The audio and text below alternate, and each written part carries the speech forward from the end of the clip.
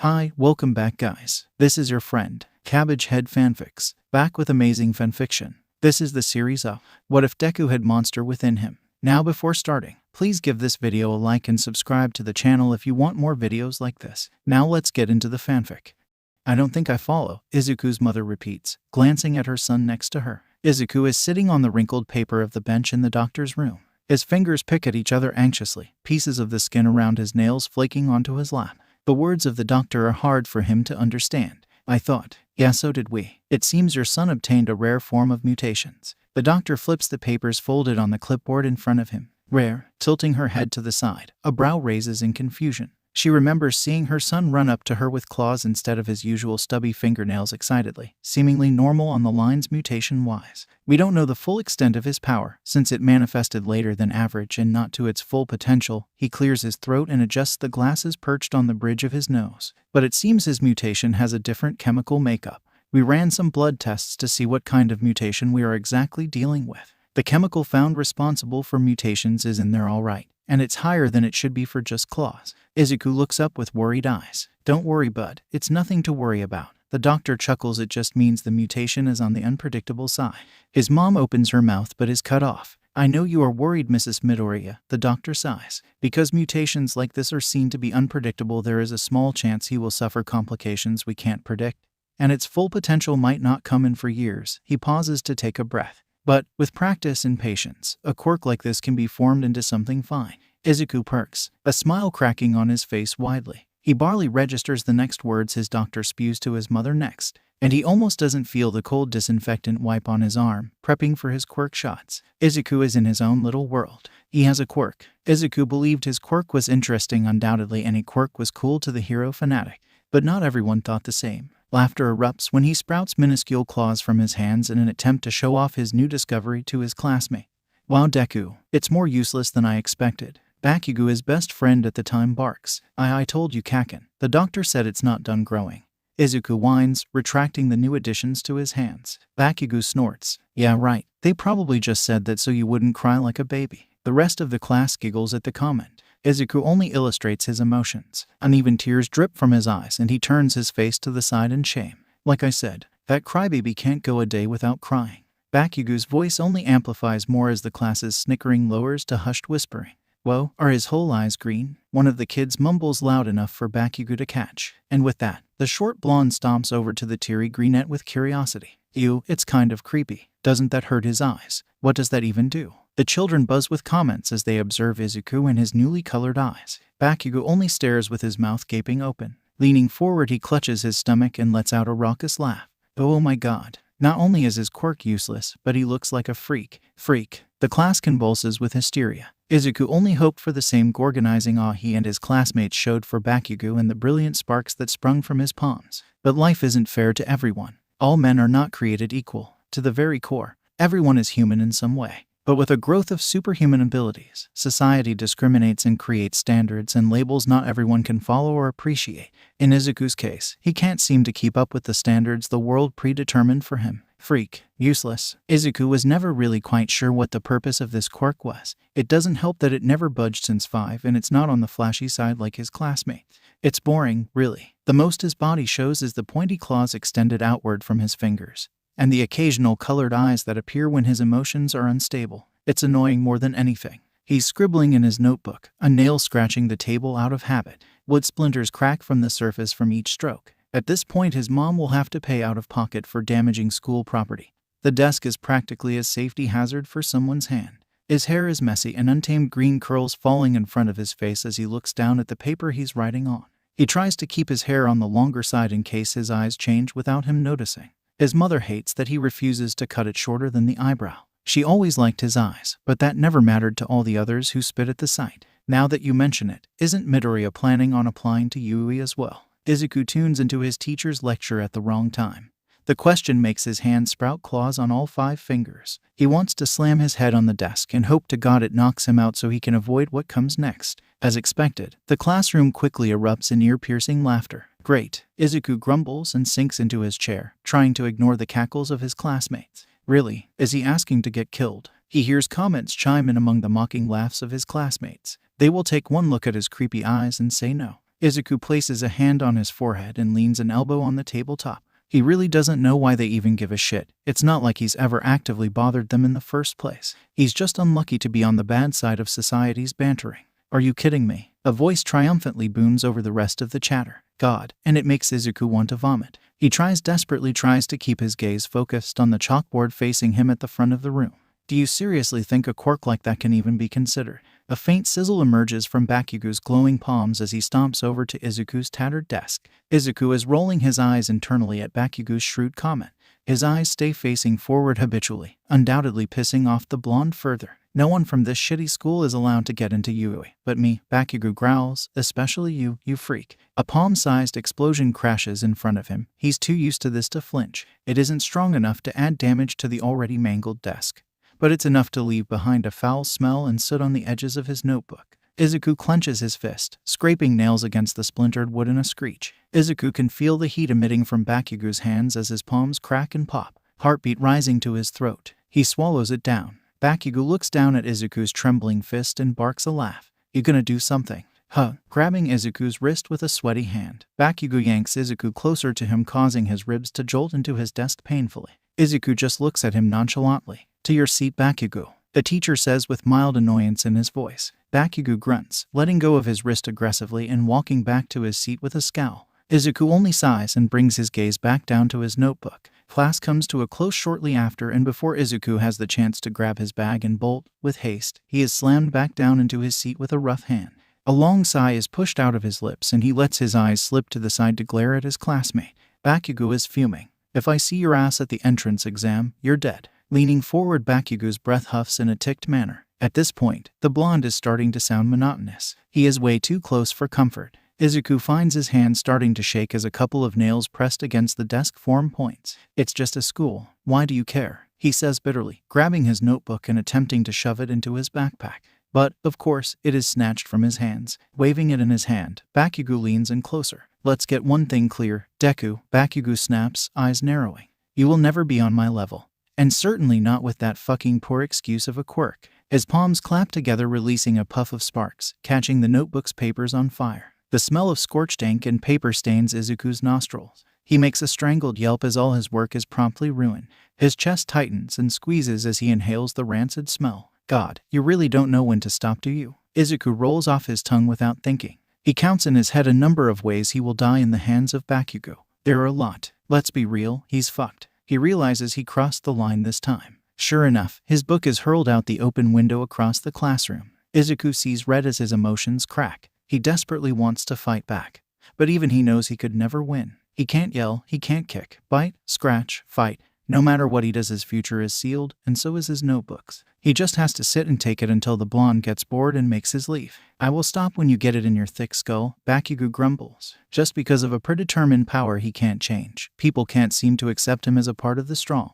Bakugo especially. It's hard to pay no mind to. Izuku wants to scream. Sitting in his chair, he looks at the blonde coldly. He doesn't speak, but his eyes tell plenty. A hand grabs his shoulder, hot and blistering. His uniform releases a trail of smoke from under the hand that keeps strangling his shoulder. He goes dead still. His skin is sweltering, begging him to rip off the ruined clothing. Learn something for once, quit trying. You might as well just fucking off yourself now. It'll save the embarrassment from when they reject your sorry ass. To put things clearly, Izuku is done with Bakugo's shit. But understandably, he had to come to the harsh reality that he can't exactly stand up to Bakugo. That's how the world works. The weak cower under the socially acceptable strong, and nothing can be done about it. Izuku makes his way to the stone koi fish pond, where his notebook is seen bobbing up and down in the water. The fish are nibbling at its scorched corners, letting pieces flake off and disperse. Plucking it from the surface of the pond, he shakes off the liquid dripping from the pages and walks away, the soggy notebook still clasped in his hand. The ripened cherry blossom trees greet him as his wobbly legs carry him down the street. The breeze shakes off a few petals, landing in front of his feet. He doesn't notice. His head is stuffed with too many thoughts he can handle. The grip on his notebook only tightens. Attempting to switch the notebook around in his hands, he realizes he is stuck. Being overwhelmed and on edge, his claws extended and dug into the moist cover of the book while he was walking. Frustrated, he attempts to rip the book from his grip but fails. He shakes his hand as a cat stuck in sticky paper, but the book doesn't budge. Damn it, he shouts loudly. Reaching a small stone bridge, he groans and shakes his hand harder. No longer having patience inside, he grabs the book with his other hand and pulls. The still wet book tears in half. Something bursts inside him. Taking the torn journal, he hucks it at the wall of the bridge with a wet splat. Ripping the remaining paper off his nails, he belts out a frustrated yell. What is the point of this quirk? He lets out an annoyed hiss. You useless. Fucking. He takes his bag off his shoulder and thrusts it at the same spot his poor excuse of a book landed. GAH. If there were people around, his sanity would be questioned without a doubt. Hey, kid. An unfamiliar voice catches his attention and he whips around. What? His annoyance is cut short when his eyes meet a grotesque creature of slime crawling out of the manhole in front of him. He feels his heart plummet to his stomach as his body freezes, its body twisting and flowing out of the crevice like a scene from a horror movie. Green goo drips and splashes on the pavement. Your quirk isn't that powerful, but your vessel will blend it quite nicely. Its voice gurgles with each word. Bulging eyes poke from the mess of sewage. He doesn't even get a chance to run. The slime is already upon his still body. It shoves itself onto his mouth, oozing and dripping onto his clothes. With a whimper, he claws in a panic, feeling the breath leave his lungs like the burn of a cigarette. Slime merges under his nails, sticky and sickeningly wet. He can feel his eyes shifting colors. Creepy. The creature has the audacity to say that. Izuku curses in his head at the comment. He can't do anything. His vision blurs, feeling his limbs start to lose strength, suffocating slowly. And alone under the overpass, something in his head is screaming at him, growling, snarling, and banging on the sides of his skull in hysteria. Almost like a lion was caged in his brain and it's gnawing at the bars in desperation. It feels weird and unfamiliar, almost like a second quirk manifestation, only more ugly and aggressive. He has never felt this before, and out of panic, he inhales the slime faster. It howls. A low growl escapes from Izuku's chest, rumbling in his vocal cords. The caged beast is losing its mind. Something doesn't feel right inside his body. It feels like something is trying to push itself out and onto his skin to join the slime. Limbs trembling, head pounding, the claws on his hands growing painfully. What the hell? He hears the sludge say confusingly. There is an explosion of pain down his spine, and he screams in agony, out of nervousness from how Izuku is suddenly behaving. The slime releases its hold, dropping Izuku to the ground.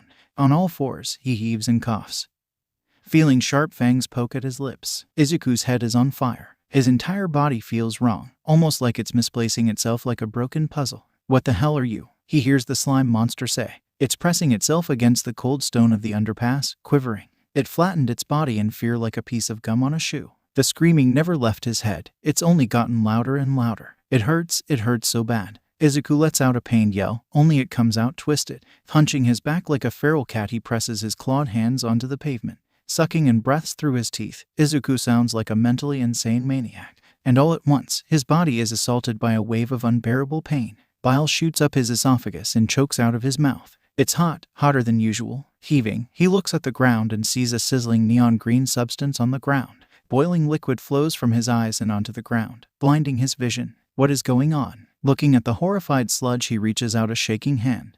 Help, please help, Izuku chokes out, and with a sharp gasp, he feels the worst of the worst excruciating pain down his spinal cord. Belting a strangled inhuman screech, Izuku feels his limbs changing. The sludge villain takes its chance to make its "I'm getting the fuck out of here" leave, shoving itself back in the manhole to his left. Arching his back, Izuku lets out a gut-wrenching wail, and his vision turns to a splotchy white. Izuku wakes up under the same underpass he was under, the pain in his body calmed to palpitations of concentrated aches. There is a twinge in his head, causing a quick wince out of his mouth. He tries to lift himself from the ground, but something is wrong. He can't stand on his legs like normal, and the bridge he was under is smaller than it was when he blacked out. Looking down, he sees his phone cracked on the cement. Moving closer, his reflection sends ice through his veins. He starts to lose it. Standing with trembling legs, he absconds from the bridge clumsily. Not used to the new arrangements on his limbs, it's a struggle to walk straight. Help! Someone help! Izuku can't speak. He tries, but his attempted pushes of words turn into gargled hissing. He stumbles down the road quicker, searching desperately for someone to help him. There is no one to be found. Around the corner, something explodes violently, accompanying the new blast. There is a sound of screaming and glass shattering. Mistakenly, Izuku makes his way towards the sound, hoping he can find a pro-hero or anyone to help him. There is a group of citizens clumped together in a mess, staring at something. As he gets closer, people notice his presence and let out horrified screams. Some scurry like rats, bumping into each other in manic discombobulation. No help. Please help. Awkwardly trotting closer, he makes it to where the crowd stood. To the right, fire blazes uncontrollably, charring the road and the buildings. Izuku's eyes focus and his blood boils to a temperature he can't control. Red, hot, anger takes full control of his fear, and he runs into the blazing inferno. Katsuki feels his consciousness fade away as more and more thick solvent is forced into his airway. It's been minutes, translating to hours in the blonde's brain. The feeling of suffocation drives him mad. Why are they just staring at me? The heroes haven't budged from their spot by the crowd of civilians. They can't touch the thing without hurting Katsuki, and it infuriates him. Cowards, back, everyone stay back. The sludge villain bellows in fear. It sounds frazzled, like taking Katsuki was a last-minute decision and it is trying to work with it. Thoughts in his head turn fuzzy as the oxygen he stored in his lungs is burning up. He can feel his eyes roll into the back of his head, beginning to lose consciousness almost completely. There is a horrendous screech. It starts high and flows to a bellowing, painful growl. Its blood-curdling inhumanness snaps him awake. Looking in the direction of the scream, his eyes find the crowd and ice shoots through his veins. People are scrambling like rats while yelling in spurts of panic, trying to get away from something more concerning than the villain trapping Katsuki. In the middle of the crowd, there is something very much not human standing right in front of him. Hunched over on all fours, a large beast is heaving and snarling. Its eyes are venomous green, and they are angry. The atmosphere thins as the killing intent of the thing leaves everyone fighting to breathe. Its colossal stance topples over the heroes when it comes to height. It has to be taller than All Might. It looks like a hellhound gone wrong, wheezing in pain and trembling with every step. Messy black fur covers its body in a matted, thick nature, accompanied by overwhelming claws digging into the pavement below. The sight of it leaves Katsuki in discomfort, skin crawling, and lumps stuck in his throat. It is disgustingly nauseating. It appears to have two rib cages, one on the inside, and the other poking out of its skin like uneven jail cell bars. The bones from its spine are poking out of the back in razors. A rattling sound can be heard as it breathes in and out. Its long tail sticks out horizontally, a jittering sound joining as it swishes. There are spines sticking out of the top part of its back and tail accompanying the sharp vertebrae almost like porcupine quills. Cocking its head to the side in discomfort, its mouth is open to reveal rows of large teeth. It chokes out gargled hissing as a neon green substance starts pooling from its eye sockets and open mouth like vomit. It appears hot and almost magma-like as it lands on the ground and burns a hole through the asphalt with a sizzle. It wasn't its size that made it such a source of all panic.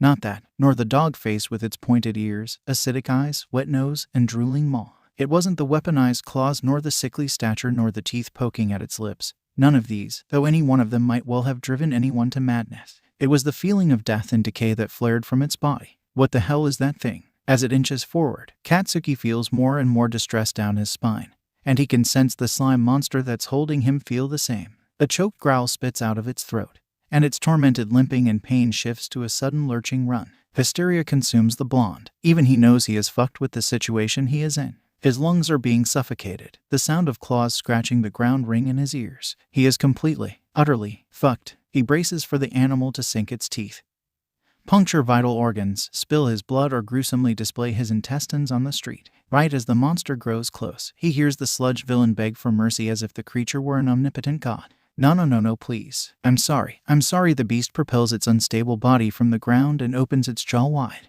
In one snap, it's gripping on what might be considered the slime creature's head, teeth skewering its vulnerable eyeballs. The boiling liquid melts the slime in contact, and Katsuki hears it howl in pain. Quivering, the sewage tries to wrap itself around the creature in desperation. The wild dog releases its hold on its head and slams its snout into the center of its body, right where Katsuki is located. Katsuki feels something grab his torso and yank. In one motion, he is ripped from the clutches of the sticky liquid, gasping for air. His torso is in the middle of the mouth of a feral animal, and all it would take to end it all in one clean bite, slicing him in half. But it never comes. The slime villain cowers in absolute horror, begging, pleading, backing away from the pissed-off monster holding Katsuki. Katsuki is still breathing sharply, restoring his lungs from the oxygen depletion. Teeth poke at his skin as his chest rises and falls in each breath. He still waits for the bite to come, for his life to end before starting his high school career. His heart is beating in his throat, anticipating the moment. Again, it doesn't come. What is it waiting for? He can feel the hot breath on his body. The magma pouring out of its mouth is barely missing him.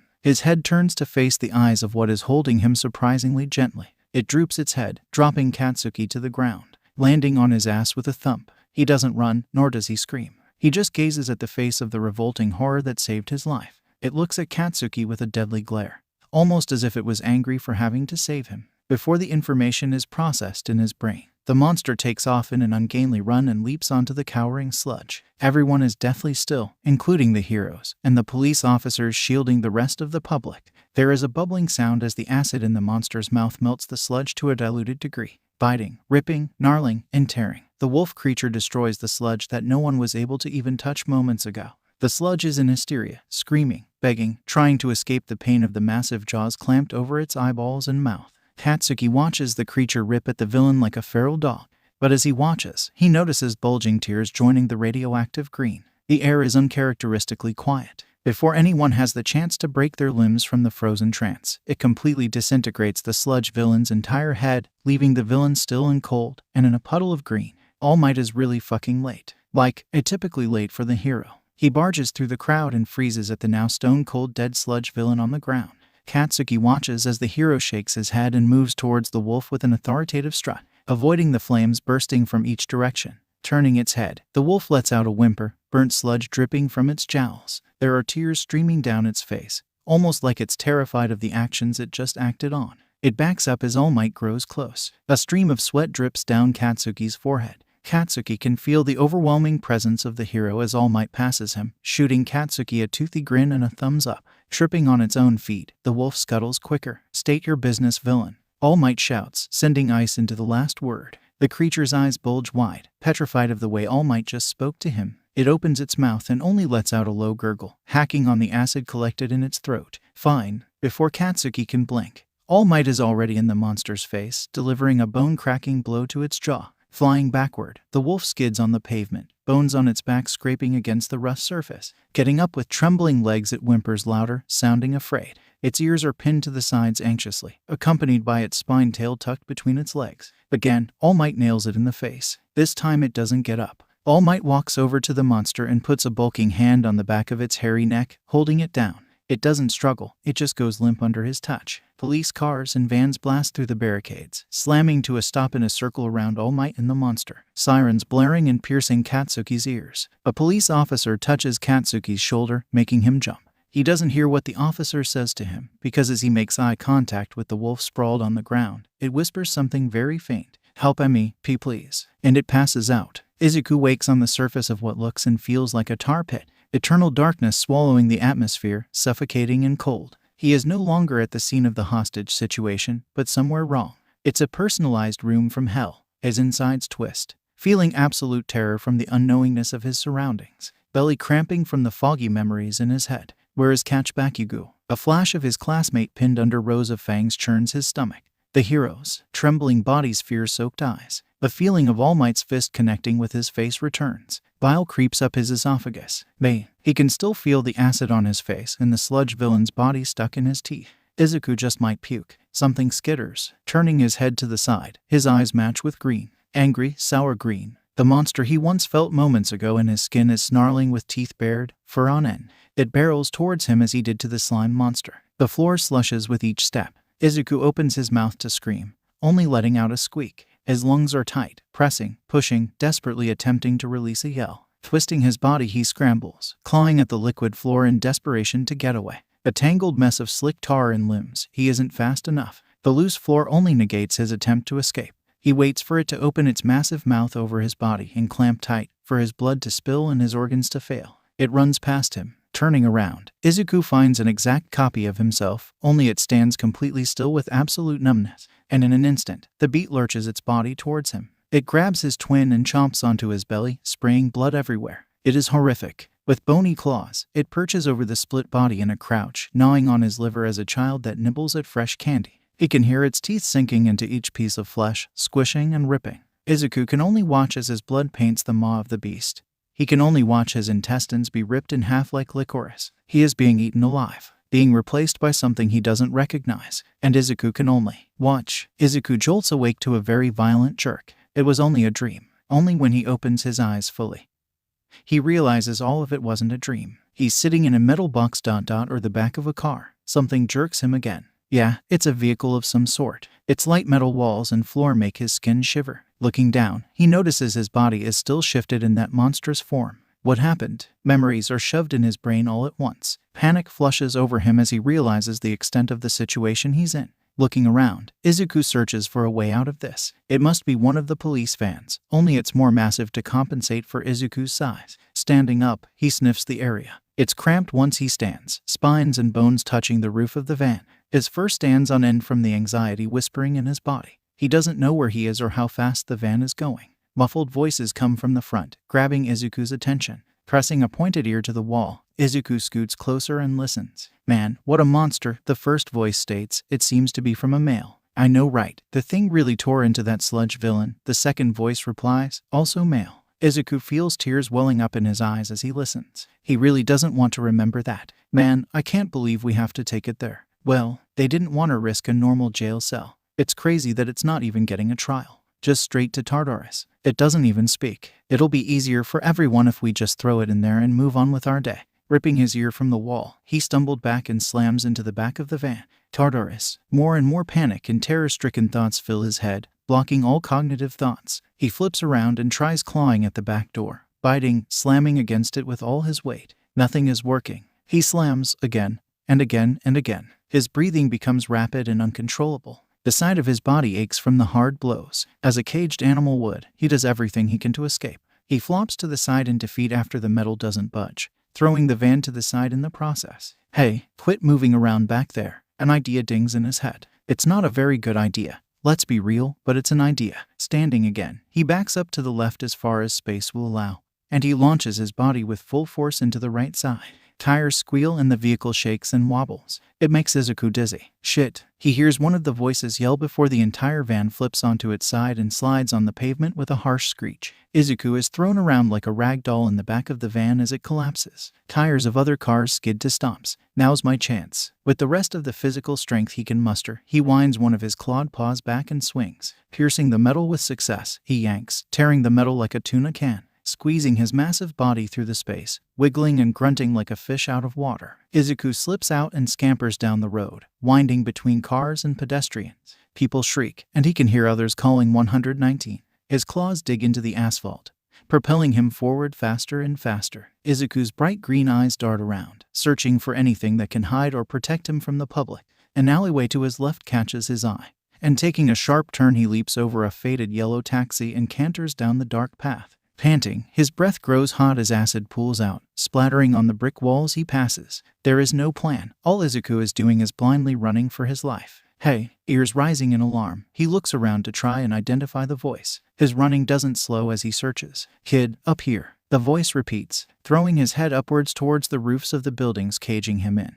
He spots a woman booking it at the same pace as him on the roof tiles. "Police are on your tail. I have a place you can hide. Follow me." At this point, he has no choice. It's either Tartarus prison or a woman running on a roof. Izuku hounds the slender woman quickly. It's not like he has any better options. She leaps rooftop to rooftop, leading him through a maze of alleyways. His body begins creaking with agony the longer he runs, muscles feeling torn from using his new limbs so much. The woman calls for Izuku to climb to the roof, leaning over the edge and patting at the wall. "Say what now?" Izuku looks at her dumbfoundedly. Does she really think he can just climb up a brick wall like a spider? "We don't have time. Use your claws as a grip," the woman yells, trying to coax him into complying. Well, he might as well try. Crouching down, he jumps upward vertically. Surprised by how high he jumped, he almost forgets to hook to the wall and smacks his snout into it before clinging on. Crawling up the slick wall, he feels himself slipping, nails scratching like nails on a chalkboard. His body is descending from the wall. Abruptly, the woman grabs his scruff and pulls upward.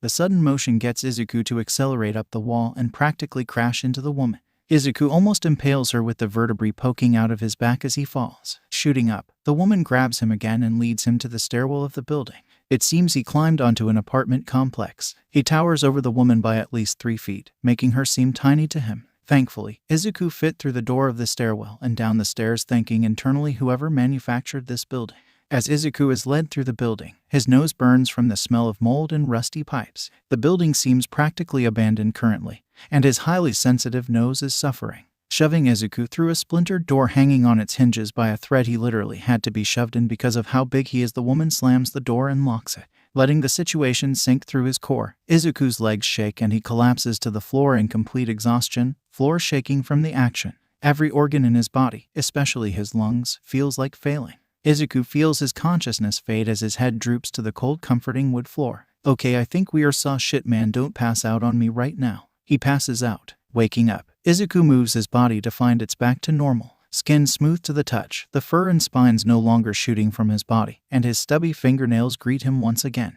Izuku's green messy curls flop over his eyes as he moves his head. He sits in an unfamiliar place, with shaky hands and slow breaths. He feels around, finding he's sitting on some sort of cot. A scratchy blanket is wrapped around his exposed body. There is a line of sweat on his forehead, looking practically sickly. As he breathes, he catches the smell of putrid mold and mildew again. He must still be in that apartment. A shiver goes down his spine with fear, trying to grasp the situation at hand. His eyes slowly begin to dart around the room, not knowing how to describe the feeling in his head.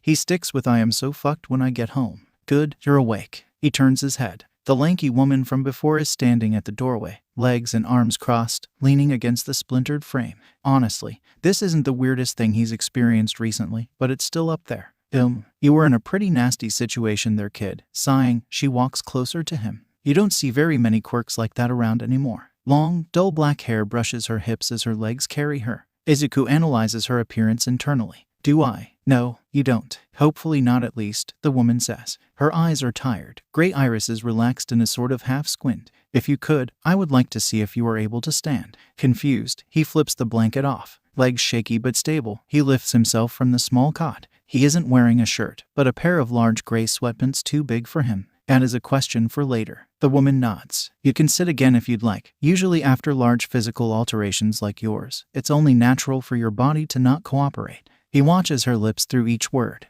There is a nasty scar sliced through the corner of her lips, cutting down to her pale neck. He obeys, sitting back down on the stiff cot below him, not knowing how to grab the words and questions from his head. Attentive eyes speak for him. "What's your name, kid?" "I'm Midoriya Izuku." "How old are you?" "I'm 14, Izuku says. "Son of a bitch," she whispers harshly, pinching the bridge of her nose. "You are pretty young to be having the police after you, Midoriya." Her voice is on the rough side, but the way she speaks to him is understanding and somewhat soft. In a way, its nature calms his nerves. "It seems you are pretty new to your quirk. Was it some sort of late manifestation?" she asks, gulping. Izuku gazes at the woman standing in front of him. "Yeah, my quirk wasn't that extreme until today." "How so, kid?" It feels strange talking to this woman. She isn't scared of him at all. The woman is just standing and listening to him with a gentle, relaxed face. Izuku takes a long breath. "Well, ever since I was 5, I had a very weak mutation quirk where my eyes glowed green and I sprouted these little claws from my fingernails," Izuku says, demonstrating the minuscule claws on one of his hands weakly. "Okay," the woman says, placing a finger on her chin in thought. "And after school today, I was attacked by that sludge villain in an underpass," Izuku continues. The woman hums, stopping Izuku. "Forced quirk manifestation through stress." Forced quirk manifestation," she repeats. "I can tell that experience was scary and stressful for you, kid." Typically, when a quirk manifests under stress, it is extremely painful and puts a person under massive amounts of panic. She turns around and walks to a rusty stove with a kettle on it.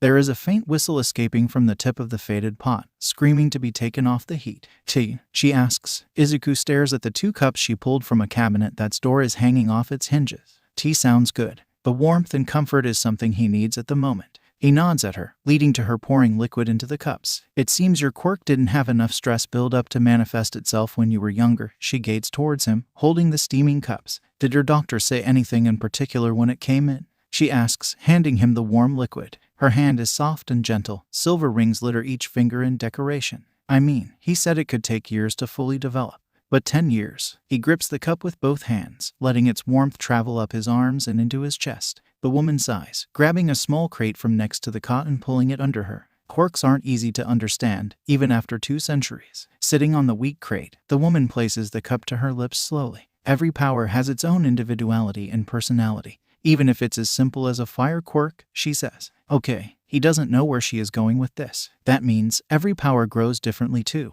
considering how painful that was for you. Thankfully, it didn't happen when you were little, because the pain could have easily killed you. She sips her tea again. Yikes. I still don't understand why this is happening to me, Izuku says, bringing his own up to his lips anxiously. And I don't think even a professional could tell you, she says, shrugging. That is just the upsetting reality of the world's unfairness. Izuku nods, moving his gaze to the ground in an overthrow of emotions. Hands still grip the cup, the heat slowly dying down from the distribution through his skin. It really isn't fair. It never can be fair, and Izuku realizes that, but that doesn't mean it hurts any less. Your life has chosen to throw you a curveball, Midoriya, but that doesn't mean you let it hit you. The woman's long eyelashes flutter as she stares at Izuku. You aren't allowed to be scared of yourself or your future, not when there are worse things to fear. Izuku sees her shudder, unsettling him a bit. Why did you help me? A question long overdue. She smiles, letting the scar crease with her lips. I could tell you were young and scared when I saw All Might beat the shit out of you. Someone who is still growing mentally should never experience fear like yours. I'm tired of seeing people lose their fights against the world's standards.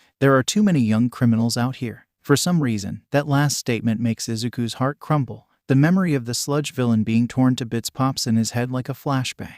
A lump lodged itself in his throat and Izuku fights the urge to break down in tears. Izuku can still feel the slime lodges in his teeth, the screams stuck in his head. Body trembling, he puts his cup down and commits a hand into his messy curls. It wasn't your fault. It's very faint, but Izuku hears it. He ignores it though, letting panicked breathing take over his once control. A hiccup escaped his mouth as he tried to force his tears away. Kid, it wasn't your fault. I killed it.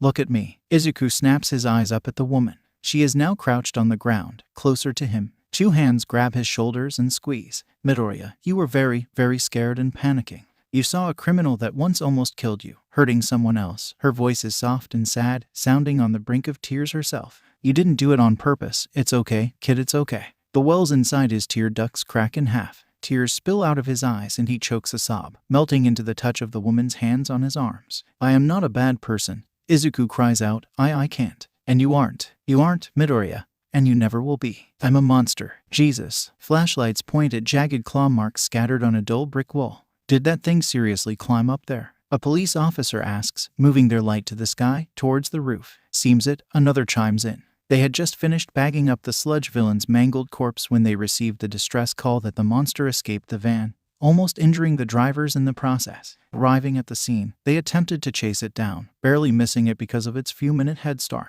Detective Naomasa Tsukachi is exhausted.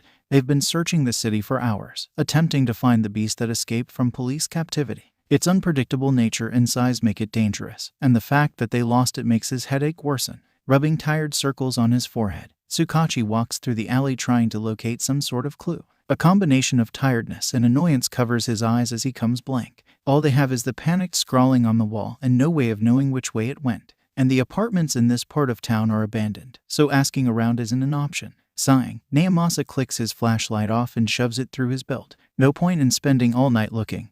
Let's regroup in the morning. Get some sleep, everyone, Naomasa says, letting his officers off to recharge after a rather stressful day for everyone. The sky is a dark navy now and there is a sight of stars trying to peek their way through the polluted air. This is going to be a considerably difficult case, to say the least. Naomasa's phone vibrates in his inside pocket. Grabbing it with a free hand, he answers it and places it to his ear without looking at the caller. Detective Tsukachi here, he says into the phone. Hey, Tsukachi, it's me. Oh, Toshi, it's you, Tsukachi says. He points a finger up to the officers around him, mouthing sorry, 1 minute. He excuses himself to the sidewalk and presses his body against the police car parked on the curb. What can I do for you? I was just wondering if you required assistance for this investigation. His good friend responds. I appreciate the offer, but as of now we don't even know where to start. He rubs his eyes to try and free them from the strained sensation. I take it the chase was a bust. Unfortunately, the officers begin to excuse themselves, waving to Tsukachi as they climb in their cars and drive off with headlights blaring. You'll find something eventually. It's only the first day after all, Toshinori confidently speaks. I hope you're right. This thing is unpredictable. Naomasa adds with worry. It may have gone after a villain this time, but we don't know its motives. He pauses. Who knows? It could be a part of that vigilante group we've been chasing. Don't say that. His voice is stern. You're right. That's the last thing we need on our plates right now. He is so tired his brain feels on the verge of falling out. Well, shoot me a call if you need anything. I am happy to help. Of course, Toshi. Have a good night. Good night to you as well. Toshinori replies before ending the call with a beep. Looking at the blank screen, Naomasa groans. He can tell this is going to be a pain in the ass, peeking his eyes through the slits of a window shade. Izuku watches as the army of police officers dilute from the streets outside the building. They gone. Yeah, it seems like it, Izuku says to the woman, backing away from the window. It took him 20 minutes to stop crying. Honestly, Izuku is a hot mess, but thankfully, the woman didn't judge or sneer at his emotions. She just sat across from him, patiently waiting for the tears to stop their spillage. He appreciated the gesture. Right now, he is standing over by one of the walls next to the tiny kitchen, now wearing a baggy black sweatshirt much too big for him. The room grew cold as the night fell, and wearing no shirt only increased the shivering. The woman lent him a piece of her clothing, but because of her height, it fits rather large on him. Hey, embarrassed. He pauses, remembering he never got the woman's name. She turns to him with a half smile. Her hair is tied into a messy ponytail, revealing piercings curling up her ear. Loose strands of black fall in her face as she turns. Dai, you can call me Dai. It's pretty. Oh, Dai, I never really got the chance to say this, but Izuku pauses. Thank you, with sincerity. He turns his body and bows. Whatever for. Is she serious right now? He lifts his head from the bow and stares at her. Ooh, for helping me. Are you joking right now? Dai lets out a chest-shaking chuckle. It was nothing, kid, really. Nothing my ass. You still deserve a thank you though. You did so much for me and you didn't even know who I was. Izuku straightens his back fully, his curls brushing against his forehead. It's okay, really. I just wanted to help, Dai says with a soft smile still on her lips. Her phone dings, eyes glancing at it on the table. Do you feel all right about getting home on your own? Dai asks, grabbing her phone. Her fingers type expeditiously across the screen. It appears she is sending a text to someone, and quickly, Izuku sends her a shallow nod. Yeah, there is a train station not too far from here. I'm just concerned about the home part, he snorts nervously, tugging at one of the sweatshirt strings. Eesh, good luck with that, Dai cringes. His mom really is going to hang his ass on a wall for this one. He lost his phone when the monster manifested, and he can imagine all of the calls she left on it. Do you think we will ever meet again? Izuku asks. Part of him wants to see her again. Something about her presence is calming and he enjoys her company. Plus, she did save him after all. He would like to know more about this mysterious woman that ran across buildings for him. Dai never drops her smile. Standing up from the squeaky chair, she makes her way over to him and hands him a slip of paper. You never know. You can text me anytime you need, kid, she says with a wink. Izuku looks at the crinkled piece of paper and takes it. It was nice meeting you, Dai. Same to you, Midoriya. Hey, did the squirt leave? Yes, make sure to follow him home. Experiencing another stressful experience is the last thing he needs. Midoriya left Dai's apartment a few minutes ago. With a phone pressed to her ear, she peers through the window shades and watches as the green-haired kid makes his way down the sidewalk. The sky is dark now, but many streetlights make up for it. All right, make sure the kid doesn't get stabbed. Got it, the male voice on the other end confirms. Thank you, Hiroto. Anytime, after all, he's one of us, Hiroto says. She sighs. Midoriya is out of view, so she closes the shades with a flop and turns back to the kitchen. Yeah, Dai. Hiroto, Dai says flatly, knowing what he was about to say. Hiroto stays silent for a couple of seconds. Are you sure? Listen, the kid's been through hell, Dai, Hiroto huffs. The kid still has hope, I can see it in his eyes. Dai sandwiches her phone between her shoulder and ear as she reaches for a black mask hooked on a rusty nail. With a separate hand, she grabs at an oversized faded denim jacket draped over a chair. If there is even a slight chance he can become a hero, it would change everything. Yeah, you are, and if the kid doesn't, what will you do then? Hiroto says snarkily. Dai scoffs, throwing the jacket over her other shoulder and retrieves the phone with her hand. Do you really have to be such a dejected asshole? Hiroto snickers. I'm only being realistic, sweetheart. Oh fuck, I see the kid. I'll shoot you a text once he gets home. You fucking better. The call ends with a harsh beep. Sighing a laugh, she grabs the door handle and slips through the door. I hope things are different for you, kid. Izuku was right when he said his mom was gonna hang his ass on a wall when he got home. She was practically in tears when he walked through the door at 10 o'clock. After making sure he was in one piece, she scolded him for so long his brain almost fell out. His brilliant lie to his mom was that his phone got knocked from his hand during the panic. And the reason he took so long to get home was that a police officer escorted him along with a few others to a building to hide out.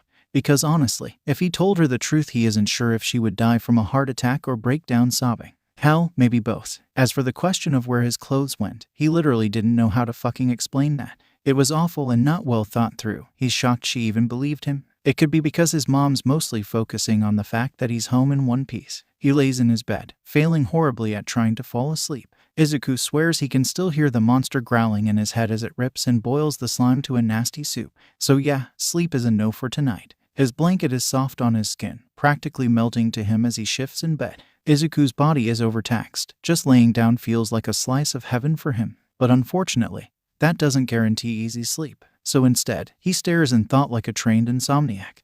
Please, I'm sorry, I'm sorry. The slime monster pleads in his head on a never-ending torturous loop. It screams in his eardrums, rattles his brain, feels so close it's practically on top of him in suffocating agony. He gulps down a lump in his throat, feeling emotions crawl up his chest painfully. He can't breathe. Izuku continues to stare at the ceiling, letting a tear slide down his cheek and be soaked on his pillow. Another voice joins the pained screeches, but its nature is soft and comforting instead of the pleading yells. It wasn't your fault. His lip quivers as his eyes squeeze shut, releasing a parade of tears. A hand covers his mouth as a broken sob escapes with a muffled cry. It wasn't your fault. Honey, are you ready for school? Izuku's eyes crack open groggily. Moving his head to the side, he lets out a wince as a shot of fiery pain twists up his jaw. It's right in the spot All Might nailed him. It's a miracle the hero didn't break his jaw in half, and there is probably a bruise trying to luxuriate itself on his skin. With a groan, he glances at the clock on his nightstand.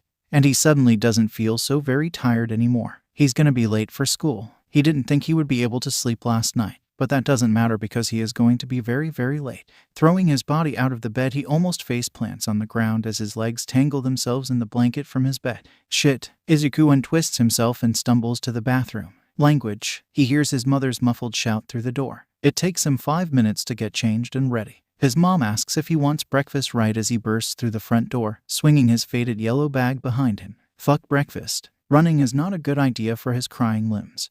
But if he is late to school again this week, his teacher is going to have a cow. Fortunately for him, the school is within walking distance. He makes it with 2 seconds to spare. He practically knocks his desk over from how forceful he launches himself into it, startling the people around him. Playing it close today, Midoriya, the teacher says, walking in shortly after Izuku. He doesn't apologize. He just sits at his desk in silence as everyone turns to look at him. If it were up to him, he wouldn't be in school right now. He literally killed a man, so the normalcy feels wrong to him. But all things considered, if he all of a sudden didn't show up to school right after a monster escaped police captivity, there would be questions. So unfortunately for him, he has to figure out how to not explode in the middle of the school day. There is just one issue. Bakugo. How the hell is he going to avoid Bakugo? Simple. He can't. It's like trying to avoid a swarm of mosquitoes. They pester, bite, hover, and bother, but once you swat one, another one comes in its place persistently. So he prays to whatever god there is that he is left alone for one day. To his surprise, he made it through his classes without anyone talking to him or making a scene. It was just a quiet school day, perfectly felicitous for his fragile emotional state. Izuku was pretty confident that if Bakugo even spoke to him today, he'd be spitting acid on the floor, but oddly enough the blonde never approached him. Not even once. It piqued his curiosity, but not enough to actually do anything about it. Izuku keeps his head low as he pushes the heavy front doors of the school open. He is so close to being home, so close to hurling himself onto his bed and passing out it almost excites him. Deku. But of course, for Izuku, it isn't that easy. He walks faster. Hey, I'm talking to you, you brat. Leave me alone. Izuku pipes back, moving his pace from a speed walk to a run. Bakugo only chases him in response. He really doesn't want to look at him in the eyes. The last time he did, his classmate was mortified and sitting on the ground near a blazing inferno. An eminently sour feeling goes down his throat as he continues to run. Fucking get back here. Bakugo screams as he chases Izuku down the sidewalk. He can hear Bakugo's aggressive breathing tailing behind him closer. No, Izuku runs fast down the sidewalk. He is barely beating him. Bakugo throws his whole body onto Izuku like a football tackle, promptly sending the two crashing to the ground. Izuku tries to squirm out of the blonde's grip but aborts when he realizes the sheer difference in strength between the two. His uniform is grabbed in an upward motion, yanking him to his feet. When I say I need to talk to you, I mean it. Bakugo shoves Izuku into the fence, rattling the metal behind him. What do you want from me? Izuku pleads. Izuku really can't do this today. He can feel a growl try to creep itself up his chest, but he shoves it down. I said, I wanted to fucking talk to you. Are you fucking deaf? Oh, that's rich. What happened to screaming at me? The new beast inside his head has definitely started to affect his mood because usually he never bites back this much. Bakugo is furious because of it, and Izuku can feel the grip on his shirt tighten. When did you become such a fucking prick? Bakugo yells, shoving his face closer to Izuku's pesteringly. There it is. Izuku rolls his eyes. What even is this conversation? Shut up. Another shove. Why do you and that disgusting monster from yesterday have the same eyes? Bakugo is so close Izuku can practically smell his breath. Izuku can feel his heartbeat inclining and hands shaking against the fence. I beg your pardon. Izuku growls with narrowed eyes, the eyes of the wolf. Bakugo pauses and glances at Izuku's cheek. We're green just like yours. Deku. Bakugo isn't stupid. Izuku knows that, but seriously, that's his connection. not the big-ass bruise on his face. Do you have brain damage? My quirk has been the same for 14 years, Bakugo. Izuku scoffs and looks to the side. How do I know you're not lying to me, you piece of shit? Bakugo snarls, shoving him against the fence again. Izuku is silent for a second, hands shaking against the metal. You think I'd lie about that? He feels Bakugo flinch back slightly from the sudden tone. Something cracks inside. Looking up, Izuku's eyes are now fully radioactive green from the emotions going haywire in his brain. Do you seriously think that I would choose to let you beat me, spit on me? Izuku pauses and takes a shaky breath. Tell me to kill myself. Izuku feels physically ill looking at Bakugo right now. What did I do? Izuku continues. Bakugo's grip is still tight on his clothes. I didn't ask for this quirk. Izuku's voice booms before he begins to feel tears prick in his eyes. A hand is slammed over his mouth with so much acceleration his teeth hurt. Bakugo's sweaty hand is placed over Izuku's lips in an attempt to shut him up. Bakugo's teeth grind, hurting Izuku's ears. Do you ever stop talking? Bakugo shoves him again, only using the hand on Izuku's mouth. Those words make Izuku feel a range of anger he's never felt in his entire life. Izuku narrows his eyes. Suck it up, Deku. Accept that the fucking weak-ass quirk you were born with will never get you anywhere, especially as a hero. Bakugo releases his hold on both his face and shirt, causing Izuku to crumble to the ground. Even if you were that wolf, a quirk like that will never make you a hero. It only makes you a monster. Bakugo shoves his hands in his pockets and stomps away, leaving Izuku on the ground. I'm not the monster, Bakugo, Izuku whispers as a tear escapes. Keeping his head down, Izuku takes a long way home. Going through the underpass again will trigger shit he doesn't want to relive right now. So, he cuts through the city. He wonders what Dai is doing as he makes his way down the busy sidewalk. She is a weird woman, really. He doesn't know her quirk, nor what she does for a living. He doesn't know if she's a villain or a hero, or if maybe she just works at a small coffee shop. Dai is just a tall woman with long black hair and a scar on her face. But she was also someone that lent him a hand. Maybe he should text her and thank her again. He walks into the city, listening to the busy chatting and cars honking. A couple of lower-ranked heroes walk past him as he reaches a large crowd. People are squished together, watching something on one of the big screens on the buildings. Curious, he joins the crowd. It's the news channel. Heroes have yet to find the elusive wolf creature that appeared just yesterday evening, the female newscaster says, shuffling the papers in her hands. It escaped police captivity as it headed to Tartarus prison, disappearing in the alleys. Izuku feels a heat flash go through his body. As the heroes and police search for it, we recommend staying home at night. No, travel in big groups. No. And if you come in contact with it, call the police immediately. Izuku backs up and trips over someone's foot, landing on the ground harshly.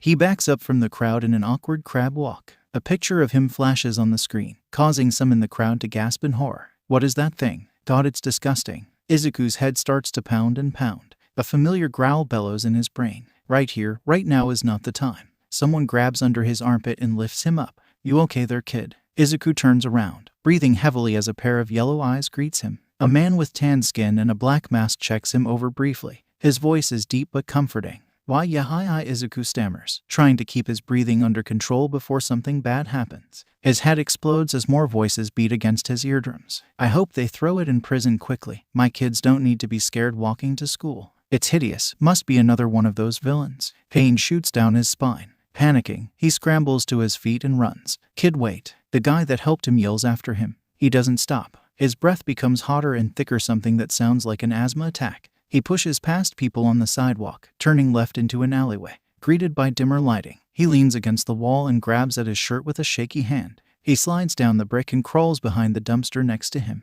The stench of trash and feces makes his eyes water as he pants. He winces in pain as his fingernails slowly become replaced by something larger. He tries to shove it deep down as hard as he possibly can, but this power is still new. He doesn't know what to do. A wave of pain swallows him, and the frothy white he saw yesterday returns. God, Izuku is never going to get used to this. At least it wasn't as painful as the first time. That's the only positive outcome of this hot mess. No one has seen him yet, and he's desperately trying to find a hiding spot. His size makes it hard to hide, and the alley is a dead end. To his luck, someone notices him in the alley and screams. Well, so much for being discreet. He takes off in a full sprint and enters the light, digging his claws into the ground to add speed once again. He just needs to fucking go. Izuku hits the busier part of the city he ran from and is immediately greeted by a chorus of screams. Cars screech to a halt. Some people run in the opposite direction, and he can hear some speaking to operators on 119 with his heightened hearing. Izuku continues to run on the sidewalk, avoiding the heavy traffic on the streets. Panting, he runs as fast as his legs can muster. Bone spines on his back rip tree branches off tree bodies. His tail swishes, knocking into tables and chairs. He weaves his way through the public and desperately tries not to step on anyone because of his size and limited control of his limbs. He hates being feared with every inch of his body. Every time someone screams, his heart is punctured and squeezed. Police sirens blare around the corner, growing closer and closer as he panics trying to figure out a plan. Red and blue blind him as he is slowly being ganged up on by 4 cars. Izuku finds an empty intersection and gravitates in that direction, leaping off the sidewalk and onto the rough asphalt. A police car skids in front of him with a harsh squeal, almost sideswiping his legs in the process. If there is one thing Izuku has, that's his height. Using his size dominance to his advantage, he vaults over the police car and darts down the road. As he passes yet another intersection, something metal slams into the side of his face from the right. It's nothing short of a miracle that he doesn't land on anyone as he topples over. Floundering on the ground in an attempt to rise to his feet again, he notices a metal trash can next to him. There is a dent on the side from some sort of impact. He got hit in the face with a fucking trash can. Something is hurtling towards him and he has 1 second to slide to his left before a hulking fist is colliding with the street. Asphalt cracks from the pressure, exploding into pieces. The skin under his thick fur covers itself with road rashes from the sudden movement.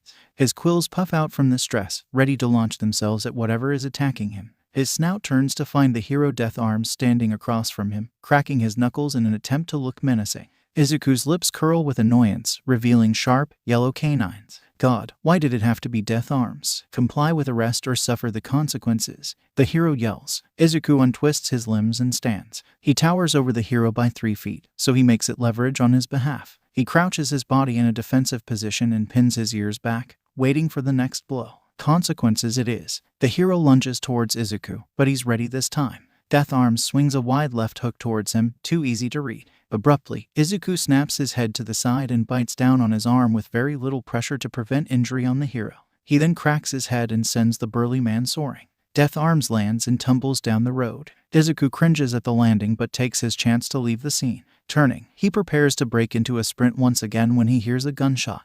Because of his hearing, he was able to move right when it fired. But because of his so-called tremendous luck, the sender of the bullet was Snipe. The bullet slices across his eye, splattering blood on the nearby street sign.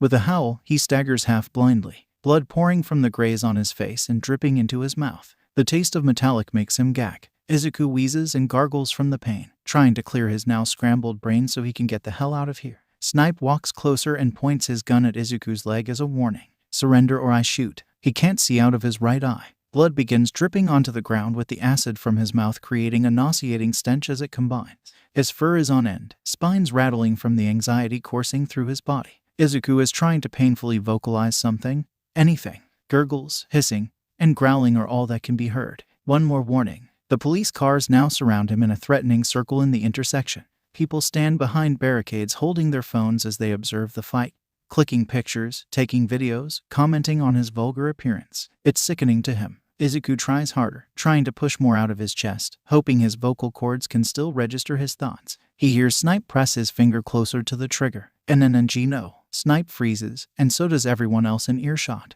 Nano obiad. It hurts trying to push so much strain on his throat. He stands there trembling like a lost kid, trying extremely hard to avoid a bullet and force more garbled words out. Hurt. It appears everyone heard that because they are now deadly silent. His throat feels like someone took a razor to the inside of it. Its tender suffering makes it so hard for each word, but he keeps pressing.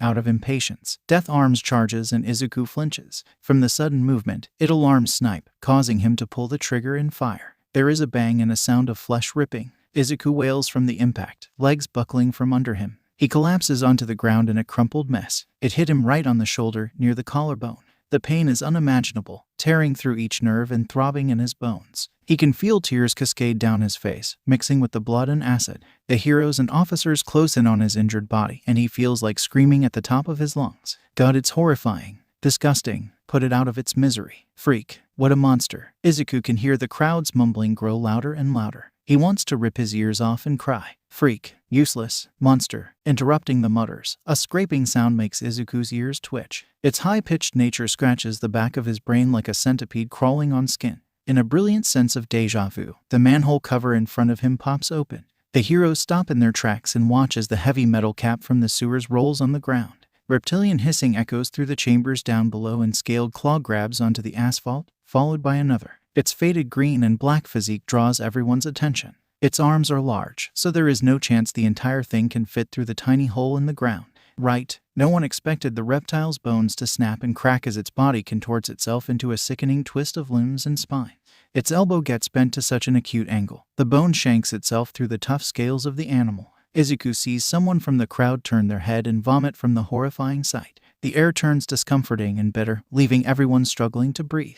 Its body slithers and snaps until it eventually flops onto the ground. Disgusting, it hisses, a long forked tongue flicking through each syllable. Freak. Its head is twisted at a wrong angle. Izuku is sure he can see part of its vertebrae trying to poke through. It has no lips, so covering its long snout is a row of jagged, sharp teeth in a disgustingly crooked manner. Izuku can only sit and watch it twist its broken body as he lays on the ground bleeding. The real freaks. It begins to fix itself. Bones cracking as they are snapped back in place like Lego bricks. Yellow psychotic eyes dart around, making sure to look at each and every person in the crowd and in the police car circle. It claws as its body twists, drawing on the street like with chalk. Spines on its head, back, and tail break off as it moves. Monsters. With a final snap, like the satisfying last piece of a puzzle, it stands. It's as tall as Izuku on its hind legs. It stands with an appearance like a velociraptor and a human at the same time, its long claws tapping at the ground with impatience and arms dangling long.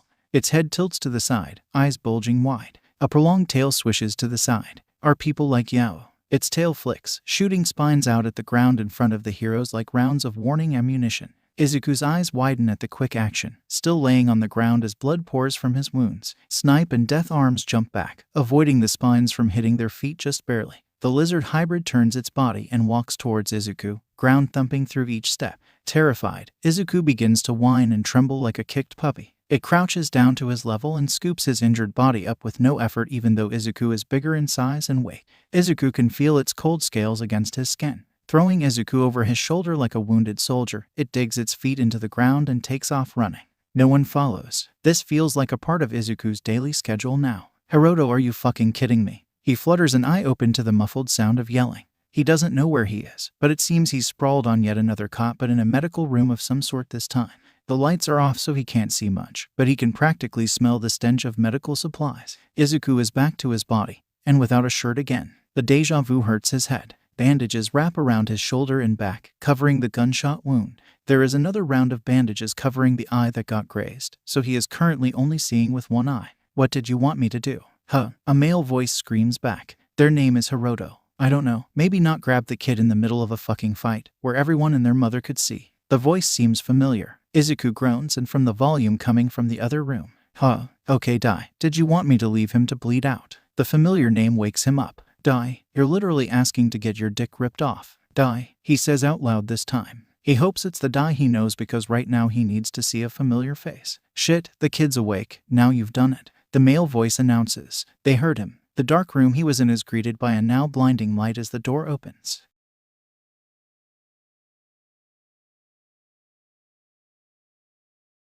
Someone walks in. Hey, Midoriya. The figure kneels down to his head and lays a hand on the top of his mop of hair. The hand is soft and he can feel the cool metal of rings as it strokes his fur comfortingly. You doing okay, kid? Izuku feels like crying. Dai is kneeling in front of him with her signature grin, scar creasing with the facial expression. A whimper comes out of his throat as tears collect in his eyes. Well, you really know when to change your mood. The male voice from before intrudes, coming from the now open door. Dai turns around and glares at the figure at the door. Zip it, I'm not done with you yet. Her hair swishes over her shoulder, tickling his skin as it moves. She turns her head back and looks at him. We gotta stop meeting like this, man, she says. He nods with her hand still on his head. Tears fall once again down his one free eye. Your wounds should be healed by now. Wanna try standing? You know the drill, Dai says, standing up. He cocks his head in confusion. He was shot in the shoulder, so how are his wounds healed already? Do they have a healer nearby? I'll explain everything, I promise, bud. He complies, unfolding his legs in an attempt to stand. He sighs in relief for feeling no pain when he rises. Izuku's legs feel weak, but he can stand. If you can walk, I would like it if you followed me. Dai turns around and makes her way to the open door and the man standing in it, and Izuku slowly follows. Dai along with the man takes him down a large hallway. The walls and floor are a pale, faded gray looking old and worn. They walk for what feels like a couple of minutes before they reach a set of large doors, about the same height as if he were fully transformed. It feels awkward walking with people he doesn't know with no shirt on. Not to mention, this entire situation belongs in a poorly designed action movie. Dai pushes the doors open with a shove. Izuku moves his head to peek at the inside, seeing a large training room of some sort, equipment looking older on the makeshift side. There are two people occupying the overwhelming room. A woman with short brown hair is sitting on a bench drinking from a plastic water bottle and scrolling through her phone.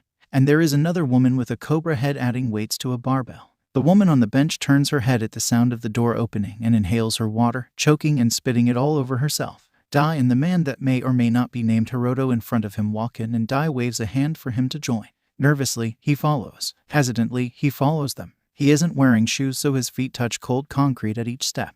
The cobra woman looks up from her station and a thin smile creases on her snout. Her hands wave in front of her in concentrated movements. It appears to be sign language. Dai looks to Izuku to translate. She said, "It's nice to see you are awake." He looks at the snake lady and bows his head slightly. "Thank you. She is very sweet." But he doesn't know what she is saying, so thankfully Dai can translate. The coughing woman regains some breath and jogs over to Izuku excitedly. "Good to see you didn't die, little guy." She smacks a hand on his head and rubs his hair aggressively. Izuku winces a little from the sudden affection but appreciates the thought behind it. It feels like he has an older sister greeting him. "Yuma, you're gonna scare him off," Dai chuckles. "Yuma, what a pretty name." "Oh, fuck off." Dai waves for the cobra woman to come join them, getting a smile in response as she walks over. As she reaches Izuku, he can see her more clearly. Her neck ribs are relaxed, flattening against her skin, and her eyes are a beautiful obsidian black. Izuku leans away from Yuma's touch and blinks at the snake woman. The only man of the group pipes up. "We gonna do this, or are we just gonna pet the kid?"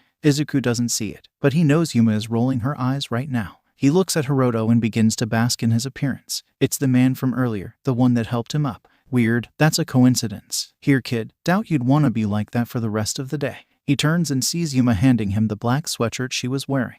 Yeah, the deja vu is insane. Yuma must have noticed him slightly trembling from the chilly room. Izuku isn't wearing a shirt after all, and thin bandages aren't the best insulators. He grabs it from her hesitantly and puts it on. He can smell the musk of dog hair on it. Everyone is being so kind to him. No one has ever shown him this much kindness other than his own mother, especially strangers. It is a new feeling to Izuku, but he isn't complaining. Let's regroup in the common room. The gym isn't the best place for questions and answers after all. Plus, I bet you're hungry, kid. Dai places a hand on his shoulder comfortingly. His stomach growls in agreement. He didn't realize how hungry he really was until the Nwart brought it up. He nods and Dai leads the way. Food and answers are two things he desperately wants right now. The common room is nice. He is sitting on a ripped couch in what is considered the common room. The jacket Yuma lent him is still on him as he sits with his legs crossed, holding a cracked glass of water in his hands. They gave him a plate of a couple of onigiri, and because he was starving, he ate them particularly quickly. Yuma is sitting next to him on the couch while the cobra woman sits across from him on the kitchen counter, and like Izuku, her legs are twisted over each other. Hiroto is sitting on a leather chair while Dai stands. It's not much, but the room is still comfortable. As he spends more time in the building, it seems the place might be underground. Dai moves to sit on the couch across from the one Izuku is at and clasps her hands together. "Well, let's get started, shall we?" Dai asks. Everyone nods, including Izuku. He adjusts himself and takes a sip of his water. Dai sighs and scratches her head. "Sorry you're involved in his bud. It's a lot for someone of your age." "Who are you guys?" Izuku asks softly. Dai brushes a piece of hair from her face and looks to the other people in the room. "Let's do a quick introduction. As you know, I go by Dai, but I am also Shinigami." She glances at Hiroto. "Hiroto, or Gamera," he says with a short and sweet attitude. Izuku turns his head to Yuma. "Yuma, and I'm also Jinru," she says, slightly waving her hand in the introduction. The cobra woman moves her hands in introduction as she makes eye contact with Izuku. "Her name is Yu, or to others, Medicus," Dai translates for Izuku. Izuku sits, holding his cup in thought. He brushes his finger over the crack in the glass, looking at Dai. All the names feel familiar, like some sort of long-lost memory, but he doesn't know why. Gamera, Jinru. They aren't villain names that ring a bell, so what? Izuku looks at Dai and freezes from realization. Everyone in the room droops their heads in shame. "You're those vigilantes ... The Oni, right?" There is a long pause and the room is silent. Dai nods her head slightly. Izuku continues to stare at her, and then he shrugs. "Oh ... dope." Everyone whips their head towards Izuku with absolute shock. Yuma's mouth is gaping open and Yu stifles a laugh from the counter, covering her mouth as her shoulders shake. With 2 words, Izuku ruined the dramatic flair. Dai slaps a hand on her forehead and Yuma groans. Oh my god, that's the funniest reaction yet. Hiroto barks a laugh. Izuku only continues to stare at them blankly. Dope? Did you seriously just say dope to me, revealing that we are a highly dangerous vigilante group? Dai says. A hand still rests on her forehead as she shakes her head. Was that not the right response? I mean, you guys have been so nice to me, so I don't really care that you are vigilantes. Izuku shrugs again. You also don't seem like bad people, so. He brushes a hand through his tangled hair, covering his eyes. God fucking. I think I'm going to piss myself. Hiroto is now holding his stomach, hunching over in his seat as he cackles. You signed something with a giggle. Oh, fuck off. I didn't think he was going to react like that.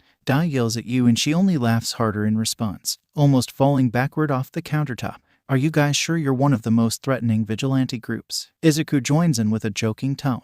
I'm not seeing it. Honestly, I don't see it either, Yuma says, shaking her head in disappointment. Something dings in his head. Wait, are you guys the ones that taped that mugger on the wall of the police station with duct tape that said, I am a bad guy, please arrest me? Izuku takes another sip of his water and he can see everyone relax. Holy shit, I forgot we did that. Izuku chuckles and relaxes against the couch cushions. The air feels lighter after the reveal and Dai lets out a huff. Well, hard part's over. Hiroto gets a grip over his laughing and interjects. Hard part my ass, the kid literally didn't care. Shut it, lizard man, Dai hisses. He looks around at the bickering bunch and begins to try and comprehend his situation. Can I ask you guys a question? Izuku says, picking at his bottom lip with minor implications of nervousness. Shoot, kid, Dai says shortly after, her soft smile appearing once again. Why me? Dai raises an eyebrow, signaling there needs to be context in his question. Well, you guys saved me from the police, which was risky on your part considering how the government views you.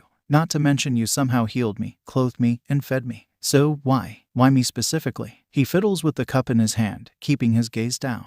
I'm thankful. And you are all very nice people, but I don't know why anyone would want to help me. He looks up and sees 4 pairs of eyes staring at him. Well, you needed help, Yuma cuts in. That's all that mattered. That was all. No, it was Dai this time. We also wanted to offer something. She crosses a leg over the other, placing an elbow on her knee. She glides a finger over her lips in a thinking manner. Izuku scrunches his face in confusion. What would they help him with? There isn't much that can be offered, really. Maybe they want to help him hide from the police or something. We understand what it's like to be called monsters, Dai adds, disgusting and unheroic. Dai pauses and looks at Izuku with her kind, gray eyes, amiable and calming. Like us, I can tell you've received the short end of the stick, being told you can't simply because of something you can't control. Unlike us, I can tell there is still a part of you that is still fighting though. Izuku thinks he has a hearing problem. I beg your pardon, Izuku says confusingly. You still want to be a hero, right? Dai continues. I guess, how did you know? Just a feeling. So tell us something, Midoriya. What do you think makes a hero? Her legs switch their position, crossing over each other again. She puts both elbows on her knee and places her chin on her clasped hands. He doesn't know where she is going with this at all. A hero is someone who wants to do good,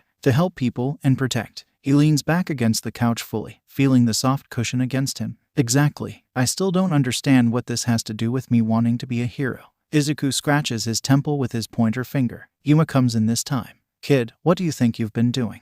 He doesn't believe them. Saving that guy from the sludge villain, Yuma joins. Not actively hurting the heroes even when they hurt you, Hiroto this time. But my quirk, Izuku tries to object but is interrupted. A quirk should never define a person's ability to be a hero, Dai states. It is too late for us, but it isn't for you. Her scar creases with another smile. People think I'm a monster. I am a monster. Izuku feels close to tears again. Hiroto sighs, leaning back in his chair. Kid, quirks don't make monsters. It's the people that do monstrous things that should be deemed as such. And you haven't done such a thing. Izuku thinks back at what Dai said to him yesterday, and how she shuddered after saying there are far worse people out in the world. It's a little bone-chilling to think about. But I killed. You didn't want to. Kid, it was an accident. Tears start to well in Izuku's eyes. So if it's all right with you, Dai pauses, we want to help you do what we couldn't. Be a hero. Something breaks inside. Tears drip down his eye again with a sting and his lip quivers. Dai raises from the couch and makes her way to him. Hiroto and you follow. Dai crouches down and places a hand on his shoulder. Yuma scoots closer and does the same to his other one. Yu walks behind the couch and places a hand on top of Dai's. Hiroto does the same to Yuma's. Izuku hiccups and lets out a laugh as more tears fall from his eye and soak through the bandage. Let's prove the world wrong, kid. The hands feel warm, comfortable, and soothing on his body. Izuku sits on the couch with 4 people crowded around. Gentle touch and kind words only coax out more emotions from his chest. People he never met before, telling him they are going to help him make it happen. It is something he wanted even his mom to say, his classmates, or even a hero. But the ones that understood most said it instead. You're gonna be incredible. Naomasa groans as he steps out of a police car, trench coat unfolding itself as he stands. It's been 3 hours since the wolf disappeared with a member of Oni. And so far, his team has found nothing that can help them identify where they might be. Naomasa thought the situation was awful as it was with just the one unpredictable vigilante. But now that the Oni are involved, his headache only grew more intense. Detective, a male voice calls from behind him. He turns around and his eyes meet with a pair of dry red ones. The underground hero, Eraserhead. Eraserhead, thanks for responding to my request. He fiddles with the pen in his side pocket as he speaks with the obviously tired hero. You know this isn't my typical job, but I can help where I am needed, Eraserhead says, adjusting the gray scarf around his shoulders. The hero specializes in taking care of underground issues as well as vigilantes. So Naomasa can tell a full-blown investigation isn't his forte. But he's good at his job, so fortunately for him, the hero agreed. Naomasa nods in appreciation. The team thanks you for it. We need all hands on deck. He leads the hero closer to the blocked-off intersection, stopping when they reach the open manhole. He pulls out his phone and clicks on a file that was sent to his email, handing it to the hero. A civilian recorded everything as well as the escape and sent it to us. Eraserhead blinks slowly and opens up the video file. We call the lizard Gamera, but the wolf has no name yet. Eraserhead presses play and lets the phone showcase the fight. His eyes stay focused through the entirety of the video, blinking only a couple of times. When it finishes, he hands the phone back with a disturbed look on his face. There was something off about the wolf, he says to Naomasa, pinching at his bottom lip in deep thought. Yeah, it was acting emotionally, as if it were terrified of everything going on around it. Naomasa responds, a haunted look covering his face as he says it. The hero hums and nods his head. There are a few moments of silence before he responds. I have seen my share of vigilantes to know that thing wasn't doing any of this with a motive. He looks at Naomasa, eyes narrowing. How so? Naomasa questions. It seems inexperienced in that form. I could see it in the way it moved. Eraserhead turns his head to look at the intersection next to them, now covered in police tape. What unsettled me was that it looked absolutely petrified. What do you think that means? Eraserhead brushes the hair in front of his face away and exhales with a huff. I couldn't know for sure, but whatever the case, we need to find it. Villain or not, it's inexperienced and dangerous. Naomasa nods in agreement, leading the hero further into the intersection. The spines from Gamera are still submerged in the road along with the messy claw marks decorating the asphalt near the manhole cover. He is glad he wasn't there to see the reptile break and mend itself together because he would have puked from the sight. He almost did while watching the video. The timing was fortuitous for the wolf. If Gamera waited a few more minutes to appear, they would have it in custody. Naomasa is nervous, to say the least. The vigilantes the wolf got itself involved with are a very unpredictable cluster of people, or with greater concern, they are very difficult to catch. He hopes the next time they meet it, they can end this chase for the mysterious wolf creature and the vigilantes. For good. You want me to do what now? Izuku and Dai are standing in the kitchen discussing the matter of what he should do next. It's getting late, and Izuku doesn't feel safe leaving the building he deems a sanctuary. Its walls are hiding him as the police search the streets, and walking around alone to get home makes him especially nervous. He requested for Dai to call his mother to let her know that he's sleeping over at a friend's house.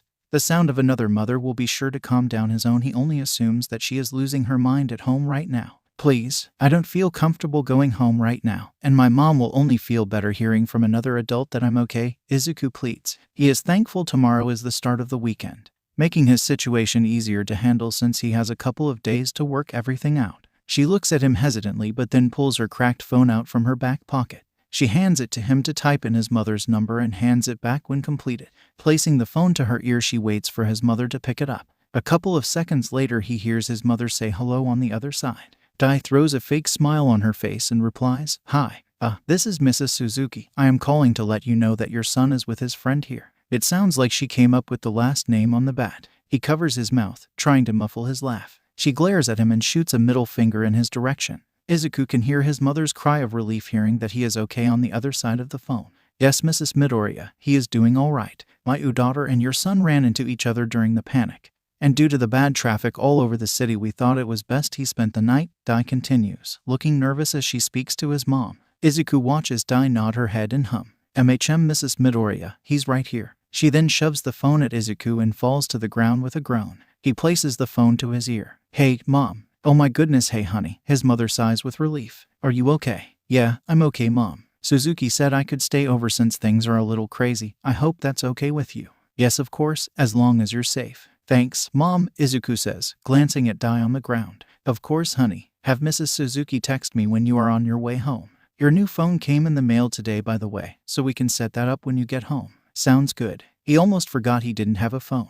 Losing it when he first changed was definitely not the best part of that day. Good night, Izuku. Make sure to say thank you to Mrs. Suzuki for me. Izuku snorts. Night, Mom, and I will make sure to say thank you to Mrs. Suzuki. He looks at Dai with a grin and she slaps a hand over her face. The call ends and he tosses the phone to Dai on the ground. I am never doing that again, Dai says, pocketing the phone.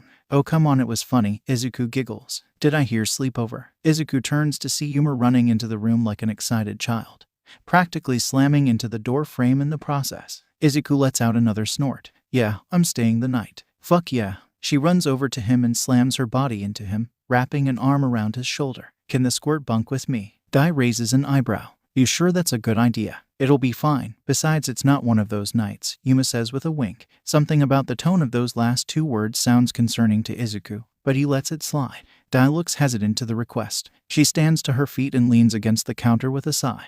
Okay, but only if it's okay with Midoriya. She points a finger to Yuma and Izuku sternly as if she were Yuma's own mother. Izuku shrugs with Yuma's arms still wrapped around him. I don't see why not. He can practically feel Yuma's excitement buzzing through her. Dai gives them a little half smile. Yes, thank you, Mrs. Suzuki, Yuma says amusingly. Izuku can see the smile on Dai's face drop immediately. Yuma releases her hold on Izuku and books it out of the kitchen laughing. Run, kid. Yuma rolls out a small futon for Izuku on the floor next to hers. She throws a pillow and a few blankets on top for extra measure and plops down. Her room is pretty simple. There are a few photos on the wall accompanied by a desk and a small closet, but other than that it's just the futon and a tiny stuffed dog on top. There is an old, black guitar perched in the corner of the room as well. Her door is what interests him the most though. Unlike the other doors in the building, hers is thick and made of steel with different kinds of locks hanging off the side, and there are long claw marks scrawled across it. Yuma's short brown hair is tied into a half bun, reminding him of his mother's own hairstyle. She types something on her phone and sets it to the side, looking at Izuku above her. It's not much, but it's home, she says with a half smile on her lips. He sits on his futon, joining the woman. No, it's perfect, Izuku says, brushing a hand over the blanket to his left. Thank you. She smiles and limply lets her body fall to the side. She turns to her back and stares at the ceiling. He just now noticed how much younger she looks compared to everyone else. She must be in her early 20s or late teens. It must be why he felt so comfortable around her when he first met her. Shit, I'm bored, Yuma says, turning her head to Izuku. Wanna do something? What did you have in mind? How about some truth or truth? It'll give us a chance to get to know each other. He cocks an eyebrow, but shrugs. A little game wouldn't be so bad. He lays on his back on the futon like Yuma, letting his messy hair flare on the pillow. All right, Midoriya, truth or truth? She asks excitedly. He keeps his gaze at the ceiling. Truth. What school do you go to now? And what high school do you plan to apply to? Well, that's an interesting start.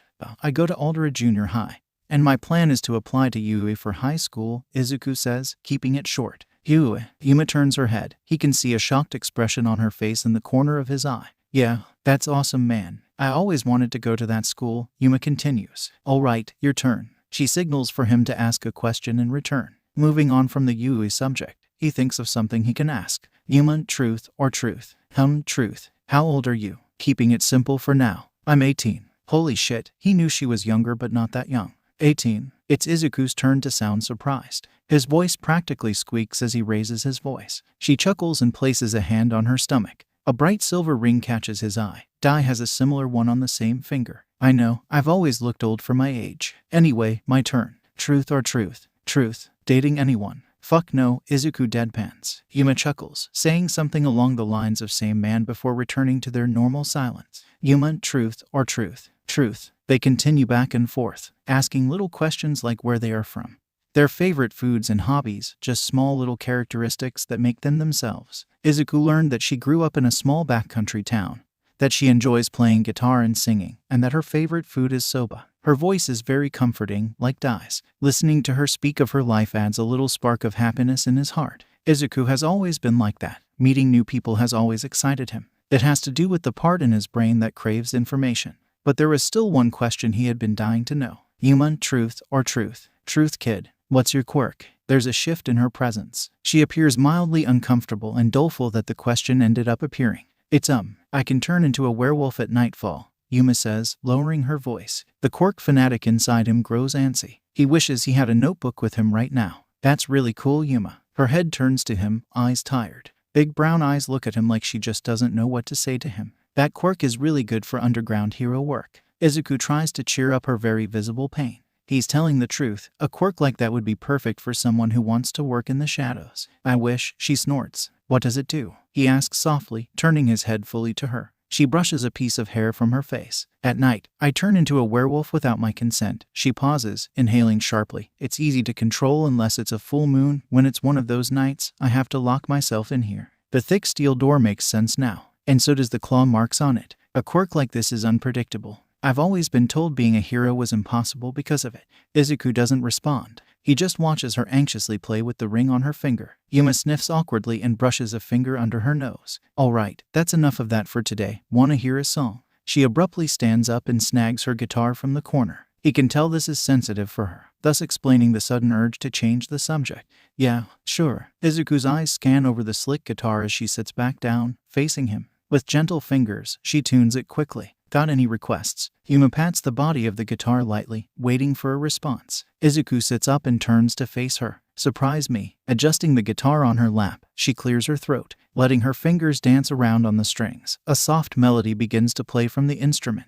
The guitar is a smooth black, looking old but new at the same time. She looks down at her feet and opens her mouth. I walk through the valley of the shadow of death. Her voice is beautiful. She bobs a foot under her leg, getting into the rhythm. And I fear no evil because I'm blind to it all. Her fingers continue the same melody, picking at the strings in a rhythm. And my mind and my gun, they comfort me, because I know I'll kill my enemies when they come. She begins to knock a fist on the body of the guitar, adding more to the already incredible sound. Izuku can practically feel it in his heart. Surely goodness and mercy will follow me all the days of my life, and I will dwell on this earth forevermore. Still, I walk beside the still waters, and they restore my soul. Something changes in her voice. It turns brittle and quiet. But I can't walk on the path of the right because I am wrong.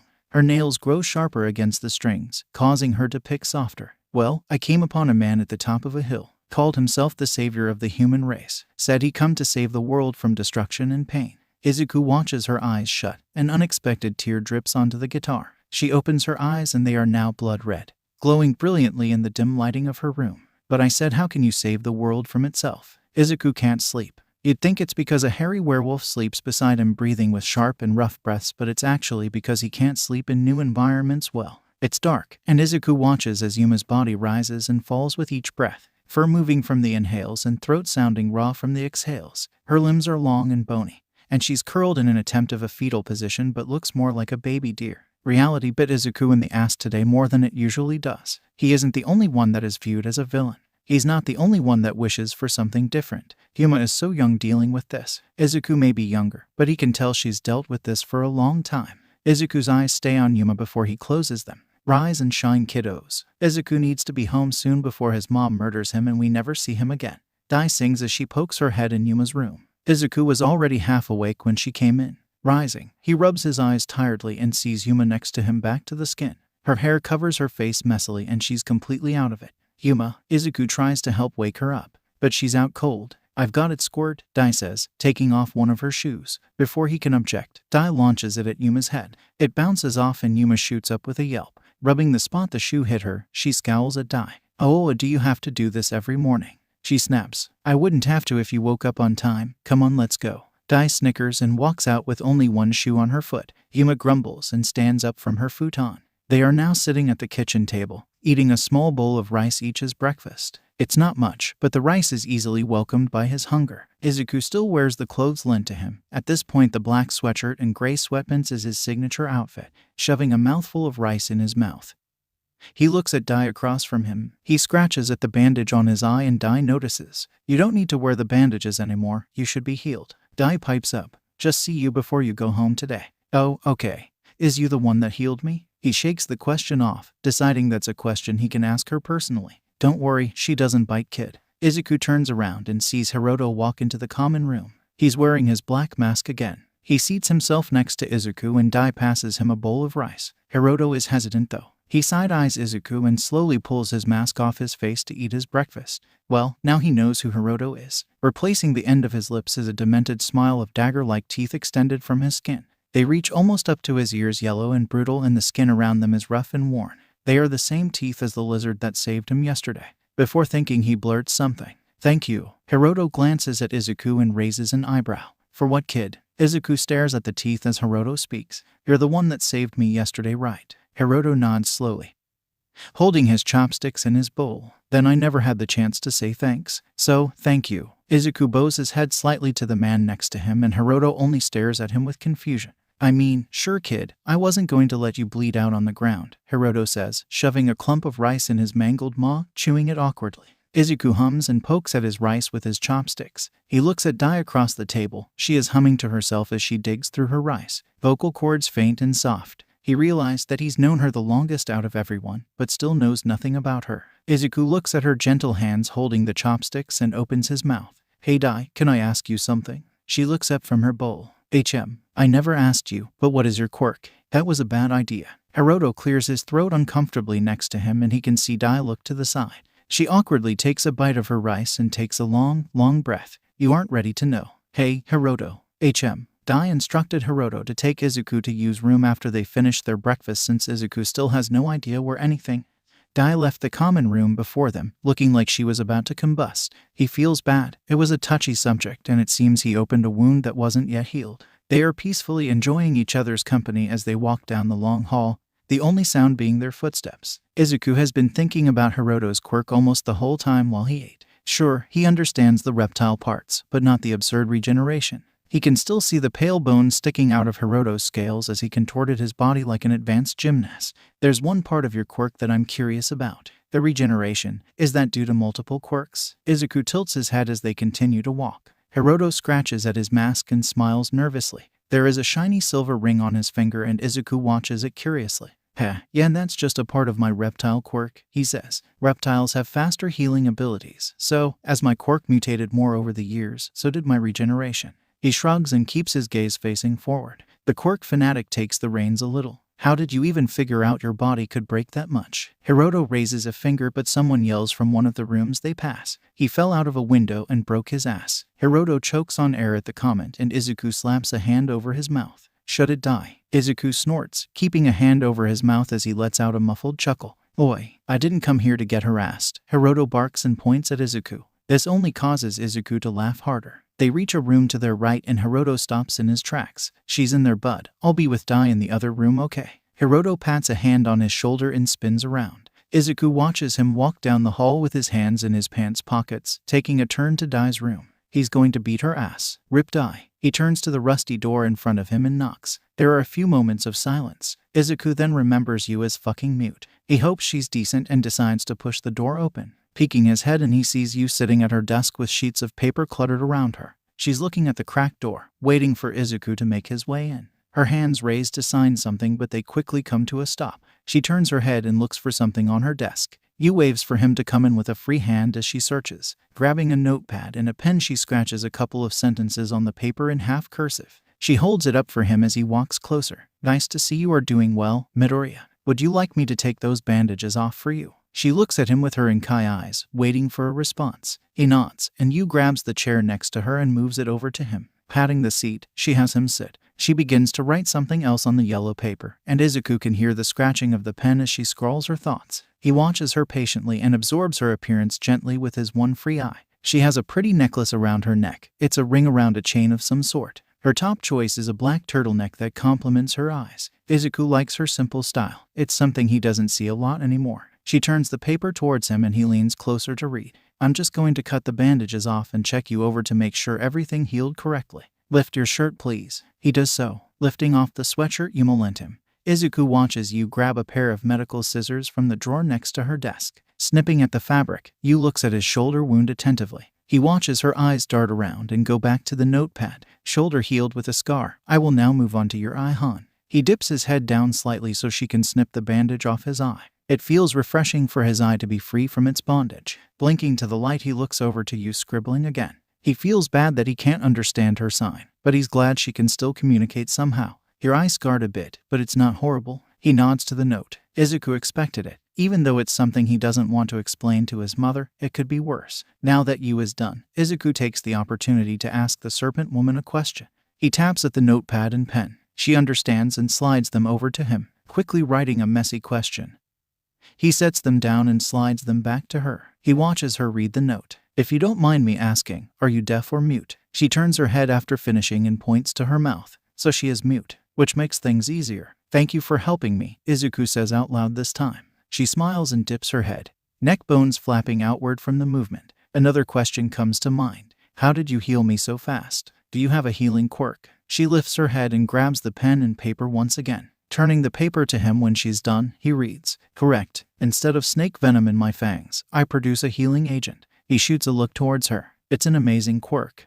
That's a really cool quirk. Have you considered being a doctor? He asks. Once again, he's punching himself in the face for not writing this down. He will have to do so when he gets home. Her smile fades a little and she writes again. I actually went to med school, but I dropped out a semester before graduating. He tilts his head in confusion. He wonders if it was a family issue or if something prevented her from getting a degree. Because really, her power would be incredible for the medical world. She scribbles again. No one wanted to be healed by a snake. Izuku looks up and her smile is gone now. Why? That's absurd. He stops his sentence when the sound of writing cuts him off. People were scared of my appearance. My hissing also made it hard for people to understand me. Izuku thinks about that last part. Hissing. She used to speak. He wonders what happened that encouraged her to grow mute. She writes again, quickly. I can tell you are curious about me being mute. He nods again. He doesn't want to be rude. His curiosity is just itching his brain. Izuku just wants to know if it's selective mutism or if she suffers from an injury that permits it. It's different for a lot of people. More writing, but it's phlegmatic. Came home after dropping out and my stepfather wasn't happy. He was drunk. Yelled saying it was my hissing's fault. So, she stopped writing after that. Yu puts the pen down and faces Izuku with her shiny black eyes. Opening her mouth slightly, she points to her tongue. Or where her tongue is supposed to be. His heart sinks to his feet. He cut out her tongue. Izuku might be sick. Yu notices his reaction and grabs the pen again. It's okay. Even though I never got my degree and I can't speak, I can still help. There are more people out there that can't afford hospitals than I thought. She's smiling again. Izuku gazes at her. She doesn't care, because as long as she's helping people, that's all that matters. She doesn't care. Izuku never really paid much attention to anything other than heroes. So vigilantes rarely found themselves in his head. But now he realizes, vigilantes are just the same. They just want to help people. That makes Izuku return the smile, grabbing the pen and paper from her. She glances at him confusingly, waiting for what he says. He slides the paper back to her and raises himself from the chair. Grabbing his sweatshirt, he waves to Yu and walks out the door. Before closing the door, he sees a Yu with the biggest smile a snake could muster. His note said, "Thank you, Yu. You are a real hero." Izuku taps a pencil to his head as he sits at his desk writing in a new notebook. Its fresh pages greeted him as he opened it. It's decided that this journal will be for the people he met. Their quirks interest him a lot after all. He's looking at Dai's page, stumped. All he has down is her appearance and her name, as well as a little drawing of her. She's beautiful, but with her beauty, there is a mystery. He had to lie to his mom when she saw the scar across his eye. Izuku hates lying to her face like that, but it's for the best in his defense. There's a knock at his door and he looks up. Yeah, his mom walks in holding his new phone. I took the liberty in getting it started up while you were gone.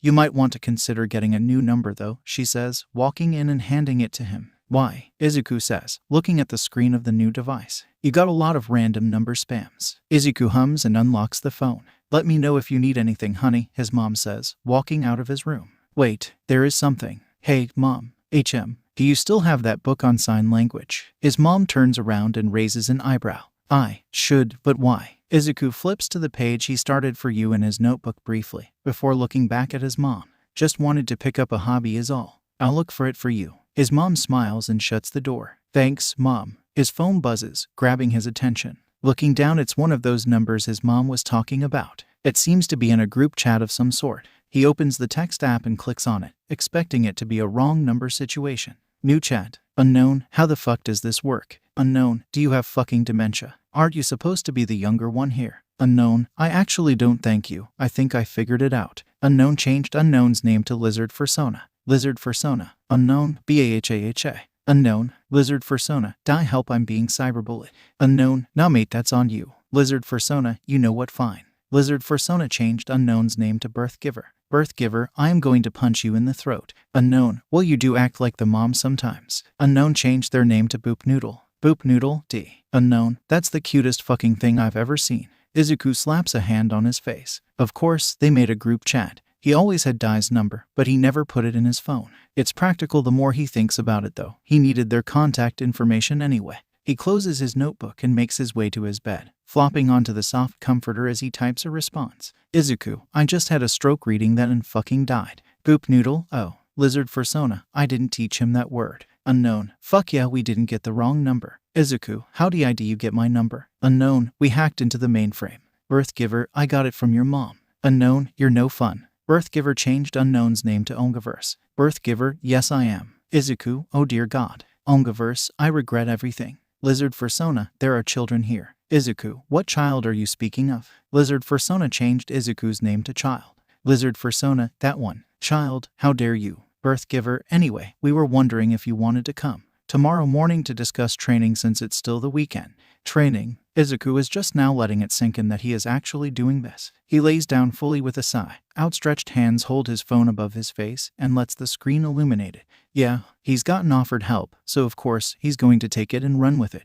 Izuku smiles and sends his next text. Shouta exhales loudly. Emphasis on the loud. He is perched on the roof of a building in Hasu City, examining the streets for anything that catches his eye. The dark skies make it hard to search accurately, unfortunately, but the only time he has is when the day has lost itself. The wolf is still out there. It's only been a couple of days, but the more it's out there, the more uneasy the public grows. He searches the best he can.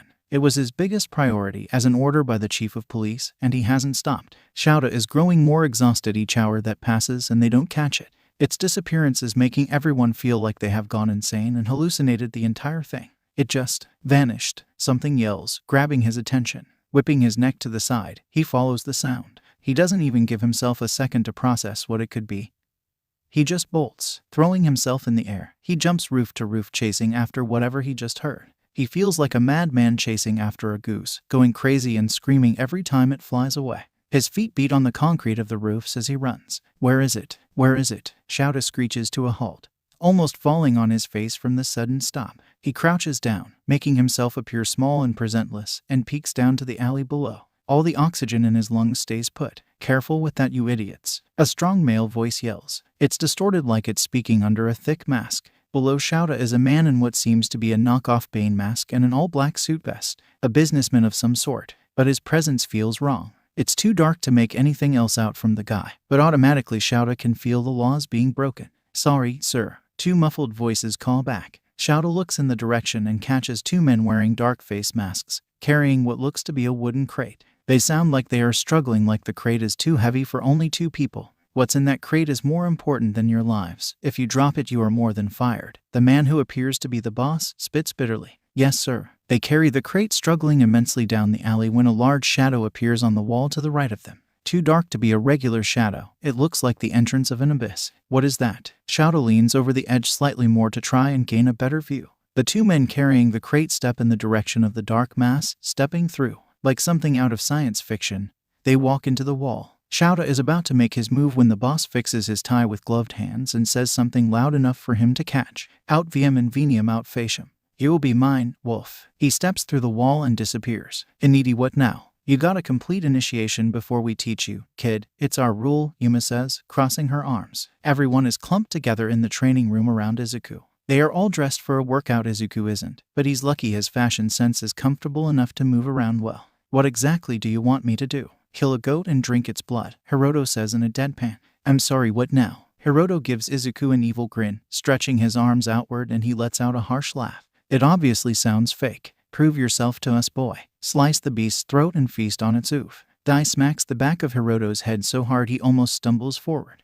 Can it asshat? Dai says sternly. You're gonna scare him off. She glares at Hiroto and then smiles at Izuku. We are not making you kill a goat, Midoriya. Izuku almost sighs in relief. He was about to make a fucking run for it if he had to slit a goat's throat and drink its body fluids. Absolutely not. That's just crossing it. What do I have to do then? Izuku asks, glancing at Hiroto rubbing the back of his head. Yuma clears her throat and walks over to a crate leaned against the wall. She opens it and pulls out a large black paintball gun. Paintball, Izuku says, cocking his head to the side. Land a hit on at least one of us, that's the goal. Yuma smiles. And if I don't, we throw you off a roof, Hiroto says. Dai immediately smacks the back of his head again. Dai looks at Izuku and lightly chuckles. Well, you just have to treat us to dinner. We are gonna train you no matter, so we just want to see what you can do. Okay, this is a weird way of joining a group. He shrugs. What's the worst that could happen? Yuma tosses the gun at Izuku and walks back over. This will be fun, right? This is not fun. This is so not fun.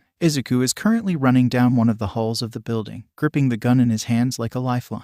Everyone disappeared, making Izuku very nervous. These people are vigilantes. More so, they have evaded the police for a very long time. He can't underestimate them. The base is fucking huge. For it being hidden and underground, it's very large. Izuku feels like he's getting lost just running around the halls. Jesus Christ, this is insane. Something taps his shoulder. Almost tripping on his feet, he spins around aiming his gun. But nothing is there. Another tap. He turns around briskly to only repeat the process. Nothing. It's like a ghost is trying to screw with him. Something sideswipes him, landing him on his back with a bang. The gun almost falls from his hands as he slams against the ground. Groaning, he looks up and finds you standing over him with a feigned smile. Shooting a middle finger up, she spins around on her heels and runs down the hall. Cheeky bastard. I thought she just handled med stuff. With a huff, he stands up and takes off after her. You turns the corner, Izuku does the same. But she disappeared. This place is a fucking maze. Panting, he continues to make his way down the halls. His body is not agreeing to the sudden amount of exercise.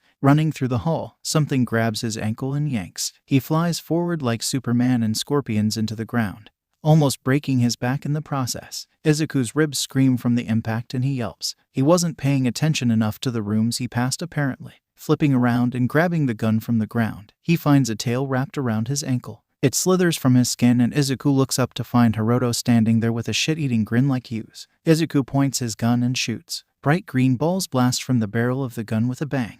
Hiroto jumps towards the wall, sprouting reptilian claws from both hands and feet. He clings to the wall like a gecko and laughs, tail swishing behind him in a taunt. God, that quirk is so cool. Izuku shoots again, missing.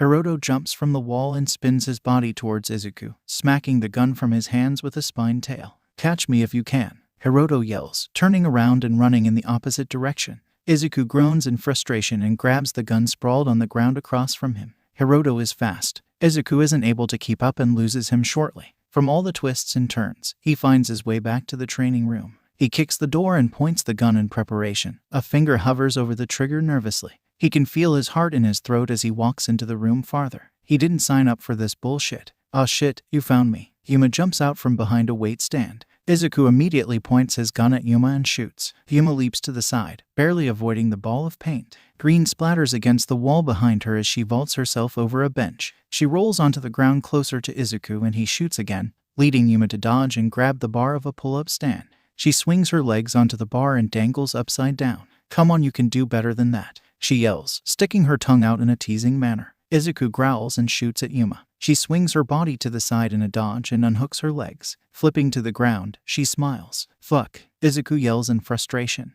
"These guys are insane." Izuku points his gun at Yuma but hesitates when her smile deepens, pointing a finger at something behind him. Whirling around, the barrel of the gun points at Dai. "Sup, kid?" Dai waves, before gracefully performing a wheel kick onto the gun in his hands. It smacks against the wall with a crack. The force of it leaving his hands was so abrupt it stung. Izuku backs up, startled. "Wah!" Dai quickly moves towards Izuku. In a panic, he swings a fist. That was a mistake. Dai grabs his fists and throws her legs upward, hooking them around his neck and flipping him to the ground. His throat is tight as her legs squeeze around his neck, pulling an arm to the side and trapping him completely in her grasp. It happened so fast.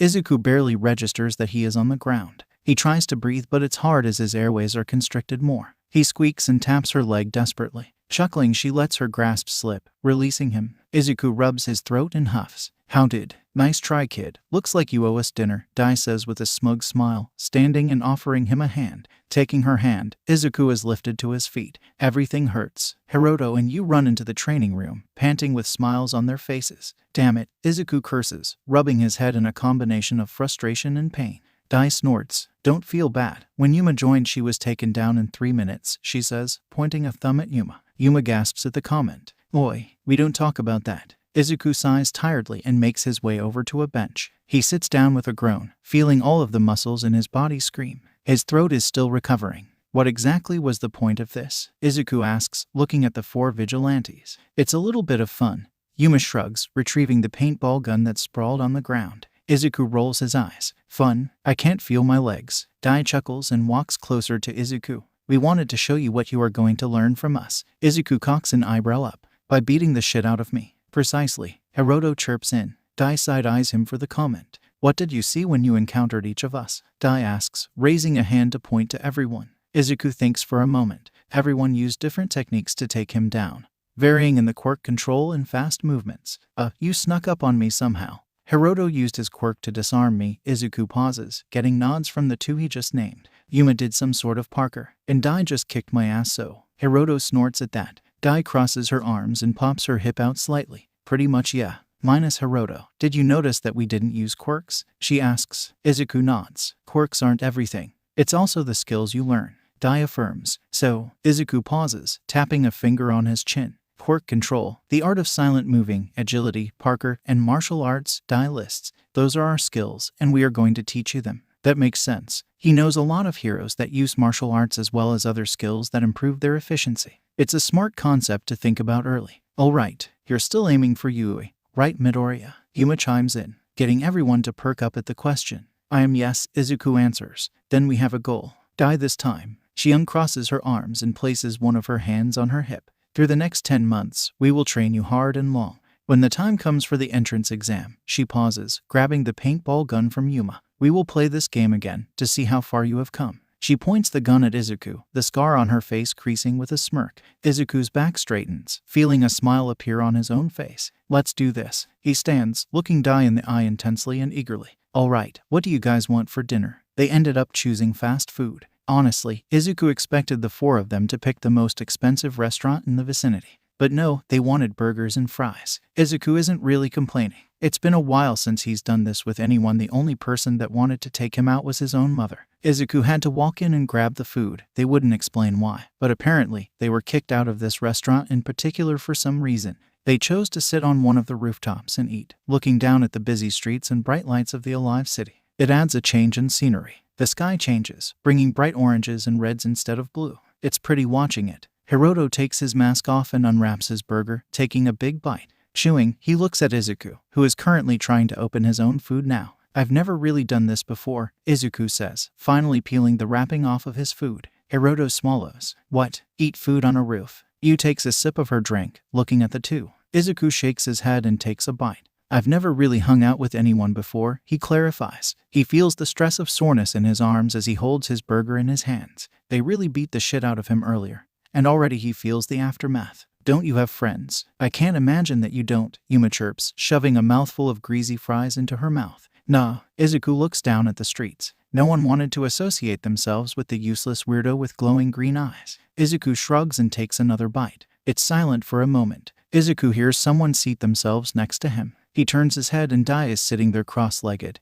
eating her burger nonchalantly. That's stupid, Yuma argues. I did have a friend for a while. Dai turns her head. Everyone looks at him, holding their food. We were kids though. As I said, no one wanted to be friends with someone that looked like me. He thinks of Bakugo. The blonde really was his best friend for a while. But unfortunately, Bakugo let society's standards lead him in his decisions. He's done putting in the energy to care anymore for Bakugo. There's no point if he gets treated like dog shit. I haven't really had one since then. He shrugs again. Yuma shoves the rest of her fries into her mouth like a chipmunk. Well, you've got us now, she tries to say with the food in her mouth. Dai wraps an arm around Izuku and squeezes him close. She rubs his arm in a motherly fashion and then lets go. It's probably her way of giving a quick sign of comfort. It makes Izuku feel warmth in his heart. Wait, Yuma yells, so that means you've never had a slumber party before? It's almost comical how childlike Yuma is. Nope, Izuku answers, shaking his head. My first sleepover besides when I was like 5 was with you. Okay, yeah, that's depressing. Yuma is practically deadpan saying that. That just means we gotta have one tonight. Yuma looks at Dai, almost like she's asking for permission. Dai shrugs, as long as Midoriya gets permission from his mom. Izuku nods, smiling as he takes a final bite of his burger, crumbling the paper in his hands. Yes, Yuma shoots her arms up triumphantly. Dai stands, getting everyone else to follow with the same action. Yu holds her drink in one hand, almost empty. Yuma steps a tiny bit closer to Hiroto. First one back to base doesn't have to do dishes tomorrow. In one motion, Yuma extends her arm out and shoves Hiroto off the roof. Arms flailing, he flies back and drops down. Izuku slaps a hand over his mouth, but everyone else just starts laughing. There's a crashing sound like he landed in a dumpster. Silence. Fuck you. It's so loud it literally echoes. Izuku laughs at that. Dai grabs Izuku's arm and drags him, running across the roof. He hears a grunt and glances back. Hiroto is climbing up the wall with his reptilian claws. He almost pulls himself up all the way when Yu chucks her cup at his face. The lid pops off, spraying ice everywhere. He lets go of the roof and drops back down. Izuku laughs harder, making it difficult to run. Hiroto crashes in the same spot, judging by the sound. Damn it. Yu grins like she's proud of herself and follows behind Izuku. Izuku lays on the couch face down, texting his mom to let her know that he won't be home tonight. There are blankets and pillows all over the common room, forming into a sort of comfy mosh pit of bedding.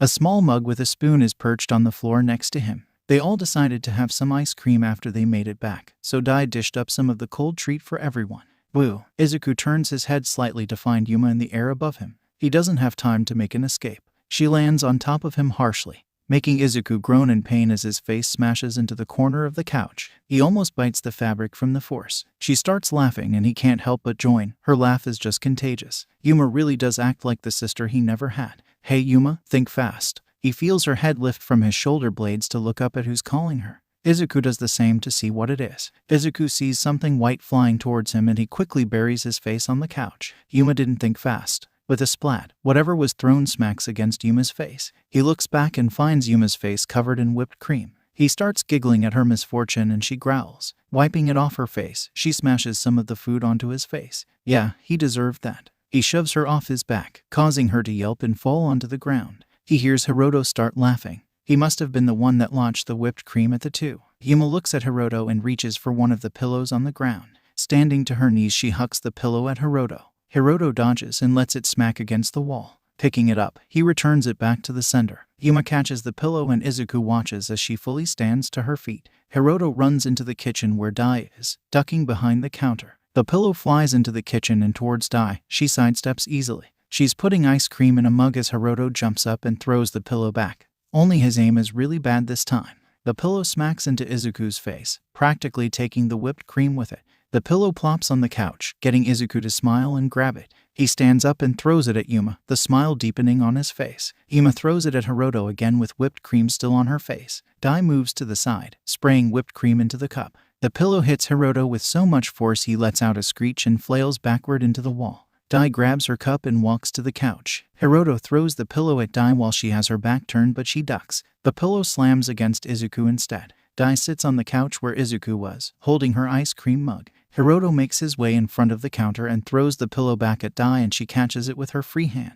That wasn't me, Hiroto says, panicking. Dai smiles and puts her mug on the floor. Hiroto and Yuma scatter like rats as Dai gets ready to throw the pillow. Dai throws it, causing Yuma to vault herself over the leather chair and Hiroto to Superman over the counter. The pillow smacks Hiroto on the ass and he screams. His feet get caught on the edge of the table and he flies to the ground clumsily. Something crashes as if he landed on pots and pans. Izuku just stands laughing at the chaos. He wraps an arm around his belly as he hunches over slightly. Yu walks into the room incredibly confused. Her black eyes stare at Izuku, practically saying, "I was gone 5 minutes, what the fuck happened?" That only makes Izuku cackle harder. Dai chuckles and reaches back down for her mug. She walks to the blankets on the ground and makes herself comfortable in a seated position. Yuma climbs from behind the couch and grabs another pillow, raising the pillow overhead, preparing to land a career-ending blow on Dai's skull when another pillow smacks onto Yuma's head and she flies to the side. The thrown-off balance causes her to land on the ground. Yu snickers, making it obvious that it came from her. "Son of a bitch," Yuma yells as she rubs her head. Izuku looks at her and continues to laugh. His stomach is starting to hurt. Yuma frowns and reaches for one of his legs, pulling towards her. Like a rug was pulled from under him, Izuku slips and falls on his back. There are a couple of blankets that cushioned his fall, but he still groans from the impact. His laughing dies down as he lays. Hiroto and Yu make their way over to the blankets and sit, joining Izuku and the other two already seated. "Man, you're bad at pillow fights, kid," Yuma says. Izuku immediately grabs the pillow next to him and smacks her on the face. "Are you guys always like this?" Izuku asks, moving his hands to his stomach. He stares at the ceiling with tired eyes. "What? Are we always so amazing?" Yuma says as she removes the pillow from her face. Izuku snorts and rolls his eyes. "No, are you guys always so positive?" "Nah," Hiroto says, "but it's always nice to let loose sometimes." He flops onto his back, putting his arms behind his head. "We are in this together. After all, it would be depressing if all we did was wallow in self-pity." Izuku hums in agreement. It makes sense. He wishes he was able to be positive before meeting these people. All he really did was wallow in his sadness. Yu lays down too, followed by Dai. She sets her mug on the ground momentarily, sighing as she puts her hand on her stomach. "Thank you," Izuku blurts. Dai turns her head to look at Izuku, brow raised. "You sure do say thank you a lot, dude," Yuma says with a slight chuckle in her voice. "I mean it though." Dai smiles softly. Izuku brushes a hand through his hair and sighs. He smiles at the ceiling, feeling an emotion that he doesn't know well. Happiness. "I haven't had this much fun in years." Cerberus. "Really?" Shouta says on the phone. He's standing on the ledge of a roof, participating in yet another patrol to find the wolf. Apparently, they decided to name it after a month of calling it the wolf, and they went with Cerberus. Are they joking? It doesn't even have 3 heads. It's the best they could come up with. Detective Tsukachi says on the other end. Shouta snorts. They really could have been more creative. But oh well, Cerberus it is. Got anything today? Tsukachi asks. Shouta exhales. The answer is the same as it was for the past few weeks. Nothing. Shouta's leads have been dry as ever, and no matter where he looks he can't seem to spot anything. Some people have supposedly spotted it, but it's never actively doing anything. There is something weird going on,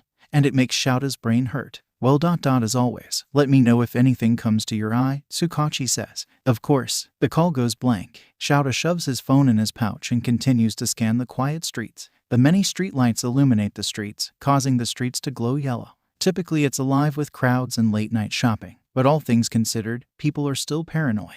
He doesn't blame them, it's right to be on edge. His phone buzzes again. Confused, he digs it out of his pouch and answers it. Hello, hey, me again. I just got word that Cerberus was sighted moving fast near Hasu General Hospital. That was quick. Tsukachi sounds out of breath like he just ran across the station at high speed. Got it, Shouta says, ending the call. He turns in the direction of the location and runs. Shouta hopes he can make it in time.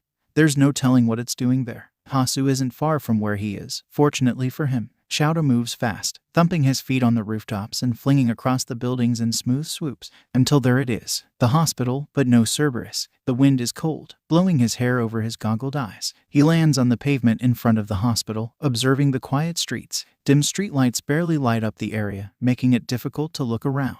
He might have been too late. Cerberus is massive after all.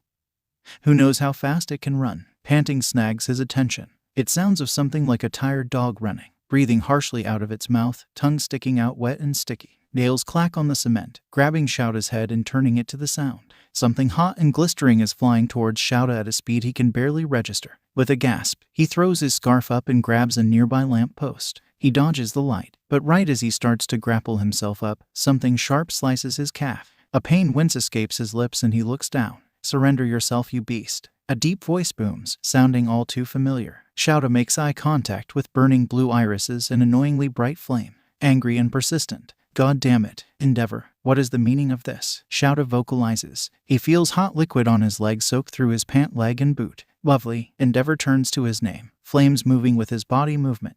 They are far more brilliant in the bleak lighting. I'm trying to catch this monster you've failed to capture. What does it look like I'm doing? Endeavor yells, holding a flame in his hand, readying for an attack. Shouta turns his head and sees Cerberus moving fast down the road. He notices blood staining one of the sharp vertebrae. It must be responsible for the gash on Shouta's leg. Because of the misfired flame, Shouta was too distracted to notice it apparently. Its movements are panicked, as all the other times he has seen it. It seems to be running from the hero. Someone is gripping onto one of its bones, like a passenger to the wolf. That's odd. They are small, almost frail, like gripping onto the side of the wolf for dear life. He unhooks his scarf and lands roughly on the ground. With a grunt, he looks down to see dribbles of blood from his leg. Endeavor runs past him, trying to catch up to Cerberus. Shouta pushes past the pain in his leg and follows behind the hero. He can feel the squishing of blood in his boot the more he runs. Soggy and uncomfortable. Who's attached to it? Shouta asks as he catches up. How am I supposed to know? Fucking prick. Shouta catches up to Endeavor, now running next to him as best as he can. His leg hurts like a bitch, but it's nothing he hasn't dealt with before. Got him, bastard. Endeavor mumbles as he runs faster. Cerberus only continues to run down the road, trying to avoid him and Endeavor at all costs. Shouta notices the train station down the road, growing closer as they run. The lights and signs of the tracks ahead begin to flash, warning for an upcoming train. Shouta winces through each step behind Endeavor. His leg really got fucked up. We can corner it at the station. Shouta yells. He doesn't like to work with other heroes, especially someone with a status like Endeavor, but he doesn't really have a choice in this.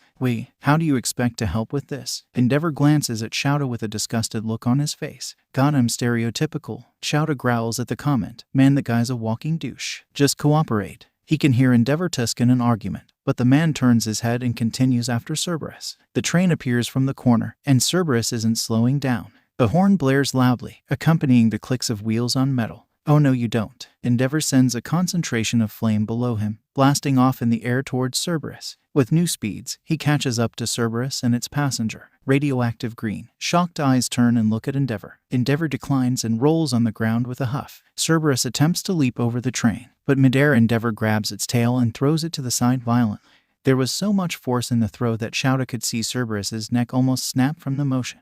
With a crash, glass shatters, and concrete cracks. Endeavor threw it into the side of the building to their right. Shouta can see a hand sticking out from underneath the beast. Cerberus must have crushed whoever was attached to it. Cerberus whines with panic in its voice as it weakly rises slightly. Acid pools out of its mouth and eyes, sizzling onto the ground. Endeavor approaches it, causing Cerberus to growl angrily. Teeth bare and acid spills faster. It goes to bite the hero out of defense, but a hand clasps over its muzzle, clamping its mouth shut. Shouta gets closer to it, feeling quite useless in the situation. It seems Endeavor has this handled. As he gets closer he notices a scar sliced across its eye, reminding him of when it was shot twice. Cerberus's body moves to try and escape Endeavor's death grip on its face. Shouta sees its legs shaking, body hovering as it leans against the ruined building. The person he thought was crushed is safely under Cerberus. It's protecting them. It growls louder and louder the longer Endeavor holds it. It sounds and looks like a protective dog with its owner. Spines start to puff and shake in irritation. Shouta needs to de-escalate this before Endeavor either loses an arm or the person under Cerberus gets injured. With a flash of his power, Shouta erases Endeavor's and Cerberus's quirk as quickly as he can. Endeavor's flames are extinguished, getting a pissed look in response to the action. He still holds Cerberus's same mouth closed though. That's not right, Cerberus should. No, that can't be a mutation. Is it more animal DNA than human? Or is it a beast? Something shakes the ground as if a heavy object dropped behind him. He turns, keeping his eyes open. It's hairy and lanky. Oh god. A claw swipes at Shouta and he jumps to the side. He blinks. Endeavor lets go of Cerberus once his familiar flames return to his body, fluttering and smoking. He turns to let a blast go at the beast that decided to accompany them. The animal dodges and canters awkwardly around them, reaching Cerberus's side, teeth bared. Shouta gets a better look at it and is that Jinru. Shouta moves to a ready position, grabbing his scarf. He's had a couple of run-ins with Jinru, and he knows this power can't be erased. A quirk that caused shared DNA with a wolf. She is a complicated one. Maybe Cerberus is similar. She nudges Cerberus with a bony elbow, red glowing eyes penetrating Shouta's skull with annoyance. Cerberus looks at Shouta before lifting its body more. Endeavor attempts to run towards the two but Jinru crouches and spins her body. With a crack, she lands a harsh blow on the hero with her leg, sending him flying. Shouta watches as Endeavor slams against a light post, denting it to a degree where it almost breaks. Shouta prepares to launch his scarf at Jinru but she doesn't move. She doesn't attack Shouta. Leaning down, she helps Cerberus to its feet instead. Endeavor grunts and slowly raises to his feet, getting a glare from Jinru in response. Her bright eyes put chills down Shouta's spine. Cerberus stands to its feet fully, taller than Jinru by a foot at least. Shouta glances at the ground and finds a little girl on the ground under Cerberus. It seems she passed out. Blonde tangled hair covers her face messily like it hasn't been brushed in weeks. Her chest rises and falls steadily, calming Shouta's heart slightly. Cerberus moves from on top of her, getting lead by Jinru to the side. It points its nose at Shouta and then at the girl like it wants him to help her. Big green eyes practically beg. Endeavor shoots a flame at the two with a yell. Cerberus dodges and Jinru runs, dragging Cerberus with her. Sharp nails scrape on the asphalt as they speed past Shouta and Endeavor, turning into a nearby alley. Endeavor hounds them down and Shouta almost follows when he hears the little girl exhale loudly. He stops and turns, walking towards her. He crouches to check for injuries, placing a gentle hand on her arm. She's a little beat up, most likely from the harsh blow Endeavor gave. Other than that, she is okay, just unconscious. Damn it, Shouta hears Endeavor scream. It doesn't sound like something he would yell if he were in a tough fight. It sounds like he lost them. You say Cerberus was carrying her. Detective Tsukachi looks at Shouta while holding a notepad and pen like he's trying to understand the situation that just happened.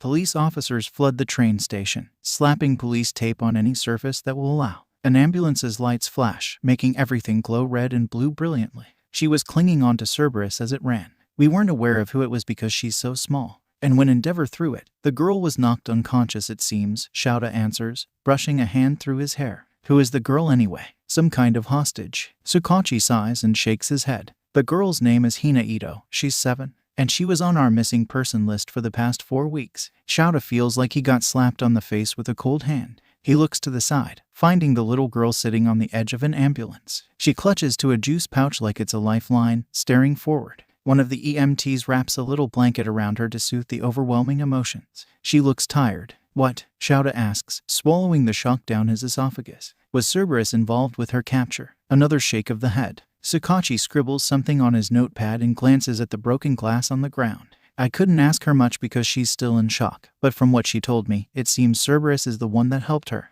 You're saying Cerberus and Jinru are the ones responsible for her rescue? Shouta asks. A nod this time. The big doggies were so nice to me. They saved me from the bad man that took me from my mommy is the exact wording if you needed that. Sakachi taps his pen on his notepad. There was a small note in her pocket with an address. It must be where her kidnapper is. Shouta hums. I guess we can confirm Cerberus is working with vigilantes. It doesn't matter if Cerberus did a good thing today. It's highly dangerous and still responsible for a death. Not to mention it's involved with the Oni. The detective pauses. We need to catch it, and soon. Shouta nods, looking at the crime scene once more with dry eyes. Cerberus really was protecting that girl. Huh. Interesting. Oh, for the love of God. Shouta got a call at the ass crack of dawn, alerting him that Cerberus is at Dagaba Beach. He just finished his patrol too. An odd location choice for a creature in hiding, but he doesn't question it, leaping roof to roof quickly. He makes it to the beach. Thankfully for him, the beach wasn't far from where he stood. Wrapping his scarf around a nearby lamppost, he swings to the ground, landing quietly. The breeze of the ocean burns his already dry eyes as he walks, and the stench of garbage and pollution blinds his senses. Something inhuman grunts, walking over by the concrete staircase. He peers over the metal railing. The beach is filthy. It's really unfortunate people let it get this bad. Some of the trash is on the sidewalk next to him, causing him to raise an eyebrow. Fur moves in the breeze, making his head snap to the side. He can't see much through the dense forest of trash on the sand, but something is moving. The sound of metal screeching and crunching pierces his eardrums. Turning his head, the wind blows long black hair into his face. Swiping it to the side, something very large is suddenly next to him. Shouta usually can sense when something is trying to sneak up on him, but this really startled him. It came out of nowhere. His eyes meet with Cerberus, having to strain his neck to look up to its face. It's just standing there, spines rattling in the wind. The darkness of the sky makes its eyes glow terrifyingly green. There is something in its mouth, like a dog holding a big bone. Only, it looks like a large rusty fridge. Uncharacteristically, Shouta hesitates. He moves to activate his quirk but remembers he can't. Well, great, he's practically useless. He grabs his scarf but stops when the fridge is dropped from the maw of the wolf, slamming against the concrete in the pile of garbage already piling up. It doesn't move to attack Shouta, it just stares at him. He swallows a lump in his throat before Cerberus turns around. He feels useless looking at the thing. Hey, Shouta yells, causing it to turn its head slightly. Shouta's grip on his scarf grows tight. You need to come with me. It closes its eyes and lets out a rough sigh like it's tired of hearing that. It hops over the staircase and onto the beach, sand shooting up from its heavy landing. It is calm and not worried whatsoever of Shouta's presence. Odd. It seems like a completely different animal from weeks ago. Shouta watches it trot around the beach, pushing pieces of trash with its snout into a concentrated pile. Metal clangs and claws scrape through sand. He doesn't really know what he's looking at right now. Opening its mouth wide, it chomps onto the small collection of trash, picking it up. It walks back over to the staircase and leaps next to Shouta once again, dropping the trash. Is it cleaning the beach? Once again, it turns and jumps back into the sand. Shouta watches it do this at least 4 more times, dropping trash on the sidewalk, leaping into the sand, collecting more trash. But the last time Cerberus drops a piece of heavy metal on the ground, it unexpectedly turns around and full-on runs across the road. Startled, Shouta grabs his scarf and chases after it.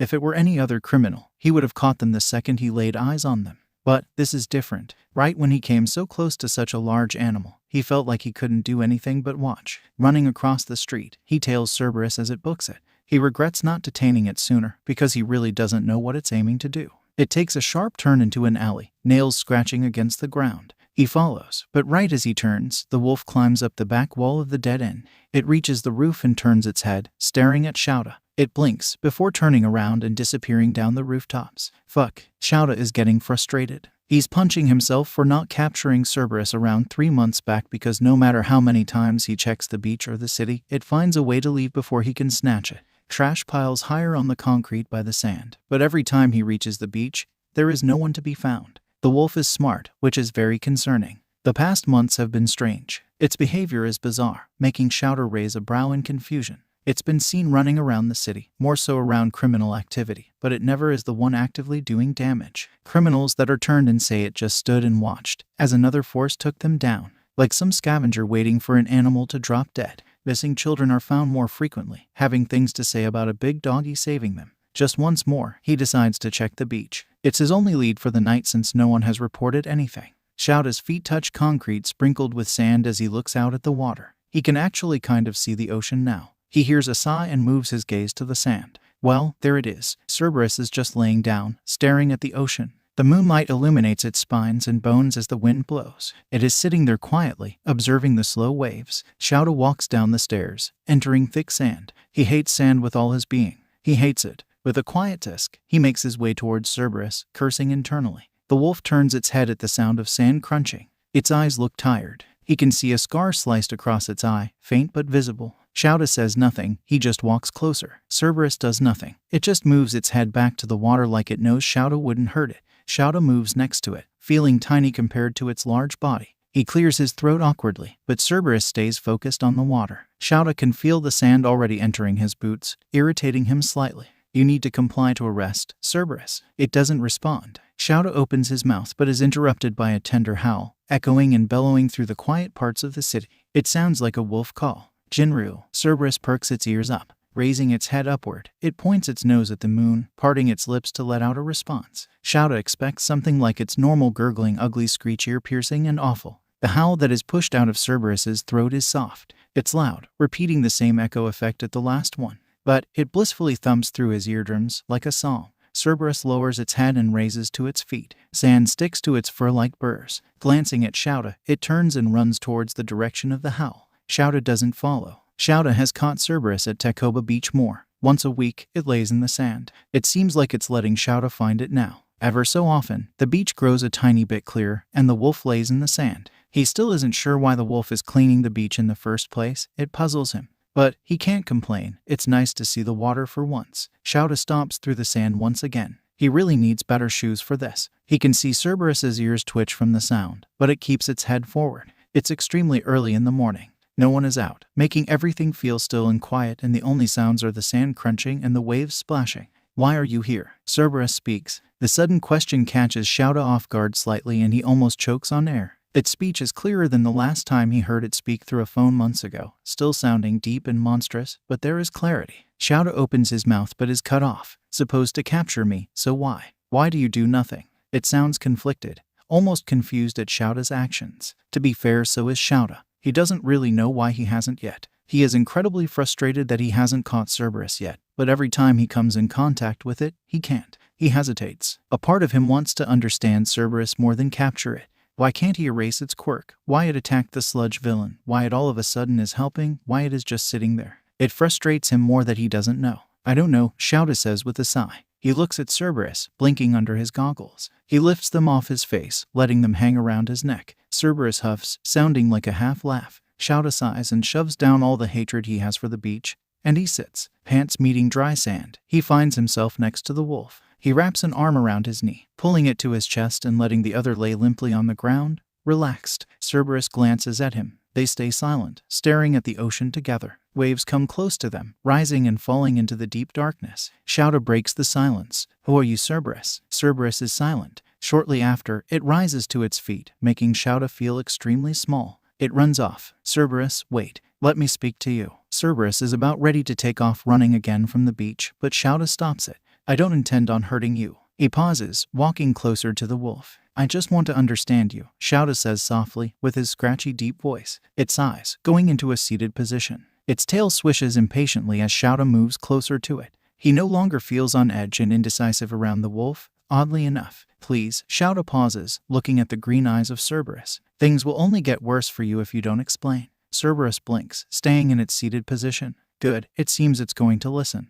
For once it isn't disinclined to stay. Cerberus looks down at Shouta, towering over him as always. It waits for Shouta to speak. Why are you cleaning this beach? He decides to start with something small. Cerberus looks at the pile of junk on the concrete above them, and then back at Shouta. Wanted to help, it says, deep and short. It averts its gaze from Shouta, looking irritated. Why? No response, it just blinks. Stubborn. Okay. New question. Is this a quirk? Shouta points to Cerberus's body with his index finger slightly. More specifically, were you born with this quirk? Cerberus returns its gaze to Shouta. It takes a deep breath, nostrils flaring outward from the action. Wasn't always like this. Quirk experimentation. Shouta asks without thinking. Cerberus shakes its head immediately. A shocked look on its face emerges like it doesn't know why he asked that. I had a weak quirk when I was 5 till most of my life. A stressful event caused my quirk to fully manifest. It taps a nail against the sand impatiently. So, that's technically a transformative form. Cerberus nods hesitantly. Okay, if it really isn't a full mutation,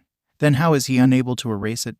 This doesn't make sense. Shouta taps the side of his chin a couple of times before opening his mouth. Why is my quirk of interest to you? Cerberus snarks. It sounds revolted by the mention of its own power. I can't erase it. Cerberus's body completely freezes. Mutations I can't erase, but you don't have one. Cerberus's lip curls in annoyance at his accusation. It makes no sense. A transformation quirk I can't erase. How does a mutation quirk come in late? More importantly, it seems its DNA was altered, screwing with the mutation altogether. Something isn't adding up. Cerberus tilts its head. Green eyes blink slowly and its quills puff slightly. Shouta clears his throat. You say your quirk came in at 5. Cerberus untilts its head and nods again. Shouta moves a little closer to Cerberus. Mutations don't come in that late. I ask you about your quirk because I wonder why I am unable to erase it. Your quirk I should be able to erase. It seems you don't have a mutation quirk, but more so altered DNA. He swallows. Jinru that werewolf you seem to be working with, she has altered DNA, which means she isn't technically human.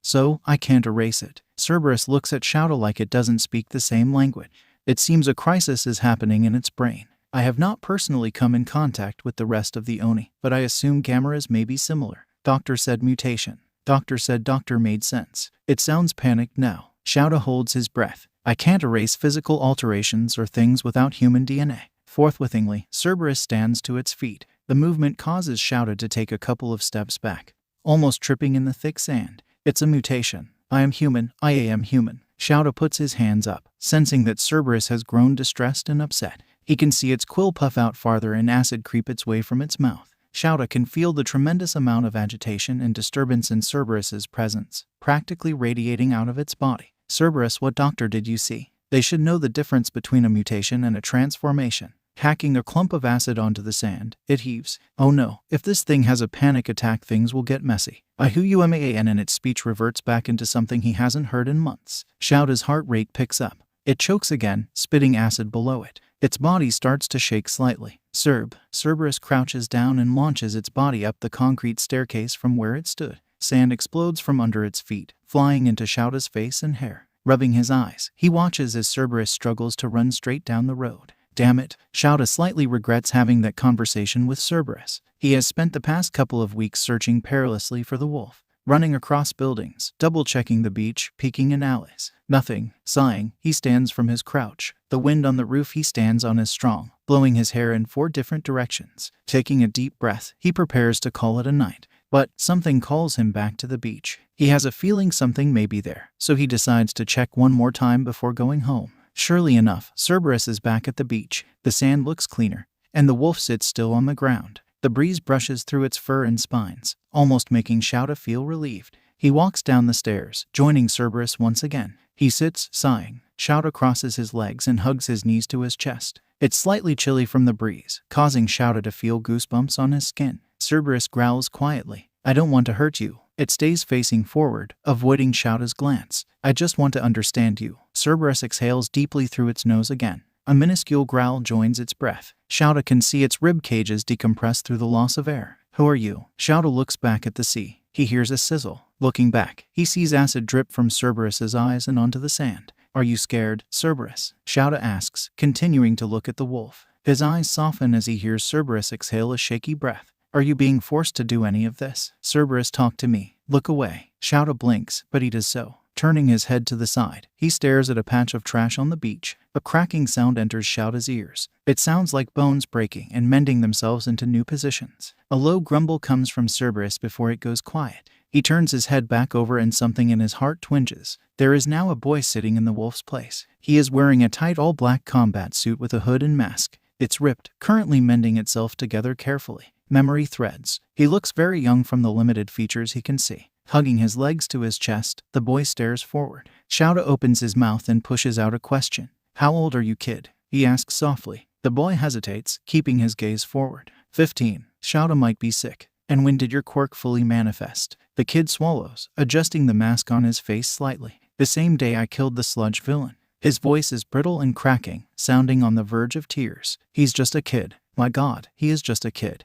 And he is being threatened to be sent to Tartarus. God damn it, it was literally just an accident. Shouta sighs and stares forward. Another low grumble joins the sound of the waves. Shouta glances at Cerberus and finds he is back in his wolf form, head down in the sand. Cerberus closes his eyes and lets real tears fall. Go ahead, take me away. I deserve it anyway. Shouta doesn't want to. His heart aches as he looks at Cerberus. The kid. He reaches out to the side and gently places a hand on Cerberus's head. He expects his hands to feel scratchiness, but it's soft. Cerberus jolts slightly to the touch but relaxes shortly after. I will do no such thing, kid. I'm dropping the case. Shouta sits on a rooftop, holding his phone to his ear. He needs to tell Tsukachi that he isn't comfortable with trying to arrest someone that didn't want any of this. The sight of the kid's terror stays tattooed in his brain, stinging and throbbing, still sore and fresh. Tsukachi sighs on the other end. I was going to call you anyway. Shouta opens his mouth but stops. We've got it handled. He sounds mildly irritated. Shouta adjusts the phone on his ear. Pardon me. Tsukachi clears his throat and Shouta can hear something struggling in the background.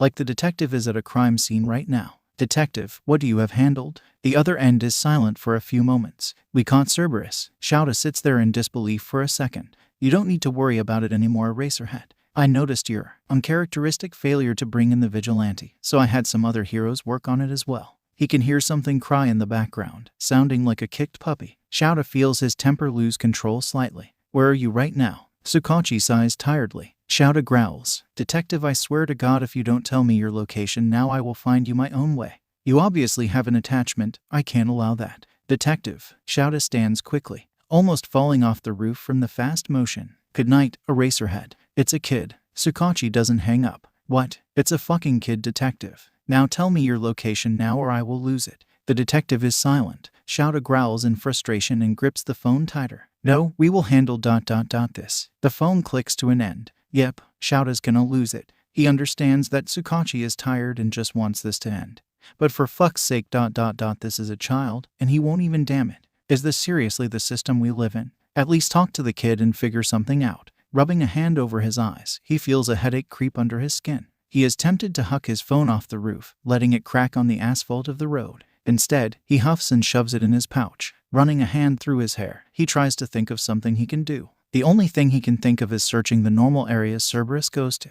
There's a lot. He doesn't have a lot of time. Internally cursing, he decides to start with the beach. At this hour, there is a chance the kid's there. A gut-wrenching scream boils his blood. It sounds like Cerberus, and the scream was something on the terrifying side. It echoes from the direction of the beach. Thank God. Shouta runs as fast as he can, almost tripping over his feet as he continues closer and closer. His hair blows messily behind him. Closer and closer he runs. Please, please. Police sirens wail. He's close. Good Lord, please. He reaches the beach, finding police cars swarming the place. The sun is just barely coming up, lighting up only parts of the beach. There is the sound and sight of a struggle. Officers circle around two large beings, holding their guns in front of their faces. Cerberus is in the middle of the circle, covered in sand as if he rolled in it for hours. He's being held down at the neck by All Might, wiggling like a worm. Cerberus struggles, cries, chokes, but nothing. No one can match the sheer strength of the number one himself. Shouta might be sick. He spots the detective in the circle. Detective Tsukachi. Tsukachi turns and immediately frowns. Eraserhead leave. Some of the officers turn their heads. Shouta disobeys. He runs towards the circle, jumping over the metal fence instead of going down the stairs. You're hurting him. He yells at All Might, who only presses harder on Cerberus's neck, choking him further. All Might doesn't listen. He reaches his hand back, grabbing something from an officer in the circle. It's a muzzle. I wish to not do any damage to you, Vigilante, but you must cooperate.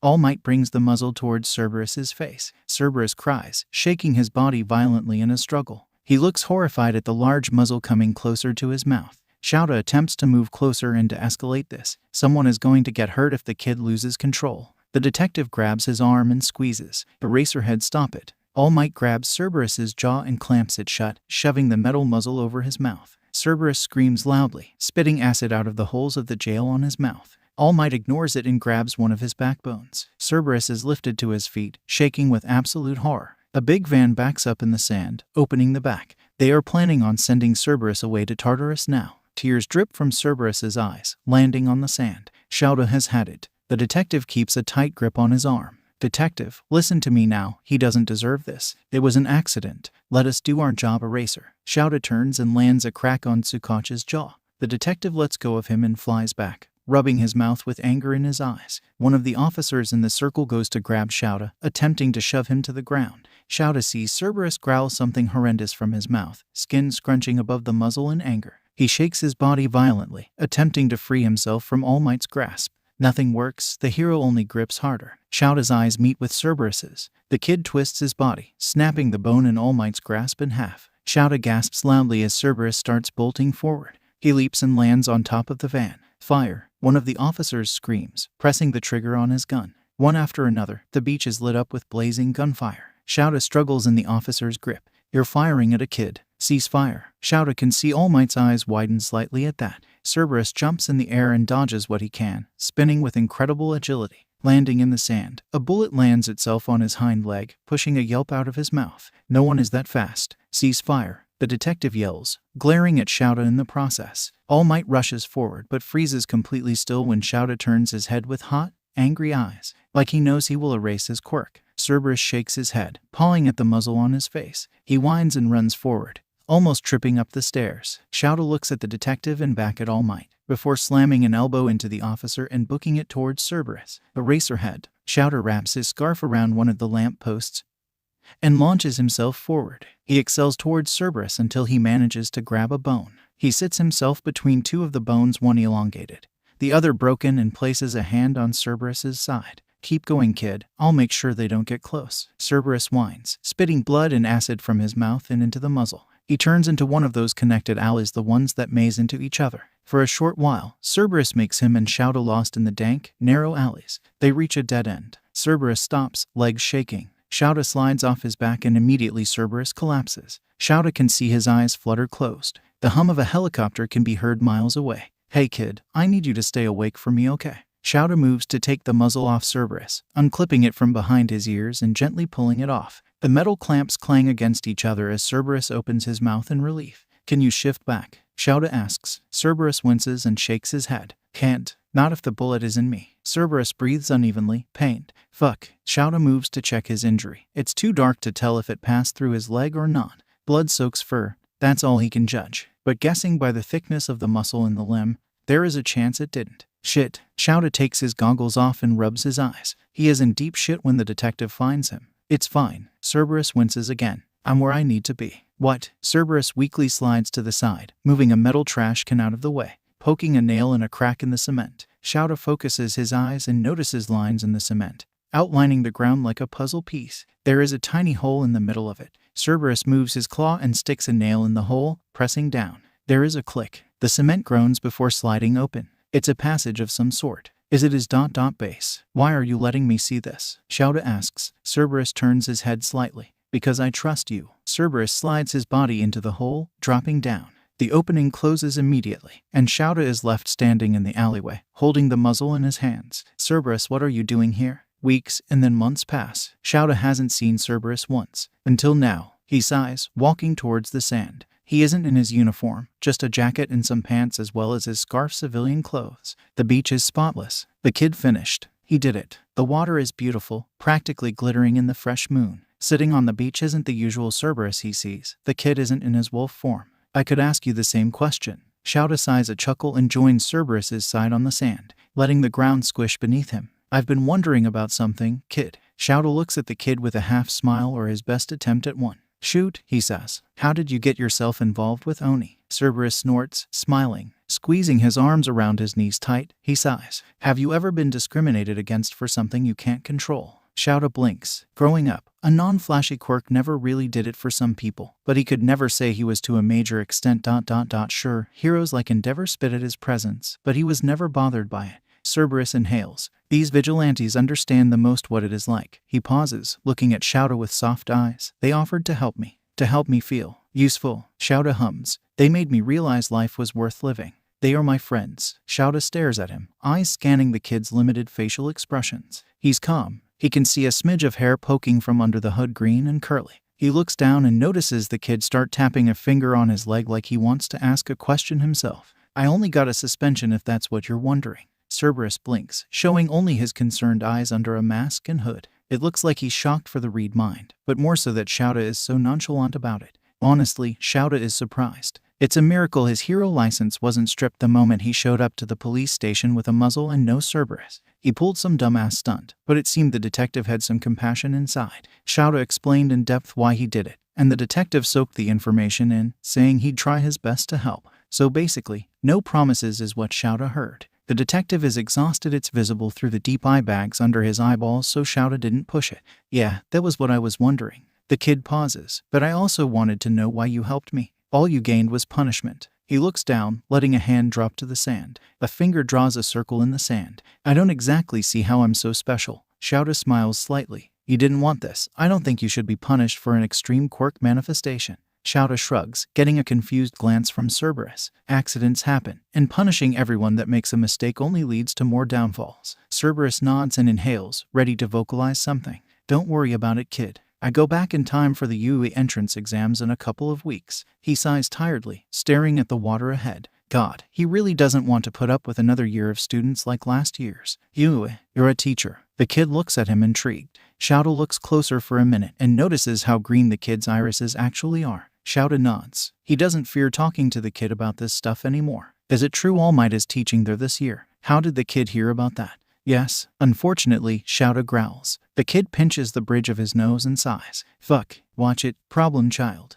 God, where did the kid get a mouth like that? Cerberus narrows his eyes slightly. Problem child. It kinda just slipped out. Shouta shakes his head. Never mind that. Why do you sound so upset about it? Cerberus moves his head forward again, stretching his legs outward and relaxed. I would rather not talk to him on campus. Shouta freezes for a moment. Wait a minute. Are you? Yup, Cerberus says, popping the pea. Gonna do anything about it? He teases in a mocking manner. Is he going to do anything about it? He decides to ask something. Well, do you want to be a hero, kid? Shouta asks, looking at Cerberus with serious eyes. Cerberus looks at him weirdly before nodding his head. Shouta shoves his hands in his pockets and smiles. Then I'll see you on campus. Shouta walks home, feeling the warmth of the sun welcome him. The morning became crisp, day anew. Ski turning Peggy's sweet. Shouta thinks to himself briefly as he walks. Good luck, kid. Keeping his hands in his pockets, Shouta walks down the sidewalk. His eyes are dry in the morning air, causing him to curse internally. He needs a nap after this. Something shatters in the alley in front of him.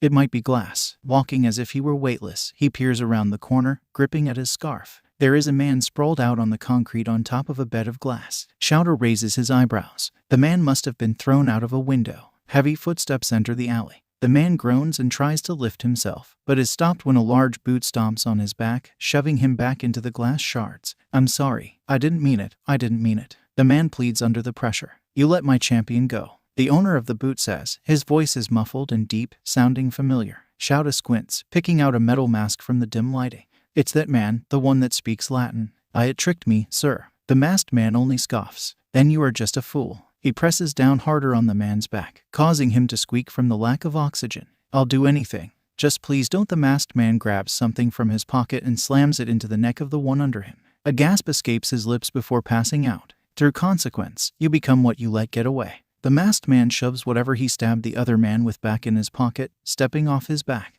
The masked man snaps his fingers, and a black void appears on the ground in front of him. No, not this time. Shouta launches his scarf towards the man. With a pair of glaring eyes, he sidesteps away from the cloth. He saw it coming. Turning around, the man walks back into the shadow, disappearing. Shouta curses internally. God, that guy is shady. The man on the ground lets out a soft groan, snapping Shouta out of his funk. There is blood trickling from the neck of the man. He quickly snatches his phone out of his pouch and dials. Placing the phone to his ear, he turns around to check his surroundings. I need an ambulance at this location.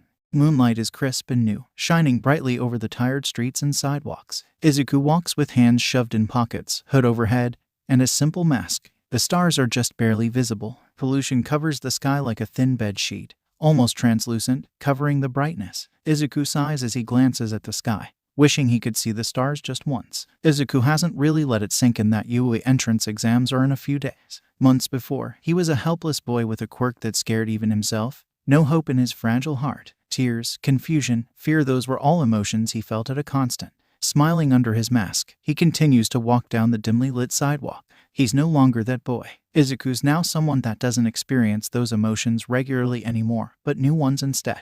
It's remarkable, really. Who would have thought that a change in friends, a change in perspective, more importantly, would completely alter his outlook of everything around him? People are not created equal. Izuku learned that lesson a very long time ago. But he didn't let it eat and fester like a parasite in his stomach. Instead, he let it drive him. Izuku was not going to sit and whine. He was going to work hard. Blood and sweat, it was all worth it. Izuku's self-confidence, mental health, quirk control, and overall physical health could never be better. It was all because he got the closure he needed to kick his old Debbie Downer self in the head. For fuck's sake, he has made it far, farther than he thought in today's unfortunate society. He had to give himself some credit. He's proud of himself and grateful he found people like the Oni that cared for his well-being. They weren't people that spit at his existence, but they were ones that were spit at as well. Nothing can beat being friends with people that understand. Without them, an Eraserhead. He would never forget about him. He'd be rotting in a jail cell right about now. It makes Izuku smile, distracted in deep thought. Izuku doesn't fully process someone running towards him from the alley next to him. Harshly, the figure slams into Izuku, almost knocking him to the ground. Izuku grunts and rubs his shoulder, looking down to find a man trembling and on the ground. And, is he wearing a hospital gown? Izuku blinks, but shortly after he kneels down, offering a hand. "I'm so sorry, sir, are you all right? I didn't notice you there. Help me." Izuku flinches, retracing his hand. The man's voice breaks from distress, sounding absolutely terrified. He must have been running from something, or someone. The man raises to his knees shakily, grabbing onto Izuku's shirt. Fingers twist into the hem of Izuku's shirt, making him nervous as the man begs for help. He tries to back up but can't because of the death drip on his clothing. The man is borderline in tears, lip wobbling and eyes glistening. "Sir, are you okay?" Izuku asks, voice slightly shaky from the scenario. "I can help, but only if you tell me what's wrong." The man looks at Izuku with wide eyes, continuing to grip the cloth. Izuku's heartbeat picks up. IIIHG. The man lets go of Izuku's shit mid-sentence, crumbling to the ground in pain. He grabs at his neck, his whole body shaking. "Sir." The man pants unevenly, sounding of pained wheezes, asthma-like. He gags, leaning to the side like he's about to spill the contents of his stomach onto the concrete. Hot blood chokes from his mouth instead, splattering onto the ground. He grabs his stomach in pain, hunching forward. Izuku reaches a hand out again, attempting to calm the man in his obvious meltdown. But he stops when a growl hums in the man's chest. It doesn't sound human, but oddly feline-like. The man's hands shake aggressively, allowing claws to manifest and scrape against the sidewalk like nails on a chalkboard, further demonstrating the escalation of this situation. "Fuck, this isn't good. He might have to call die." The man screams in agony, clawing at his neck, not realizing that he's leaving marks. Blood oozes from the scratch marks as he scrapes his skin raw. It's like some tick attached itself to his skin, sucking the life out of him, and he's desperately trying to get it off. He looks extremely stressed out. "Not good, sir. Whatever is wrong, I need you to take a deep breath." The man only continues to hyperfixate on a single spot on his neck, clawing, scratching. Izuku backs up slightly. Another clot of blood shoots out of his mouth. Izuku looks at the man's distressed face, finding glowing yellow eyes. Those were not there before. The man hunches his back and howls. Izuku needs to get the fuck out of here. Izuku turns, but his ankle is grabbed tightly. Izuku looks back as the blood drains from his head. He finds the man staring at him, tears pouring out of his eyes. Long, wire-like whiskers poke from the sides of his cupid's bow. "Help me, help, help." A long tongue slithers out of his mouth, mimicking a similar action to Hiroto's reptile form. Hair grows on his forearms rapidly, looking painful. Inter, it's a mumble. A pause. "What?" The man lunges at him, catching Izuku off guard. He stumbles back, landing ass first onto the ground. He expects to feel the sharp claws on his flesh at any moment. But surprisingly, the only pain he feels is his lower body from the impact. Izuku looks to the man, finding him struggling. A dark piece of matter has itself wrapped around the man's ankle tightly, like some sort of whip. That must have been what stopped the man. It pulls back. The man claws, struggling, crying, trying to make his way to Izuku but fails miserably. Tears spill from the man's eyes faster. Izuku can't move. The absolute terror in the man's face drains the color from Izuku's skin. The man's tongue flies out messily from the tribulation through his body. Something flaps from his neck. It looks like one of those skin things on a frilled dragon. "What is this guy?" Interfishes me. Obsecro. Before Izuku can even get up to help the poor man experiencing incredible pain and suffering, the man is dragged harshly into the alley, Izuku can practically hear the skin under his hospital gown rip to shreds. The man disappears into the void of black, leaving Izuku with a line of sweat now covering his forehead. What the fuck was that? Izuku swallows, sitting in silence for what feels like minutes. That was really weird. The man's quirk transformation didn't look natural. More specifically, it looked and sounded painful. It was intense, leaving Izuku with tight muscles and a dry throat. What language came from his tongue? It sounded Latin. Snapping his mind into focus, Izuku stands slowly. He shuffles past the alley and makes his way down the sidewalk once again. He knows better than to investigate something like that. His hero complex argues, but that was insane. God, that creeped him out. Hopefully, that doesn't screw with his head tonight. He's gonna need the focus. Izuku pulls his hood over his head slightly more, almost completely covering his hair, shoving a lump down his esophagus. Throwing his hands in his pockets once again, he tries to move a little quicker. The last thing he needed was to get nabbed in the middle of the road. Hopefully, Dai can tell him what the hell he just witnessed. Alright, punk, let's see you shine. Izuku stands in the middle of a circle actually wearing workout clothes. Surprise. Yuma chucks a paintball gun at him, clacking in his grasp. Smiling, he brushes a hand over the barrel. Think you can do it, Serbi, Yuma teases, crossing her arms. Izuku scoffs at the nickname, smiling afterward. Oh, I know I can do it, Izuku answers, grinning. I had good teachers after all. Izuku taps Dai next to him with the gun. He hasn't really had a chance to talk to her yet, he just realized. As soon as he dropped down into the hideout, Yuma whisked him away, excited that today is the day. At least he had a chance to look up some of what that man said to him on his phone on the way to the building. It was a rough translation since he didn't know the spelling, but through sounding it out and going through a couple of translation sites, he was able to find the meaning. Izuku's always been like that. When curiosity hits, he searches. Kill me, please. It put something in his head that didn't feel nice. It almost made him regret having that curiosity. Wanna add to the challenge? Dai says, cocking her eyebrows. Izuku nods, adjusting his stance slightly. He's gonna need to focus. Hit all of us, and you're off dish duty for a month and we buy you dinner. Yuma opens her mouth, but Dai pauses, holding a finger up. If you don't hit all of us, you're on dish duty and you owe us dinner. Izuku puts a finger on his chin. Challenge accepted. Dai smiles, snapping her fingers. Alright, you know the rules, squirt. Countdown 5 minutes. Dai gets into a ready position, preparing to boost off, but Izuku grabs her arm. Everyone else runs out the door, booking it fast down the hallway. Turning her head in confusion, she stops and waits. Can I ask you something? Izuku stands, still holding Dai's arm loosely. Nodding her head, she adjusts her stance to something better. Izuku opens his mouth but then pauses. He didn't realize how complicated this was. Actually, it can wait, Izuku says, getting an eyebrow raise in response from Dai.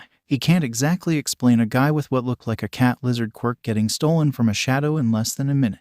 You sure? Yeah, it might take a while to explain. Izuku trails off, looking to the ground nervously. Alright, suit yourself, Dai says, shrugging. Izuku lets her arm go and Dai makes a run for it. He watches as the training room door slams shut, before squeezing the paintball gun with both hands. Here we go. Shit. Izuku laughs to himself as he chases Yuma down the hall. I forgot you could do that, Yuma yells, continuing to run as fast as her muscles will allow. Izuku runs faster than normal speed, catching up to her. What Yuma speaks of is Izuku's enhanced limbs from Hiroto's lessons. Hairy, long legs carry him down the hall quicker. His tall stature makes for quick movements to his advantage. Nails from his paws click on the ground through each step like a pair of heels. Turning sharply suddenly, Yuma leaps and presses her legs on the wall, shooting herself towards Izuku. She's attempting to take Izuku down and make a run for it. Yeah, as if. Izuku watches her body attentively as she flies towards him. In a matter of milliseconds, Izuku processes that her body is at a certain angle that plants a target right on her stomach perfectly. Rolling backward to his back, Izuku waits for Yuma to get close enough and he shoves his legs upward.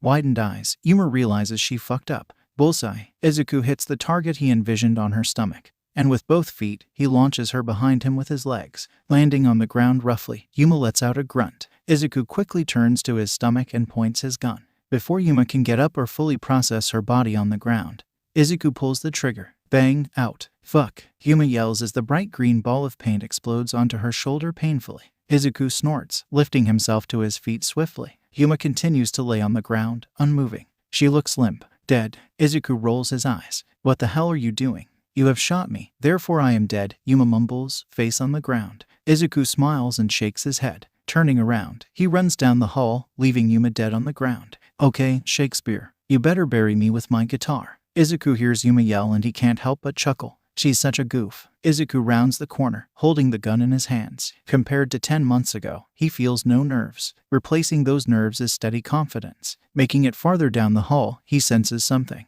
It feels off, almost like a warning signal down his spine. Like someone's finger drags itself across his back gently, or something like a ghost trailing behind him, waiting for the perfect opportunity to poke at his shoulder and scare him. Izuku swallows and screeches to a halt. He turns aggressively and swings his gun with the body motion.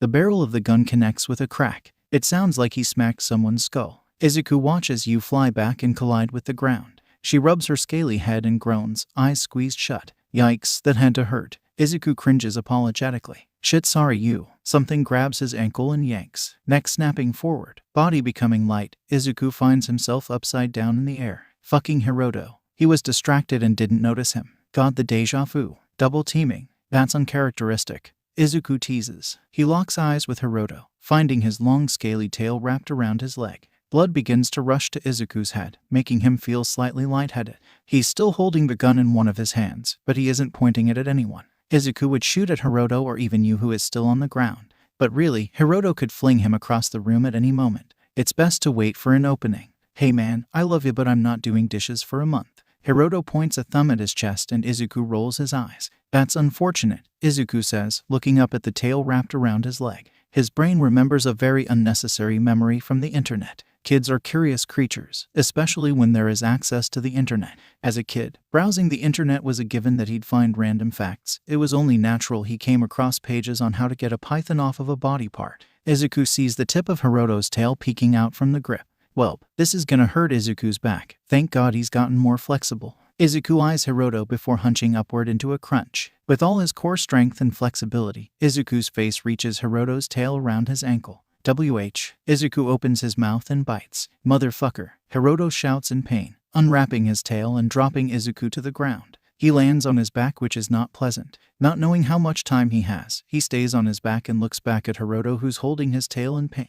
Raising the paintball gun, he shoots the gun upside down.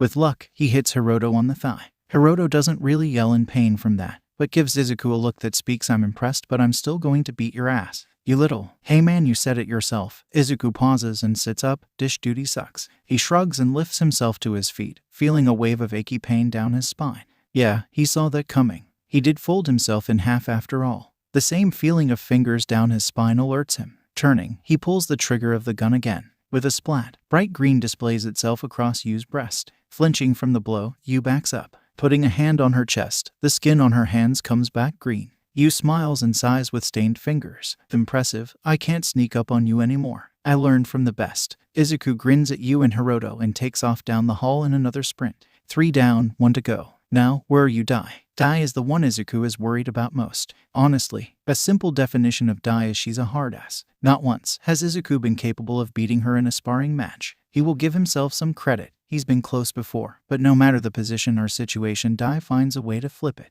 Honestly, Izuku wouldn't be surprised if her quirk was being extremely good at everything. He still doesn't even know what her quirk is, so it's fun to guess sometimes. Izuku continues to run, keeping the gun to his chest like a friend. His legs still extend long, claws clicking on the ground as he steps. His eyes scan the premises, desperately looking for the black-haired woman. He can feel his heart rate rise as sweat collects on his forehead. He's come so far, he can't lose now. Izuku can feel his muscles yelling at him, protesting that they need a break. Izuku doesn't listen. Instead, he perseveres through the soreness. Turning another corner in the maze of a building, he stops. The grip on his gun grows tight. He can hear the plastic creak. Dai's just standing there with her arms crossed. Just me left. Izuku nods, preparing his body for attack. Dai smiles and hums. Well done. She doesn't give him a chance to think. Running towards him quickly, Dai launches herself at the wall like Yuma earlier, only she accomplishes a higher height. She left no opening. Unlike Yuma, practically giving Dai the opportunity to land on his shoulders and wrap her legs around Izuku's neck. Izuku chokes before Dai twists her body to the side, flinging Izuku to the ground due to absolutely no balance. Dai lands and finds her way to Izuku's chest, putting a knee on his ribs with inclining pressure. She pins his arms down.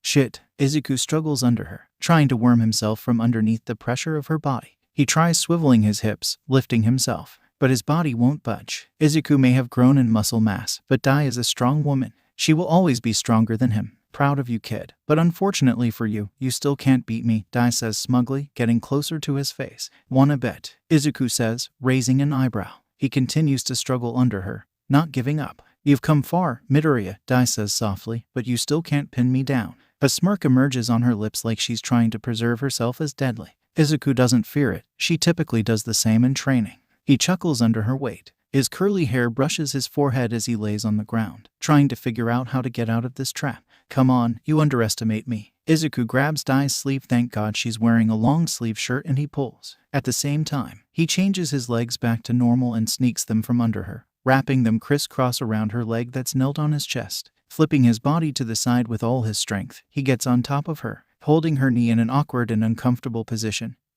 He smiles. Oh, how the tables have turned, Teach. Dai smiles back, only it's cheeky. The next thing Izuku knows is that he's under Dai again. How the tables have turned. Izuku frowns. The position Izuku is in now has no openings. Dai has him in a prison. It's as if Dai gave those last openings to Izuku like some sort of handout.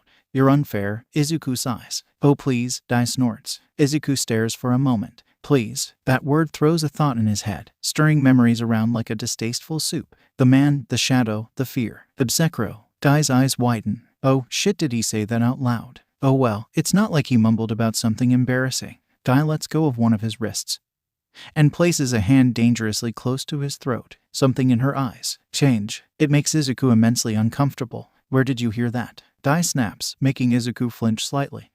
Where did you hear that? More firm and loud this time. Izuku has never seen her like this. She sounds and looks horrified. The look in her eyes resembles a flashback, and not the kind that causes someone to cower and scream bloody murder, but the kind that makes you think you're still there. Like you're still in the War of Vietnam, and someone is coming to kill you, shoot you, chop your head off, blow you up. Izuku swallows, feeling Dai's cold fingertips on his skin. Her hand presses tighter. If the pressure on his throat grows anymore, he might lose the ability to breathe.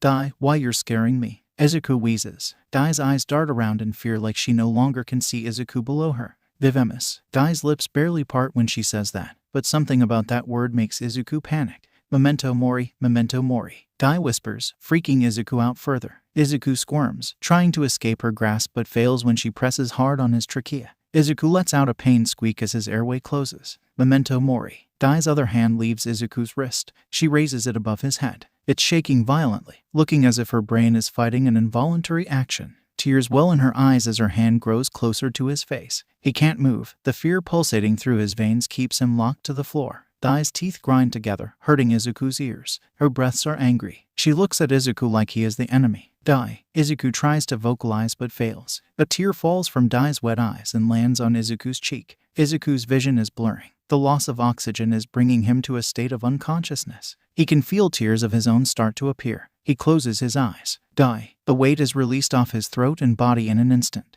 Izuku inhales sharply and coughs, rubbing his neck. In out, in out, in out. Izuku attempts to get his breathing back to normal after being constricted. Tear-filled eyes glance at a distressed Dai under Hiroto on the ground. Hiroto has her pinned, and Dai is thrashing, struggling, screaming. Izuku's heart rate never slows. It continues to thump and thump against his chest as he watches as his mentor has a meltdown. A hand gently places itself on his shoulder. He flinches but relaxes when he glances back. Yu crouches behind him, staring at Dai and Hiroto with great concern. Dai hey hey shhh, Hiroto says, holding Dai tightly. Dai screeches, nearing a state that should be considered feral. Interfishes me. The blood in Izuku's head drops to his stomach. He can hear someone's feet beating on the ground behind him. Turning, Izuku sees Yuma running down the hall. She must have heard the screaming. Dai is now hysterically crying. The sight makes Izuku want to vomit. It's so bizarre and not right. Dai, hey hey. Hiroto grabs both sides of Dai's head and makes her face him. Look at me. Dai's chest rises and falls quickly, breathing heavily. You're not there. Dai stares at him. You're not there. A pause. Aye. Hiroto moves his hand from her face to behind her, pulling her upward from the ground. He envelopes her in a tight embrace, bringing her upright. His hands tangle in her long hair, gripping messily on her shirt. Yuma and Yu stand behind Izuku with fearful expressions on their faces. They seem just as confused and terrified as Izuku.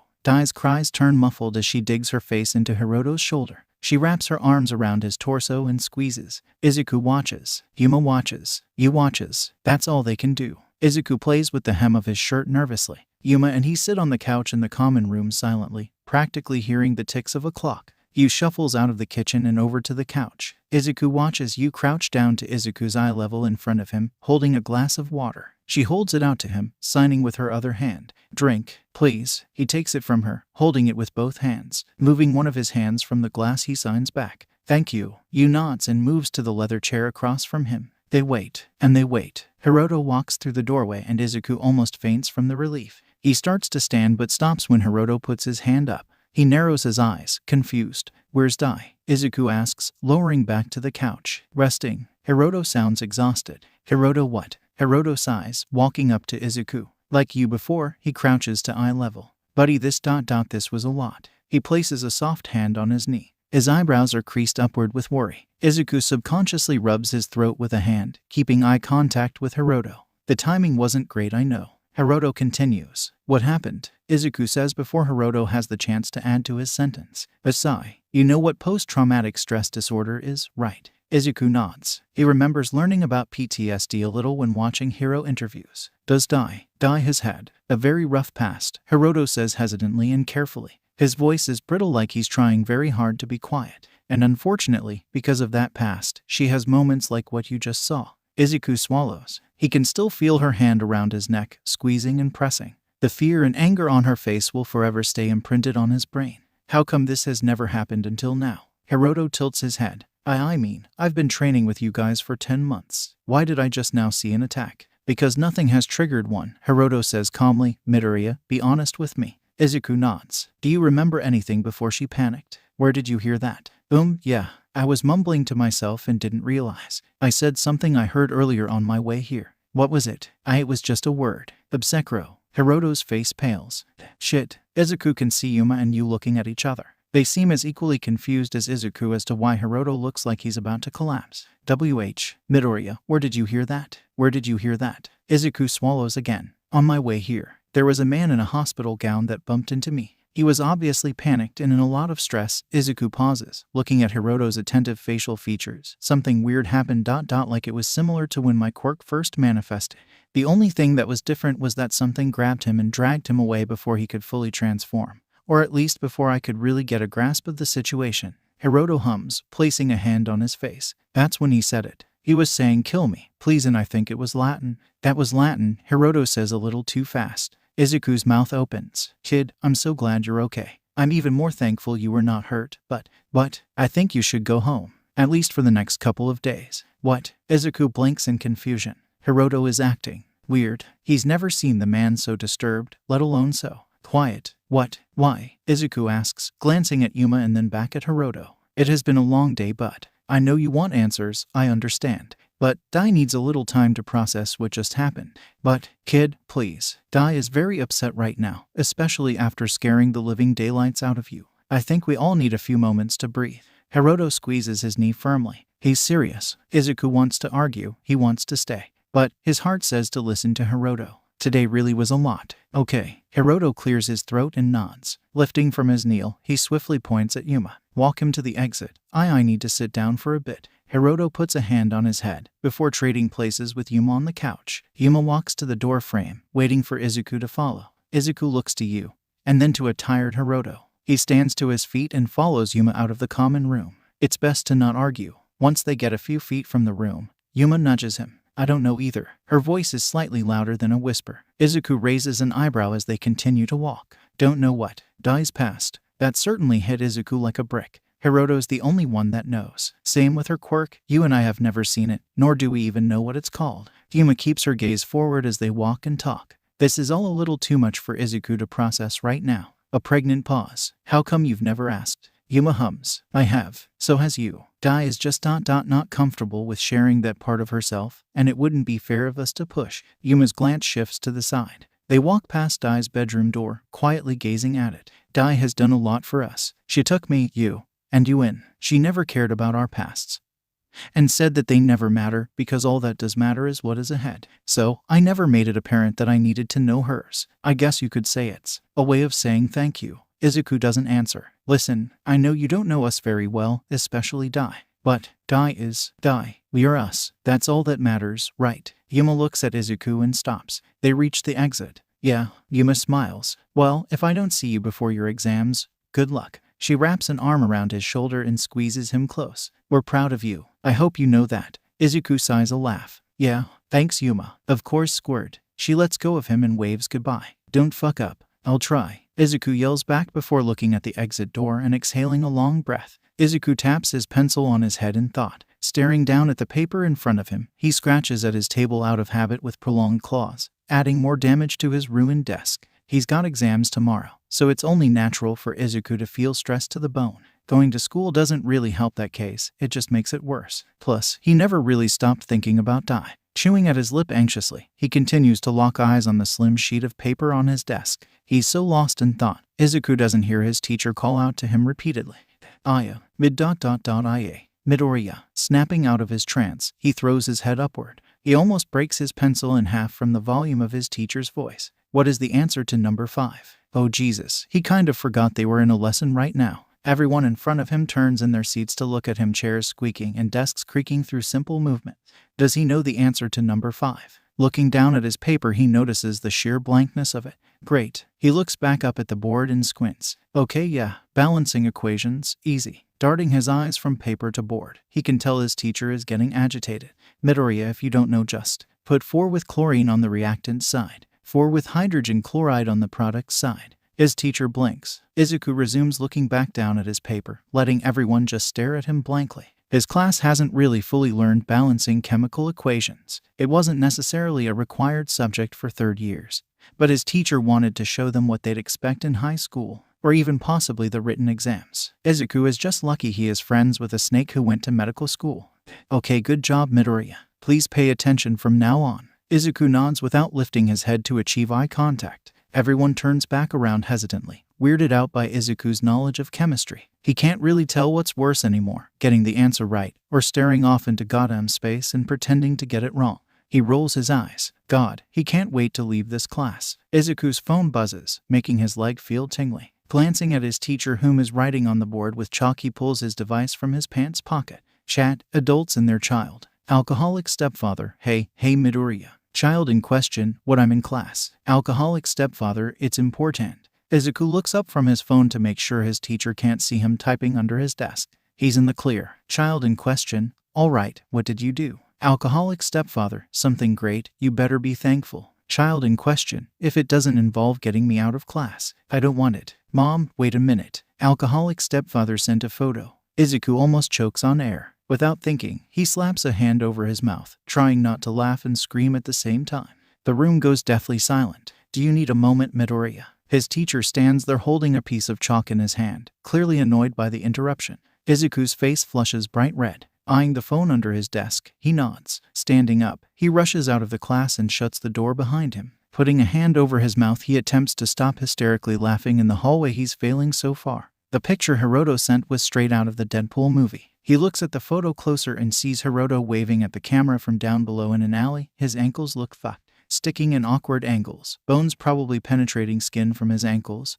Hiroto stands proudly. Under him is a bundle of unconscious criminals with their bodies in the shape of letters across the concrete. Good luck. He did not. Child in question, I got kicked out of class for that, thank you. Alcoholic stepfather, see, I told you you'd like it. The cool aunt, you did not. The pet snake, I am assuming you put a timer on your phone and then jumped off a building, thus breaking your ankles, just to get a photo. Child in question, I. Alcoholic stepfather, you know what, I don't appreciate this energy. Child in question, but did you? Alcoholic stepfather, we don't talk about it. Mom, you're a hazard to society. Alcoholic stepfather, for the love of God, stop being mean to me. Child in question, my guy. Mom, why was this necessary? Alcoholic stepfather, Midoriya needs encouragement. The cool aunt, from half-dead criminals. Alcoholic stepfather, ...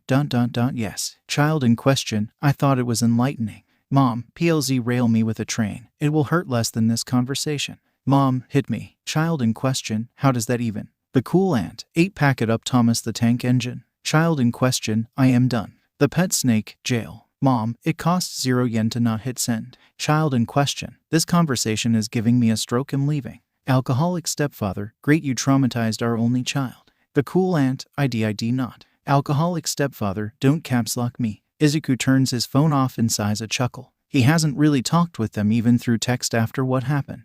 It almost feels like a weight was yanked off his shoulders and he can finally breathe normally. Thankfully, from what Izuku saw, Dai must be feeling better, or at least the definition of better for Dai. Izuku is still a little shaken from her attack a few days ago, and they haven't really vocalized since. Hopefully after exams tomorrow, things will somewhat feel normal. To be honest, nothing is normal with those four, but this right now is not normal for them. It makes Izuku's skin itch that things are so complicated right now with Dai and her emotions. He isn't going to not be there for her though when she is ready. Dai's done too much for him. That would be cruel. Izuku shoves his phone in his pocket, ignoring the rapid buzzing from chat. He inhales and opens the classroom door, avoiding the eyes glued on him. He just needs to make it a little bit longer. Izuku stares at his ceiling with dry, tired eyes. Of course, the night before exams, sleep isn't an option. He tosses and turns, switches his position, gets more blankets, drinks some water. Everything he does, nothing can get him to drift off into the sweet sensation of sleep. All he really can do is look at the ceiling in the dark and twist his fingers in his blanket anxiously. Izuku takes one of his hands and rubs it lightly over his eyes. Fingertips graze over the uneven scar tissue sliced diagonally across his eye. A sigh leaves his parched lips. It's useless. Izuku has too much on his mind.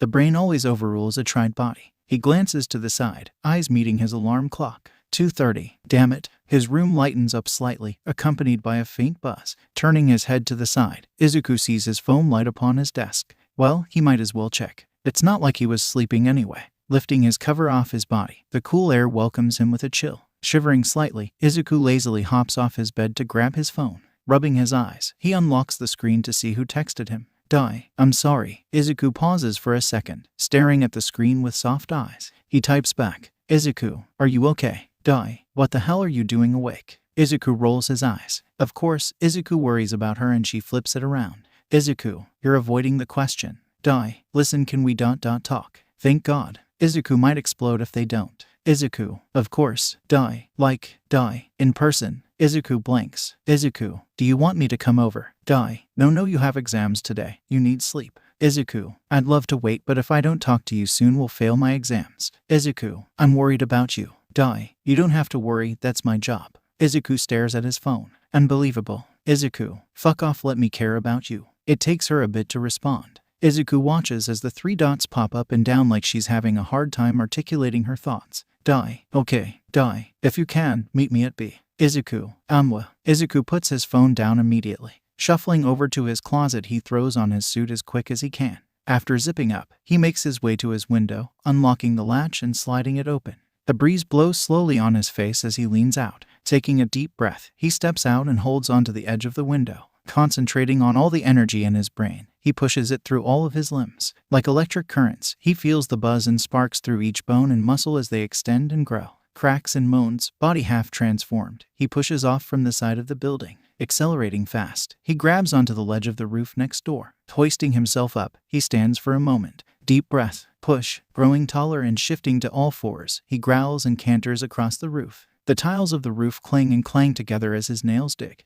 Leap after leap, running and running. Izuku makes his way to BB. Isn't really a special meeting spot. They only have 4 meeting spots, all named a D. It just makes it easier to remember. And it's a safety precaution. B isn't far. It's sandwiched right in the middle of the map between Izuku's home and the hideout. More specifically, it's the roof of the abandoned apartment complex Dai first took him to 10 months ago. Jumping onto the roof of the apartment complex, he skids from the force of the jump. Nails screech on the roof uncomfortably as he stops. Sticking his nose up, he smells for Dai. The wind blows in his direction, shoving the sweet smell of jasmine into his sensitive nose. Dai, hey, kid. Izuku's ears perk up. Across from him, Dai peeks from the side of the staircase entrance. Even in darkness, he can see her sadness. Rushing forward, he doesn't bother changing back. Dai moves from the structure and half smiles. Izuku almost crashes into her, forgetting that he's massive. He feels like crying as her gentle fingers brush against his fur. Hands moving to each side of his head, she looks at him.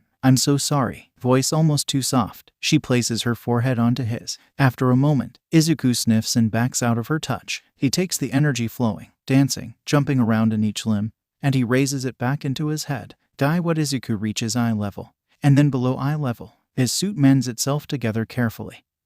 He can feel it as it closes up each rip and tightens up. What happened? Dai sighs and walks past Izuku and over to the ledge of the roof. Izuku watches as she sits, legs dangling. A hand pats next to her on the ground. Izuku obeys, legs swinging anxiously over the ledge of the roof. Izuku stares off into the bright city lights. Twinkling in the distance, the lights, streets, and buildings shine amazingly. I assume you know that no one really knows about my past. Izuku nods, moving his head to face her. No one can know. Izuku blinks slowly, studying her face carefully. She's serious. Hiroto is the only one that knows because well, he was with me in my past. More specifically, my rough patches. Looks and sounds uncomfortable. This really isn't a nice subject for her to be speaking about. He just stays silent, listening to her and being patient. I can't tell you that past yet. I am not ready for you to know. It's okay, but I do want you to know that what you said scared the shit out of me. A pause. All I can say is I never really thought I would hear Latin in Japan. Ever again. Izuku silently stares at her. She looks tired. Her long hair blows in the wind, tangling behind her and sweeping the roof under them. I'm really sorry I scared you like that, buddy, Dai says, voice cracking with emotions. I'm a mess of a person.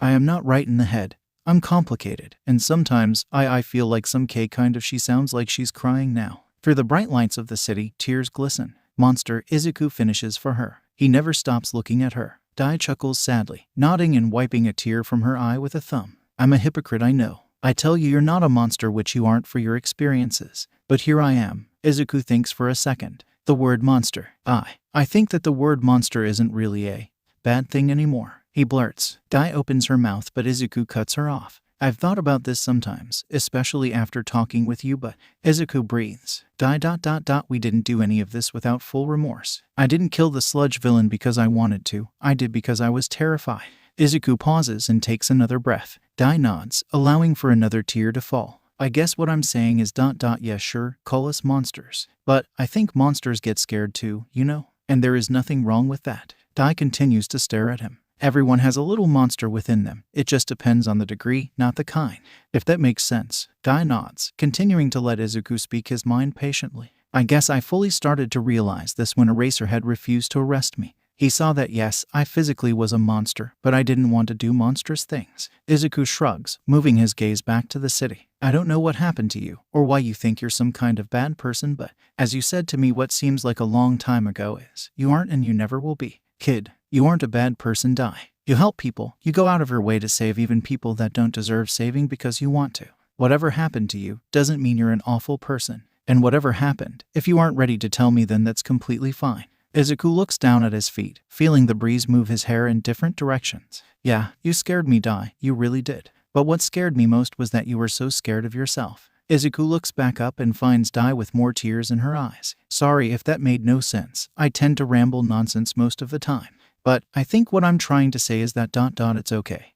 Izuku blinks and opens his mouth again, but is cut off when Dai grabs him. Wrapping her arms around him, she buries her face into the crook of his shoulder. Hesitantly, Izuku wraps his arms around her back, feeling the tingle of her hair on his skin. It's okay, Dai. Man, fuck you. When did you get so grown up? Dai says against his shoulder. Her voice is muffled because of his clothes. Izuku chuckles. I don't know. Someone's gotta be the adult here. Oh, stop. Dai's fingers find Izuku's hair and she plays with the ends of the curls. His mom does the same when they hug. Thank you, kid. Izuku smiles. Of course, I care about you, Dai. You're like my weird second mom. Dai snorts against his shoulder. Just because you care for me doesn't mean I can't do the same for you, Izuku adds. Dai nods against him. Just promise me you'll tell me when you're ready. A pause. Yeah, kid. I promise. I swear, it has to be him. Dai is in the kitchen with Hiroto. The lights are dimmed and the air is quiet. Dai is still a little emotionally exhausted from her conversation with Midoriya, so she leans against the counter for support. She hasn't really had a chance to talk to Hiroto about this in the past few days.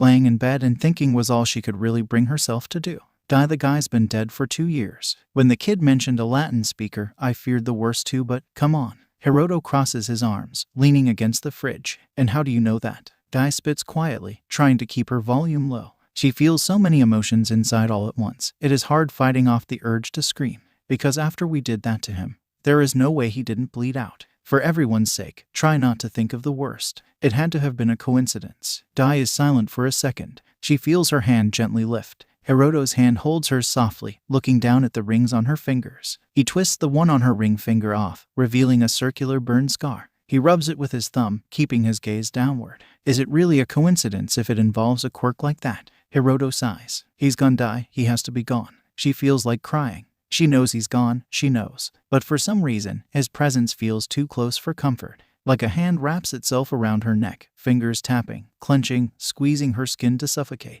Hiroto pulls her hand, bringing her close. He wraps an arm around her shoulders and holds her to his chest. Dai can hear his heartbeat as her head pressed against him. I know, Dai stutters. Hiroto puts a hand on her head and stays like that for a moment. I hope to God you're right. Her voice cracks. Hiroto sighs, and Dai can hear it in his chest. A fat tear falls from the corner of her right eye, staining Hiroto's shirt. He stays silent as she weeps quietly in his grasp. Izuku gazes at the gate of Yue. Jesus Christ, it's huge. This is giving him anxiety just looking at the campus. Yuma would be buzzing with excitement if she ever got a chance to walk in. Gripping at his backpack strapped tightly, he swallows and steps inside. He glances at the people walking around him, finding pairs of friends to loners. He's one of those loners. His nervousness grows larger as he approaches the building. Can he really do this? Move it, dumbass. Izuku jumps. Looking back, he finds Bakugo walking behind him with a disgusted glare on his face. Izuku feels his face fall and eyes narrow. God, he better not be in the same room as him. Nice to see you too, Bakugo.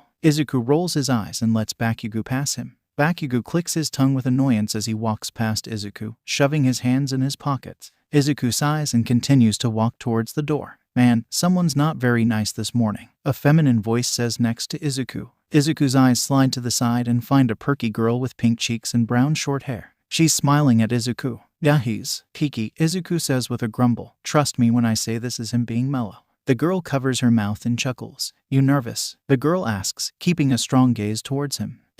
She's pretty. Izuku smiles back. You could say that, Izuku says with a semi-laugh. What about you? Oh, definitely. This place is huge, the girl exclaims. They reach the door and Izuku pulls it open, letting the girl pass through. She nods a thank you as they both walk in. Good lord, how is he going to find his way around this school? He looks around slowly. It's definitely an upgrade to junior high. Someone that looks like a guide smiles and points them in the direction they need to go for the meeting. Izuku and the girl thank him and head down.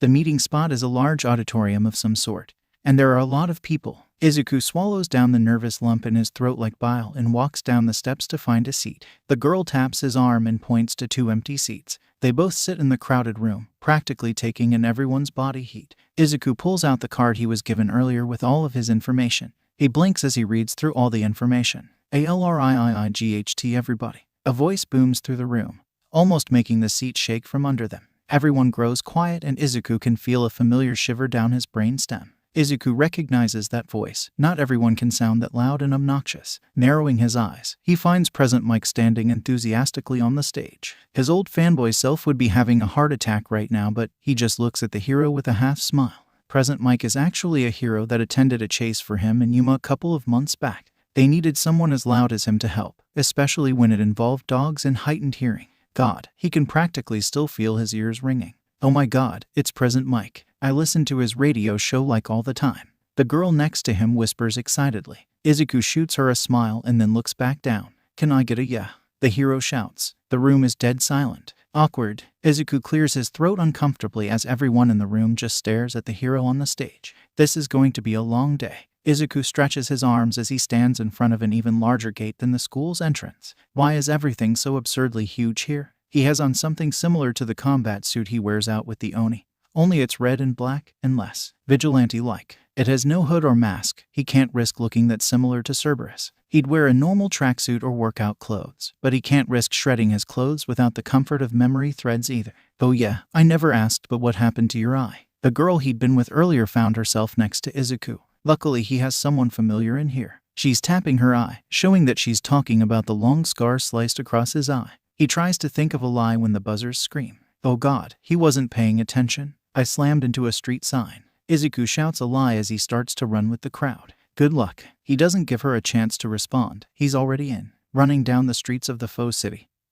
He thinks of a plan. Present Mike explained that each robot had point values, and smashing them is all you have to do. Honestly, that's odd to Izuku. A hero entrance exam without any saving. Isn't that basically the whole point of being a hero? Lost in thought, he doesn't notice the robot slide in front of him. Because of his experience with sneak attacks and working with you, he moves quicker than his brain registers the situation. Jumping in the air, he shoves a concentration of energy into his legs, letting them become large and hairy. With a crack, he spins and kicks the robot's head clean off. Sparks fly and it drops limply, Huffing, he glances at the robot before taking off with his enhanced legs. 3 points. In the corner of his eye, he spots someone on the ground getting cornered by a 3-pointer. They look terrified and completely frazzled, like this is something they didn't sign up for. Changing course, Izuku tiptoe runs up to the robot. Leaping, he lands on its back. Shoving some more energy into his limbs, he creates a large claw and shoves it into the robot's neck, puncturing the metal. Feeling what must be the equivalent of a spinal cord, Izuku rips. Digging his toenails into the metal, he backbends and begins to pull the robot's spine out of its armor. Unclipping his nails from the metal, he flips back and completely yanks the spine out. 6 points. Dropping the spine on the ground, Izuku glances at the person on the ground. They are shaking and their leg looks beat up, but not broken or anything serious. Are you okay? Can you stand? Izuku bends down and offers a hand, more specifically his clawed hand. The person nods and grabs onto one of Izuku's nails since his hand is enormous compared to theirs. He hoists them up and gives them a once-over. Take a quick breather and then head back out. Don't let these things intimidate you. They're pretty useless if you find a weak spot. Izuku winks at them. Thank you, they say, looking at Izuku's appendages. Izuku smiles and nods before taking off in the opposite direction. Shouta stares at the screens in front of him and his colleagues, observing all of the students in the exams. We've got some promising young students here today, Nedzu says, sipping from a small cup of tea. He eyes All Might next to him, making Shouta raise an eyebrow. There are a lot of participants this year, and most of them are around the same as last year. He watches as a blonde completely obliterates a robot with an exploding palm, looking absolutely feral. Shouta sighs and takes a sip of coffee. It's too early for this. Now that's something you don't see every day. Shouta hears Mike say at one of the screens. Shouta looks up from his cup, coffee still in his mouth mid-swallow. He looks at the screen and finds a boy with large animalistic features on his limbs, looking wolf-like. And unlike all of the other participants, he's helping the other students. It seems his goal isn't getting the most points, but more so to help those that are struggling. He doesn't just destroy more like absolutely mutilating gruesomely robots that corner people, but he also helps them and makes sure they are okay. Huh, did the boy figure it out? Looking closer at his features, he notices a long scar sliced across one of the boy's determined eyes. Shouta chokes on his coffee and almost does a spit take. Coughing, he tries to regain his breath. It's Cerberus. Who's that? Shouta hears All Might speak up. Midoriya Izuku. Nedzu responds, taking another sip of his tea. Interesting one, isn't he? All Might nods, continuing to look at the screen. I don't think I've seen someone get this many points before. Midnight speaks up. She's right. With combat points on top of rescue, the kid might have broken a record. Feeling a smile creep on his face, he almost senses proudness inside. All right, I think it's time. Everyone looks at Nedzu as he hovers a paw over one of the buttons. Shouta groans internally as the principal presses the button. He hates this part. Izuku can feel his bones start to cry and protest as he moves quickly down the street in search of more robots. He thinks he did pretty good so far on points, but if he wants a guaranteed in, he needs a few more. Something suddenly feels wrong. Slowing to a stop, he waits and looks around. No one else has noticed this feeling. Looking down, he sees pieces of gravel start to vibrate and shake. Something big is coming. He can feel the vibrations through his nails and up to his spine. Something moves, grabbing his attention. Oh my god. Metal screeches and asphalt crunches as wheels roll. That's the 0-pointer. Izuku's mouth gapes open as he stares at the enormous robot the size of Godzilla looking down at him. He watches as people run past him in fear, trying to get away from that thing. It could literally crush someone. What is this school thinking? Izuku prepares to turn tail but stops when he hears someone whimper. Help. Izuku turns back in the direction of the robot and finds that girl from earlier trapped under rubble. Her leg is wholly sandwiched in between chunks of rock. She'll be crushed to death if someone doesn't help her. Everyone around him continues to cower away, fearful of the insanely huge robot rolling towards them. Izuku tries to think of a plan. The robot is moving slowly, so that gives him some time, but not very much. He could pry the girl out of the rubble, but he can't risk it. He doesn't know the extent of her injuries. Tapping a toenail on the ground in thought, he looks up at the robot. Bingo. Izuku pushes off into a sprint, getting weird looks from the people he passes. He shoves more and more energy into his body, but not all of it. He keeps some of it in his brain, leaving his body looking like something similar to Yuma's form. He stays half transformed without the bones and spines on his back, and more so like a regular werewolf. He can't fully transform here or he's toast. Jumping from all fours, he flings himself to the building to his left and runs. Hiroto taught him how to use his claws like snowshoes as he runs, so any surface can be used for running. Izuku smiles as he runs awkwardly on the building, internally thanking Hiroto for the skill. As he approaches the robot, he hunches his body and presses his legs and arms on the wall. He releases, shooting towards the robot. He slams his clawed hands into the metal, hanging on for dear life. tail swishing under him. He looks down and finds that the robot is getting closer to the girl. Shit, Izuku growls as he climbs up the metal. Reaching the robot's head, he notices a gap between its head and the armor on its back, just like he thought. It has a weak spot like all the other robots. Taking a deep breath, he squeezes himself down into the gap. If he's going to bring this thing down, he needs to do it internally. Worming around in the wires and metal plates, he makes his way to the center. Every robot has a core that supplies the energy. Izuku just needs to find it. Looking around in the dark insides of the robot, he spots something that kind of looks like it could be a core. It's too big for him to just rip out with his hands. Welp, fuck it, letting the rest of the energy stored in his head free. He grows larger and larger. Bones and spines shoot out and his snout grows uncomfortably. A growl echoes inside the robot as he claws his way to the core. Reaching it, he opens his mouth that's filled with hot acid and he chomps down hard. It explodes. Oh, Izuku feels the robot begin to stop and hunch forward. It doesn't fall. Perfect. Letting go of the core, he lets the energy flow back up into his head partially. Izuku makes his way to what he thinks is the chest plate and he claws the metal open like a tuna can. The bright light of the sun partially blinds him as he squeezes out of the hole like an alien parasite. Sliding out, he puts one of his clawed hands half into the metal and he drops. The sound of metal ripping is hot and painful to his ears, making him cringe uncomfortably. Reaching the comforting asphalt of the ground once again, he chances fully human and runs over to the girl trapped under the rubble to make sure she's okay. Are you okay? He crouches down to her eye level and gets a nod in return. She looks up at the dead robot above her and then back over to him. She faints. Shit. Izuku catches her head before she smacks it onto the ground.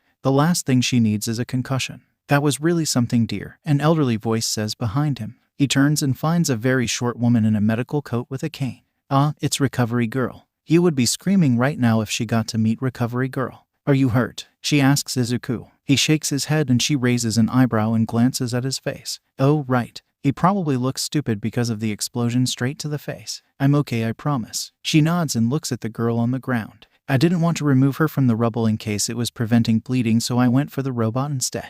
Recovery Girl shuffles over to him and the girl. Waving a couple of medical robots over to the rubble, she instructs them to lift the rocks. You're a smart one. Not a lot of people think to do that, she says as she bends down to deliver a soft kiss to the girl's head.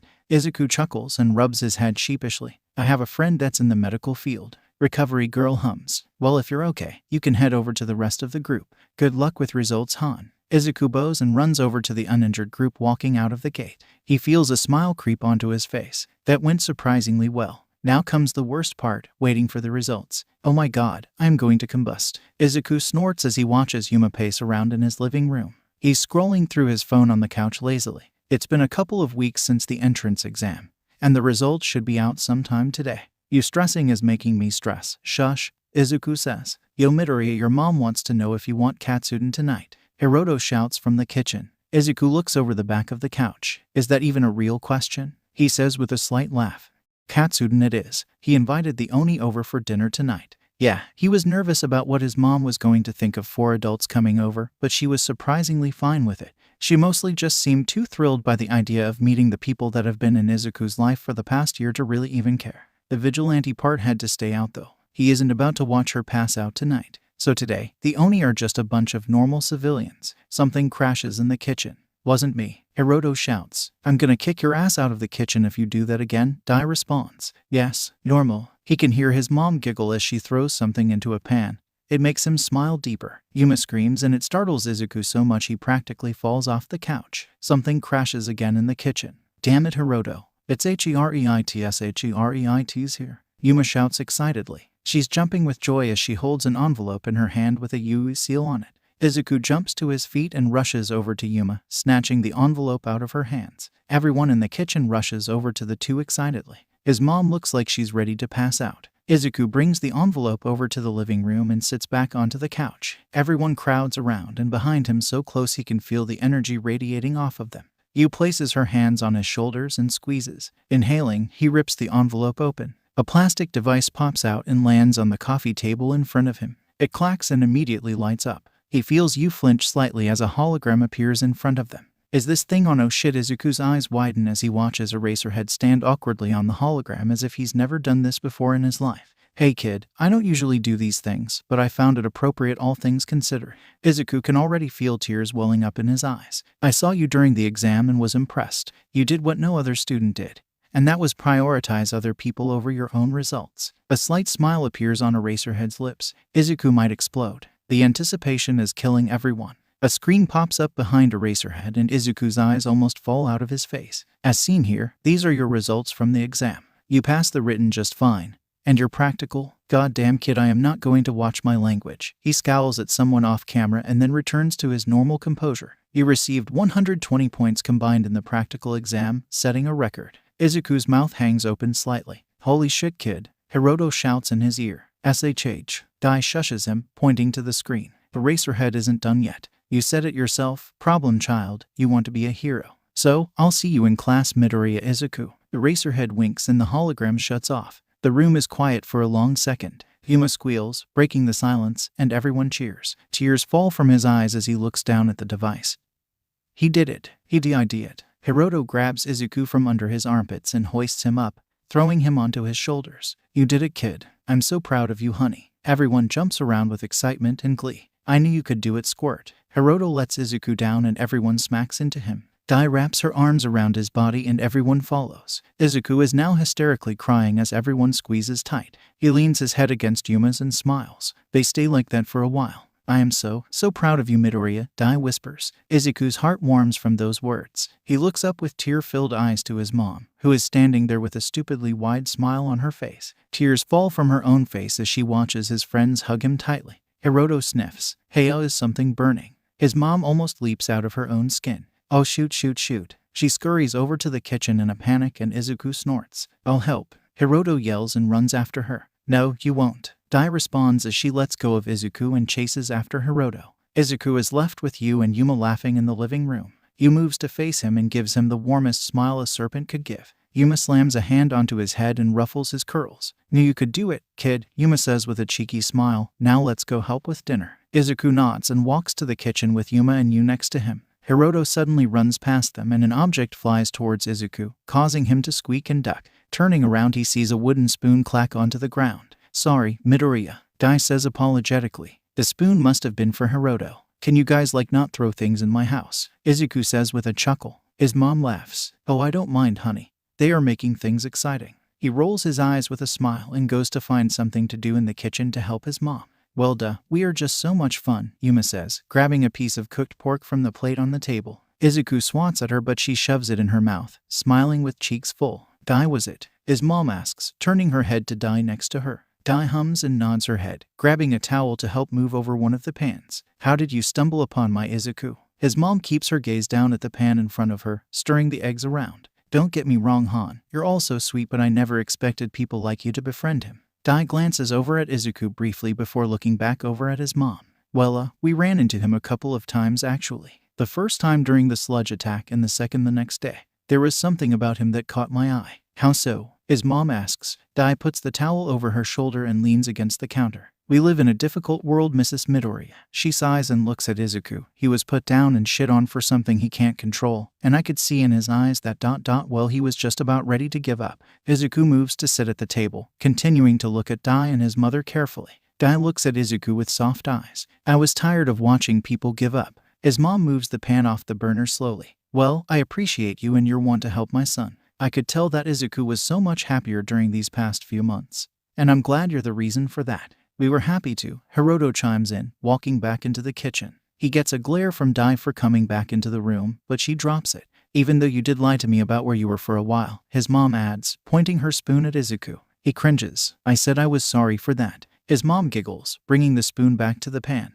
It's all right. I'm just glad you finally let me meet your friends. Yu taps Izuku's shoulder, causing him to look back at her. She smiles like she has something planned and signs something. His eyes widen. No, absolutely not. He whispers a little too loud. Yu's scaly smile only widens. What did she say? His mom asks, curious as to what Yu was saying with her hands. Yu snickers and signs to Dai. Dai gasps. You want to see Midoriya's baby pictures? What a wonderful idea. Izuku face palms. His mom's face lights up. There are a few albums on the shelf over there. After dinner, I can show you some of my old home videos if you would like. No, Izuku groans and slides down his chair. I regret bringing you guys now. Oh come on, it was bound to happen eventually, Hiroto jokes, already walking towards the shelf to grab his pick. I hate all of you. No, you don't. Yuma elbows him before following Hiroto and Yu. Oh Izuku, what's so bad about them? His mom laughs, mixing the ingredients together in a big bowl. They're embarrassing. He hears Hiroto belt a laugh from the living room. Damn kid, you had one hell of an all-might phase. Awa the little onesie is so cute.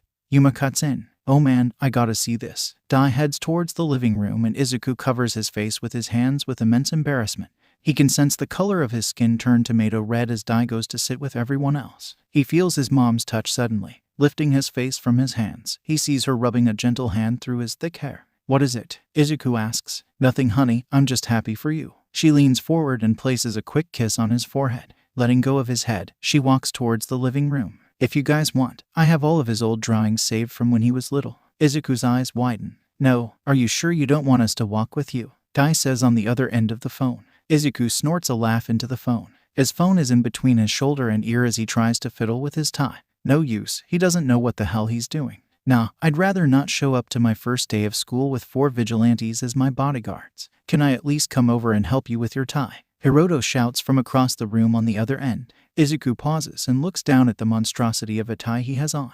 And oh, fine, I'm teaching you after school because I know it's bad. Hey, oh hush Hiroto. Anyway, good luck on your first day, squirt. Kick ass. Got it, mother. Izuku laughs as the phone call ends. He shoves his phone in his pocket and picks his backpack up. Looking at his tie one more time, he cringes. Ish. Oh well, he'll just have to deal with it for today. Running down the stairs, his mom is waiting there patiently. Are you ready for your first day, honey? Izuku nods as he slips his shoes on. He reaches for the door handle when his mom stops him. He looks back to face her. Be careful out there. Izuku smiles. I will, mom, don't worry. He pulls the door open and shuts it behind him. Izuku will never get used to walking to a school this large. Every time he gets closer to the front gate, he feels like his spine is going to fall out and onto the sidewalk.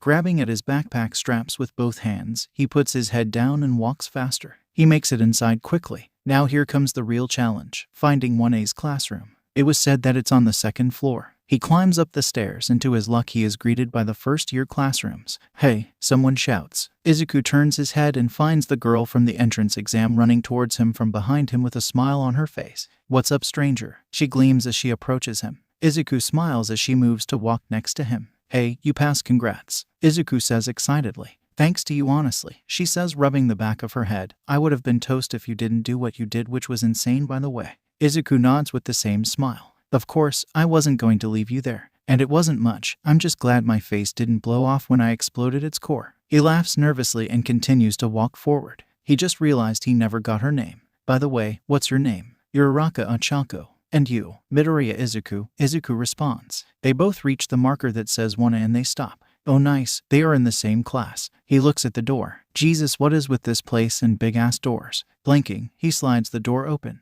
Oh, for the love of, remove your feet at once. Or what 4 eyes? Izuku knew Bakugo got into Yui. But why? Just why did they have to be in the same class again? He groans and places a hand on his head. He can already feel a headache coming on. The blue-haired guy with glasses grumbles with annoyance. You are acting incredibly inappropriate. You're going to scuff up school property, you cretin. Bakugo opens his mouth but stops when he sees Izuku in the doorway. Here we go. A growl escapes Bakugo's mouth and he gets out of his seat. What the fuck are you doing here, Deku? Izuku rolls his eyes and walks into the classroom. Deku, your Araka questions. Izuku sends her a don't worry about it glance and heads to find his seat. You didn't answer my question, Deku. Bakugo scowls, stepping in front of him. Izuku just stares at him. How did someone with a weak quirk like yours get into my class? Your class. The one with the glasses speaks up. And I don't know what you mean by weak, because I watched him destroy a 0-pointer with ease. Oh goddammit. What? Bakugo yells. Alright, that's enough. To your seats. Izuku turns around and finds Eraserhead walking in with a cup of coffee and his ... Is that a sleeping bag in his hands? He makes eye contact with Eraserhead and the hero stares at his tie. He sighs disappointedly. Izuku gives him an I know it's bad glance before heading to his seat. I'm going to make this short. My name is Shouta Aizawa and I am going to be your homeroom teacher this year. One thing you need to know about me is that I don't do orientation. Go to the locker rooms and get changed into your gym uniforms. I'll see you outside. Eraser Aizawa-sensei turns around and walks out of the room, leaving the whole class confused and honestly quite afraid of what comes next. Orientation will be of no use to you today. Instead, I'm going to assess you on your abilities. Aizawa-sensei holds up a ball. I usually do simple tests like ball throws and meter dashes, but this year is going to be different. The class gives him weird looks. What exactly does he have in mind? Today, we are doing a little thing I like to call manhunt. There is a smile on his face that is kind of uncomfortable to look at. I've only done this a couple of times. The class must participate in a manhunt to find and capture a student with capture tape. Think of it as an intense game of hide and seek and tag combined. The one with the glasses raises his hand. I'm sorry, sir. What does this have to do with assessing our quirks? Aizawa-sensei nods. I will score you based on your mental and physical abilities during this test. Not just your quirk, but more specifically, are you thinking rationally? Are you using your quirk correctly in a given situation? I am testing you and your ability in a situation like this. If you really want to be heroes, I need to see it for myself. But sir, what if your quirk isn't suited for something like this? A girl in a long black ponytail asks. Then you adapt. Quirks aren't everything, and that's what I want you to take from this. He glances at Midoriya. But why do this? Wouldn't it be easier to just do simple tests? The student with the lightning bolt hair asks quickly, getting nods from the whole class. Izuku is curious as well. Why is now he knows what Aizawa-sensei is doing. Last year I expelled my entire class because they simply couldn't make the cut as heroes, Aizawa-sensei says, silencing the guy who is apparently named Kaminari. I would like to see how you all act against people you are unfamiliar with. He crosses his arm, making Izuku swallow a lump down his throat. After this exercise, I will decide whether or not this class will make the cut. Jesus, Aizawa-sensei, I know you're not serious, but sheesh, way to make the class nervous. Izuku thinks to himself as he glances at his now nervous classmates. Ada, you will go first. Whoever finds and captures Ada will receive 10 points. Then you will switch places. I will award points to those that put in a good effort and show me their abilities, not just their quirk. We will do as many rounds as time allows. Whoever ends this exercise with 0 points will be expelled. Aizawa-sensei walks to the side, signaling for the class to follow him. You're cruel. Izuku mumbles a laugh as his teacher passes him. I try, Aizawa-sensei replies. Yeah, right, like this will be a challenge. Bakugo scoffs, causing a smile to creep onto Izuku's face. He's waited for this moment for a long time. Short explanation. Katsuki is livid. 4 eyes got caught real damn fast. And by who exactly? Deku. Fucking Deku. Katsuki is absolutely fuming. When the hell did the bastard actually get good at this shit? He knew the idiot got into Yui due to their junior high teacher pulling them in to congratulate them. He was pissed, yeah, but he expected the nerd to get into GS, not the fucking hero course. There had to have been some strings pulled. Did he get on the principal's good side or something? Bribe someone? There is no way this is possible. Katsuki ditched the class right as their teacher blew the whistle to go for the second round. They got thrown into some kind of maze with pipes called ground gamma, and it's a mess in here. And why was everyone given earpieces anyway? Aren't they all on their own for this? Each round has a limited amount of time, so Katsuki needs to hurry and find that fucker. Hey Bakugo, any luck? The knockoff Pikachu guy whispers into his earpiece. Katsuki growls and places a finger on the earpiece. Obviously not dumbass, fuck off. So mean. He continues to run, scanning the area for Deku. It can't be that hard to find someone as plain looking as him. Guys, I found him. Wait, shit, AHG. Kaminari. Katsuki tisks in annoyance as he runs faster. Of course, the idiot found him first. Guys, he got away. He's freaking slippery. Katsuki places a finger on his earpiece. The damn nerd is clumsy as fuck. How do you not catch him? Not even someone like Dunceface can catch Deku. What the hell is going on? Kaminari, do you copy? This is a fucking shit show. How quick is that fucker? I have a visual ribbit. He's near the watchtower thing. The frog girl whispers quietly. She must be close. You got this, Asui. Call me Tsuyu. Katsuki takes a sharp turn in the direction of the watchtower. That frog better not take his shot. You're still there, Tsuyu? Yes, I'm out of weight. Where did he go, Ribbit? Damn it. Katsuki internally scowls. He continues to sprint towards the tower, desperately trying to find Deku. Found him. He's still near the watchtower. Wait, what the hell? He just did a backflip off a wall. That was cool. Mina, focus. 4 Eyes shouts authoritatively. The fucker knows Parker. What the hell has he been doing for 10 months? For the love of God, I just watched Midoriya jump off a wall and flip Mina with his legs. His legs. Zero, are you still near the watchtower? This is crazy. The weird grape midget cries in frustration. Annoyed, Katsuki touches his earpiece. How hard is it to catch one fucking person? Well, I don't see you catching anyone. I've lost visual. He fucking dipped, man. Katsuki scowls again. He's almost at the tower. He can see it poking through the thick bundle of pipes. Turning, he hits a spot where there is limited light. Damn it. He keeps running, but it just keeps getting darker and darker. Is he hitting a dead end? The pipes above his head became so thick and concentrated that they closed off all the light around him. Just perfect. Something swipes at his legs, causing him to fly back and land on his ass with a thud. Hoping to his feet immediately, he lights his palms with sparks to lighten his surroundings. I know you're here, you bastard. He turns around in a circle, trying to find Deku. So you can throw a punch now. Since when, you piece of shit? Katsuki mocks, trying to coax Deku out of hiding. Something grabs his shoulder and he turns, arms ready to deliver a blow. One of his extended arms is grabbed and the next thing he knows, he feels concrete on his back. Did this fucker flip him? Coughing, he sits up. His palms glow red and hot with anger. Deku is toying with him and it's pissing him off. Face me, you coward. Katsuki growls. A finger taps his shoulder and he spins around, delivering an explosion. He hits nothing. Again, finger taps at his shoulder. Explosion. Tap. Explosion. Katsuki screams in frustration. Katsuki feels absolutely feral right now. However, you managed to pull some strings to get here. I don't care. You will always be that weak little Deku. The little freak that can't do anything. Another tap. You will always be. He spins around, lighting his palm for an explosion. The light of his palm catches something not human and it startles Katsuki. It leaps at him, pinning him to the ground with intense weight. It snarls with anger but he can't see its face. Wiggling a hand free, he lights it with sparks. Long, wet fangs are dangerously close to his face, and oozing between the cracks is green, hot acid. Go ahead, finish. Its voice grumbles monstrously, making Katsuki's insides quake and churn. I will always be what? Deku. A fat lump lodges itself in Katsuki's vocal cords. He can't talk. He just stares at Deku's long muzzle, wet nose, and angry green eyes with so much confusion. Flashes of the sludge villain attack make him feel ill. Bile threatens to spill out of his mouth. He had suspicions, but goddammit, he was never serious. He gags. A monster. A drop of acid drips onto the ground right next to his face, sizzling into the concrete. He tries to speak, but all that comes out is a squeak. Deku growls again, making the veins in Katsuki's body freeze. I don't think you understand what a monster actually is. Deku's ears turn slightly like they are listening for something. Giving Katsuki one last irritated look, he steps off and disappears completely.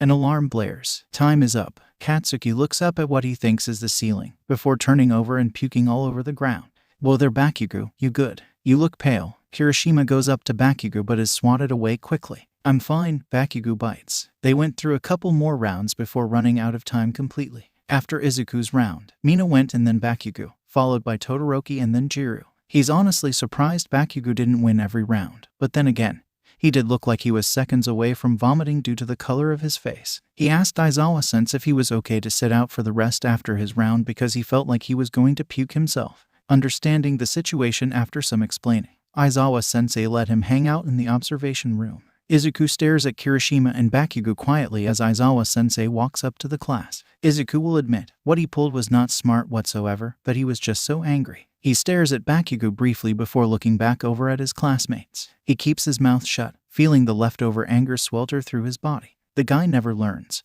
and it pisses Izuku off. You all did well, but there could have been some improvements. Anyone want to explain? Aizawa-sensei asks. The girl he assumes is Yaoyorozu raises her hand. A lot of us got easily distracted, and when or if we came in contact with the person we were chasing, we would panic and end up relying on our quirks, she says. Aizawa-sensei nods. Very good. Yes, you are here to strengthen your quirks, and yes, you will be using them a lot in the future. But I want you all to realize that against some people, your quirks will do nothing, leaving you helpless. You did well, for the most part, considering today was your first day as heroes in training. Everyone nods, but Izuku can tell that they still look nervous. And as for the expulsions, I lied. Everyone groans and Izuku can't help but smile. It was kind of funny. Before I send you off, what exactly is the takeaway from this? Quirks aren't everything, half the class says, some sounding annoyed. Bakugo looks at Izuku like he's about to throw up. Izuku looks at Bakugo with narrowed eyes. That people never change. Okay, sadly the chapter is over. And if you enjoyed the video, just leave a like